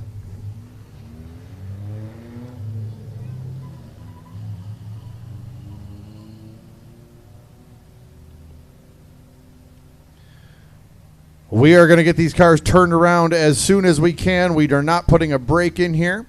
We are going to check with the drivers to see what they need, and if they can turn right around, we will get them back on track. We'll have our third place battle, Daniel Voorhees versus Tucker Tenhoff, up first. We will get to our Buckmeyer versus Woodhouse championship.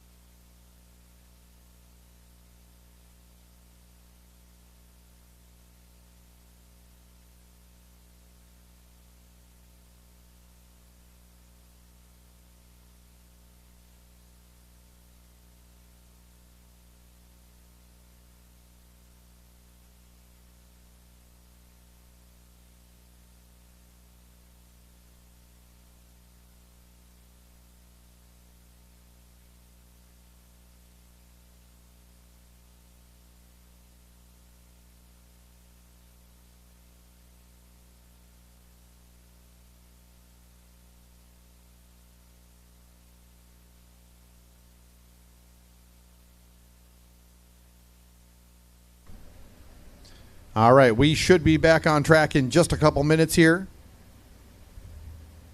We're going to get to that third place battle.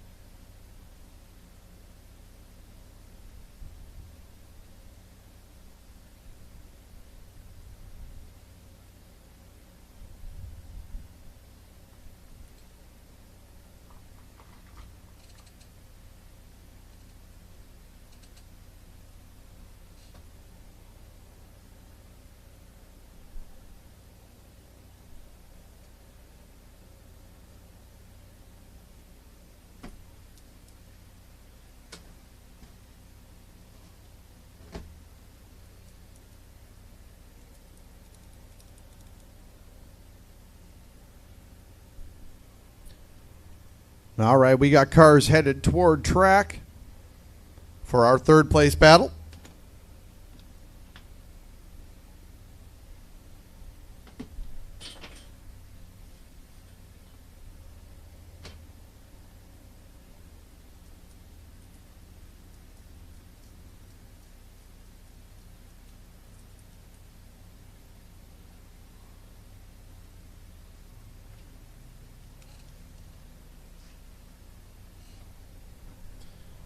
All right, on track right now, we got Tucker Tenhoff, the white Miata, Sauk Rapids, Minnesota.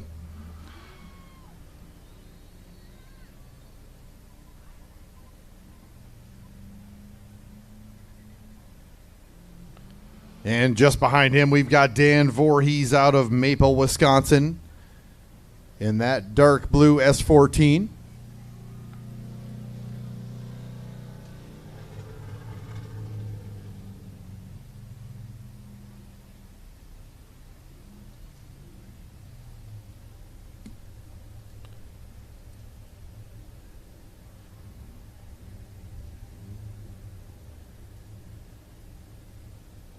All right, we are ready to go. We're going to get thumbs up from our drivers. Starting light is activated. This is our third place battle, 2024 5K. Tucker Tenhoff going to bring us up to outer zone number 1. Dan Voorhees in the chase. Dan backing off just a little bit partway through outer zone 1.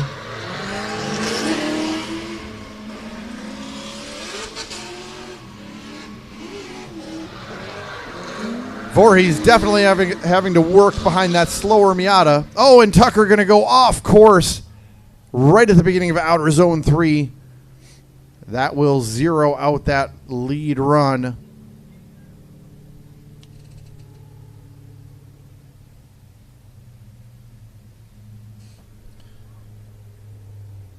They'll bring him back around to the starting line. They will switch it up. Dan Voorhees going to get his chance to lead. Tucker Tenhoff will chase Tucker at a major disadvantage going into the second half of this battle.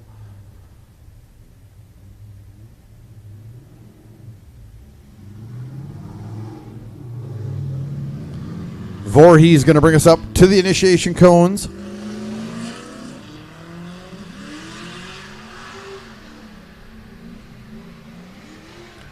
Oh, and a dirt drop by Voorhees.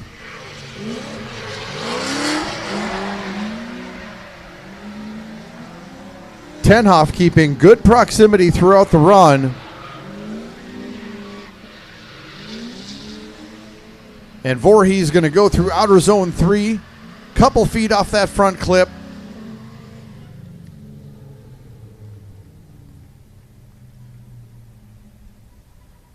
Dan did dirt drop in outer zone 1, but probably not going to be as big of a mistake as the off-track excursion by the Miata in its lead.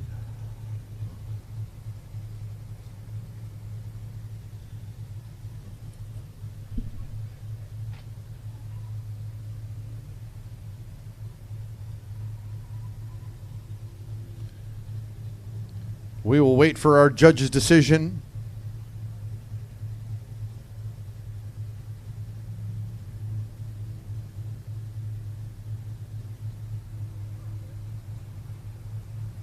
All right, the winner of this battle and earning third place in the 2024 5K Shootout is Dan Voorhees in the blue S14. Tucker Tenhoff will take home fourth place.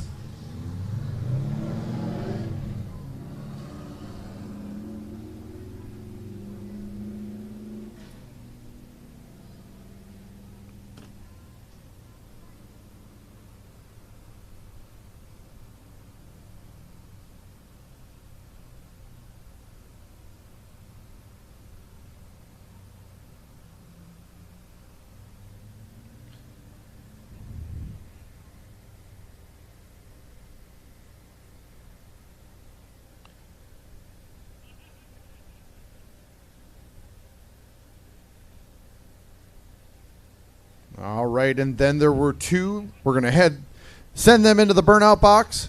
We're going to get our championship battle on track.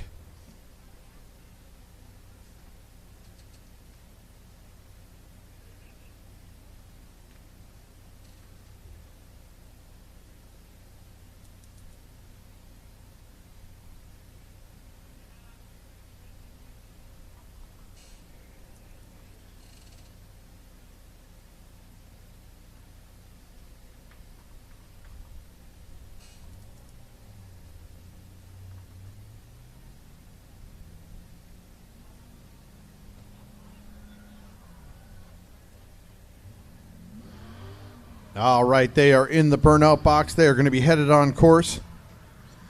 I'm pretty sure they're friends. They arrived together or something like that. They always drive up here together.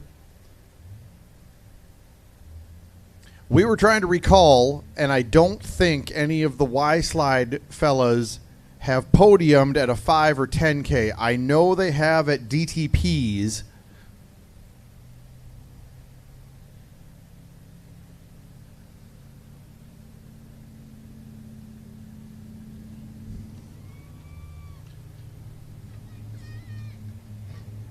All right, headed up, we've got Cole Buckmeyer, the black RX-8 out of Wyoming. Going to be the first lead. Going to get chased by Dustin Woodhouse in the TLS 13 out of Wyoming.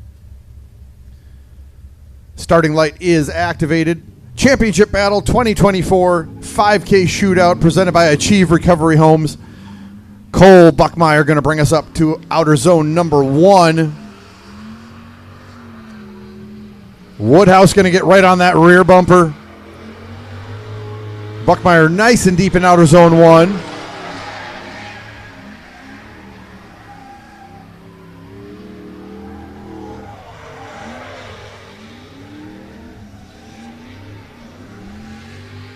Buckmeyer on an outstanding lead run, and Woodhouse right behind him through the finish line.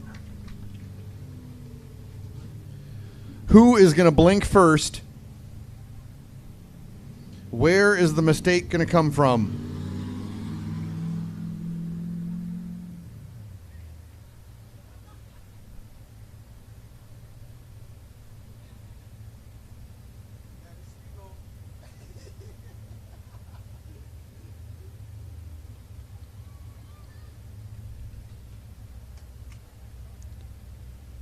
All right, second half of our championship battle.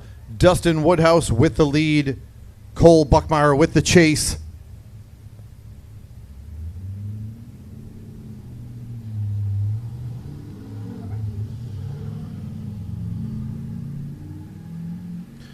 Woodhouse going to bring us up to initiation. Big Manji entry.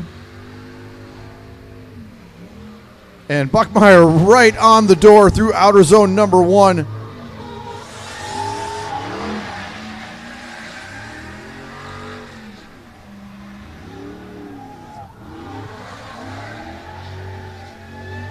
Woodhouse might have been just a little short on that rear clip, but opening up a little bit of gap through outer zone number 3. Will those be the differences? Buckmeyer not real close in the proximity in outer zone number 3. We'll bring them up. We will see if our judges can make a decision. Now remember, if they do have a decision, we are not going to announce it. We will pull them up to the K-rail. We will pull on our 3rd and 4th place. We will go through all of that right there.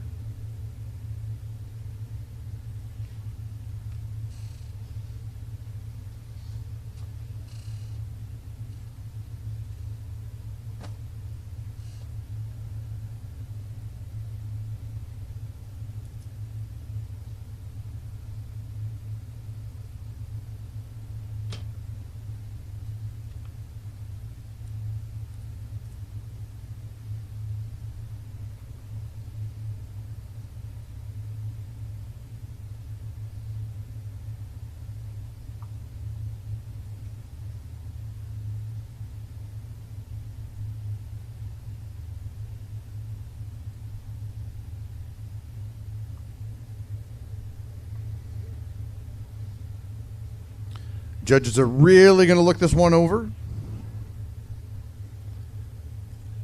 Few mistakes might have been made. Very clean battle.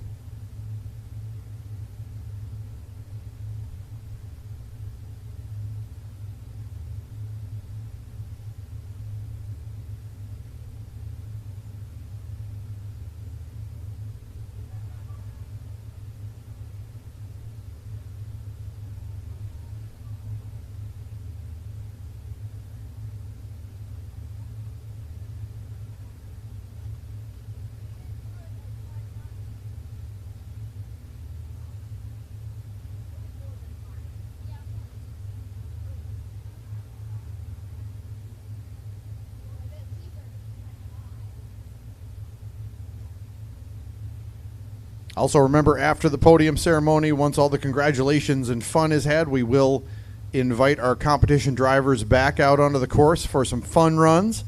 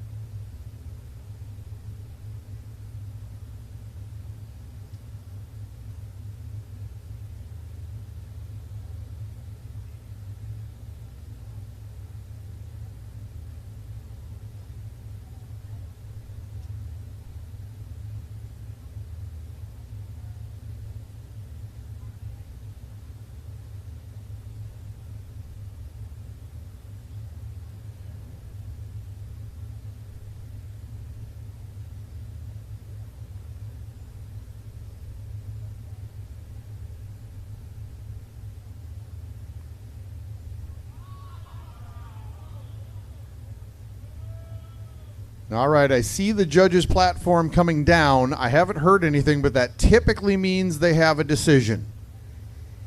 All right, we do have a decision, and they do not tell me what it is. They walk it over every time. So we do have a winner. We're going to bring all of them. We're going to bring the two championship battle competitors up to the K-Rail. We'll bring on our third and fourth place winners up to the K-Rail. We will make all the announcements right there. We invite you all over to take pictures, to cheer, all that good stuff.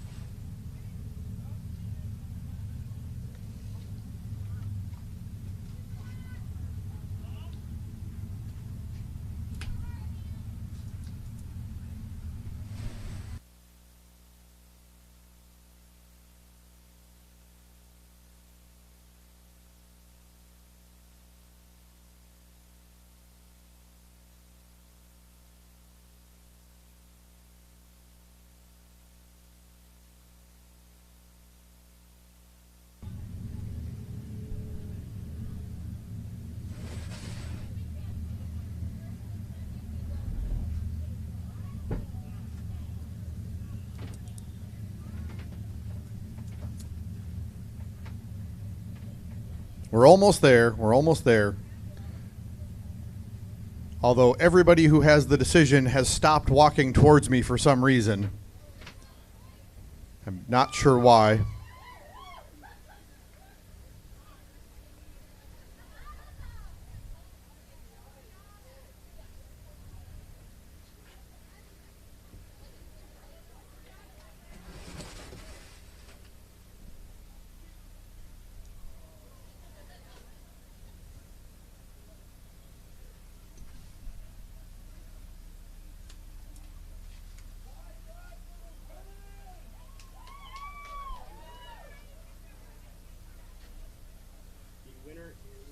That one. Okay.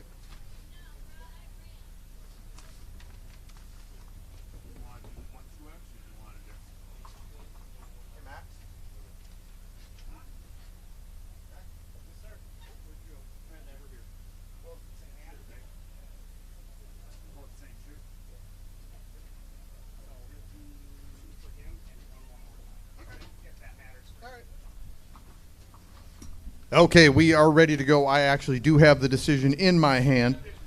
First off, can we give a round of applause to all four drivers here? And what a great podium. And also, can we give a round of applause for the judges for the job that they do for us? Thank you so much, the three of you. Whether they voted for your favorite driver or not, being a drifting judge is a very difficult job. Thank you so much, guys. Okay, let's get to it. In fourth place, out of Sauk Rapids, Minnesota, the white Miata, Tucker Tenhoff.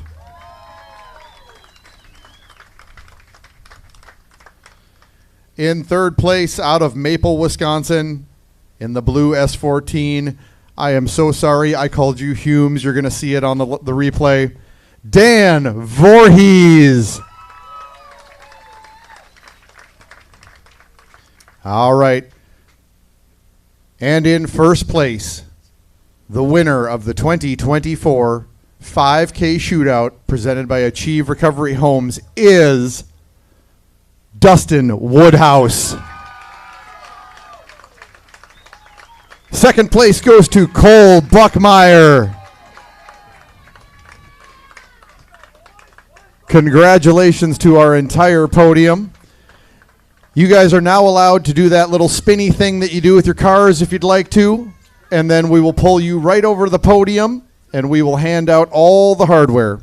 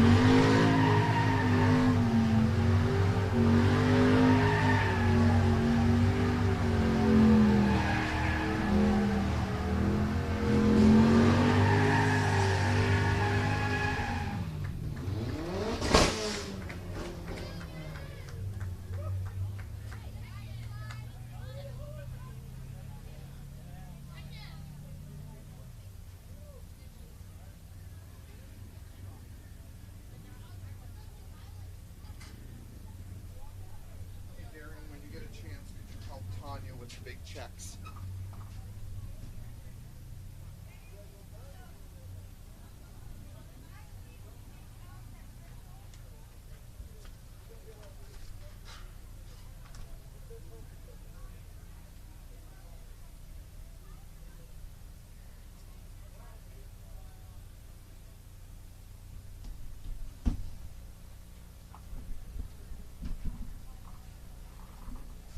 All right, we'll get everybody over for our podium ceremony. We got a little bit of prep to do, getting all the prizes over there.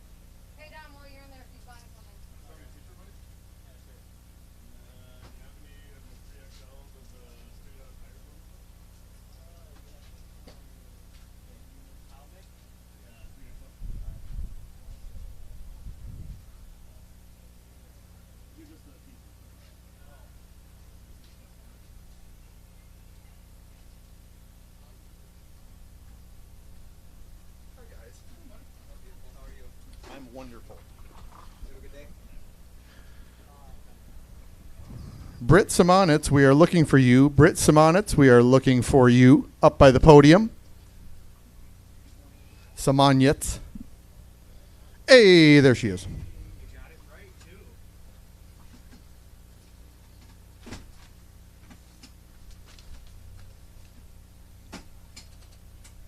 Okay, Darren, go over with them what they're going to do.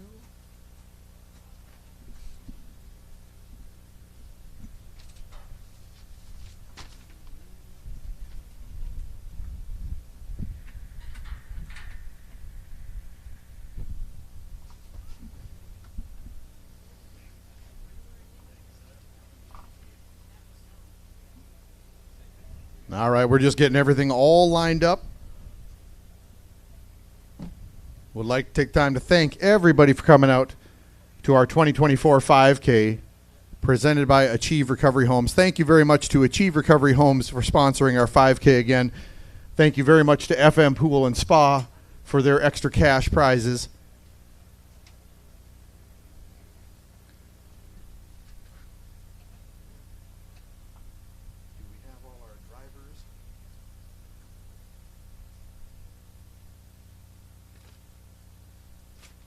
Say that again. All right, we are looking for those drivers. The top four, if you could come up there so that Darren can see you. You can stand off to the side of the podium. Okay, we got all four of them. We ready to go with the awards, Darren? Okay, we are ready to go. I'm trying to get all my papers in order here. All right. In fourth place, winning our fourth place plaque and $500, that white Miata out of Sauk Rapids, Minnesota, Tucker Tenhoff.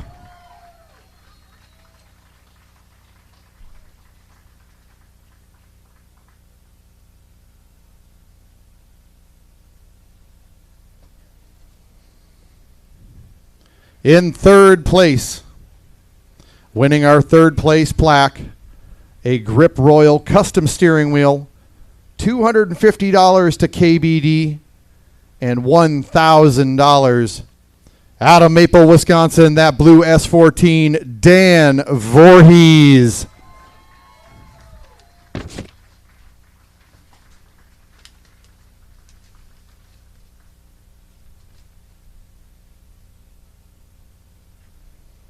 In second place, winning our second place plaque, that custom Grip Royal steering wheel, $500 to KBD and $1,500 from Cheyenne, Wyoming, the black RX-8, Cole Buckmeyer.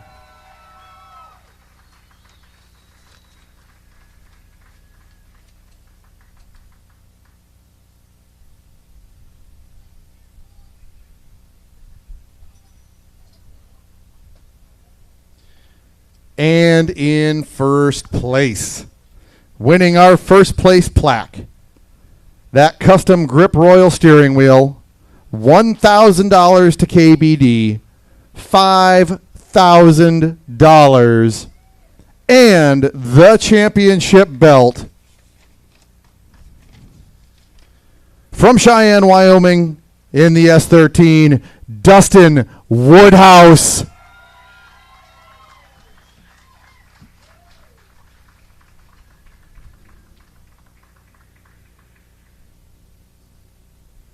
Go ahead and put the belt on him.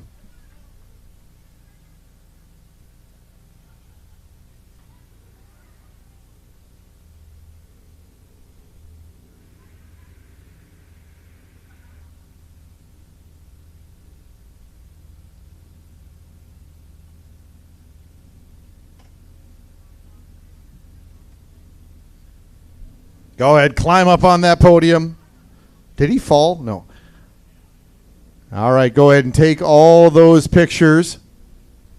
It's a lot of awards.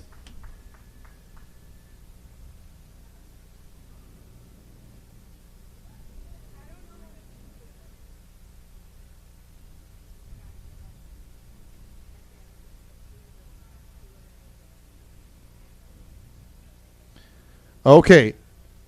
Now we got those done. The awards kind of need to go away because we have another photo to take, but we don't want anybody dropping anything. Yeah, you can keep the plaques. That's great. Okay, everything else out of the way. All right. Some of you might be new to the podium. This is the jump photo. I count 1, 2, 3, and then you jump on what would be 4. 1, 2, 3, jump. Awesome. Okay. Now the plaques go away. And I think this is where the champagne comes out. So, once again, the disclaimer is if you have any of your Fly Jordans on, you might not want to be in the splash zone here. But fellas, feel free to grab that champagne. We'll see who gets it open first, shake it up, all that good stuff.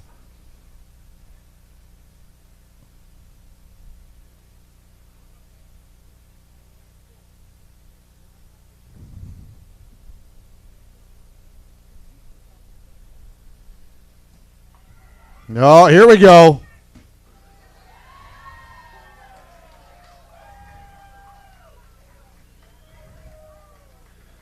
Congratulations to our entire podium of our 2024 5K. Yeah, feels good in the eyes, doesn't it? Yep. That's winning right there. Thank you to all the fans that came out. Thank you to the media. Thank you to all our sponsors, everybody that makes this event what it is. Thank you to the staff. This went great. We're going to allow everybody to mingle here for the next, let's say, maybe 15 minutes before we open up the track. So Darren will want to take some photos in front of the sponsor board. Everybody can get their hugs in and all that kind of good stuff. We will make an announcement when we'd like cars to go up to grid. And we will do fun runs for a short while after that before we call it quits for this Saturday. Concession stand is still open. We can come get your ND Drift gear over at the announcer's trailer. Thank you, everybody, very much.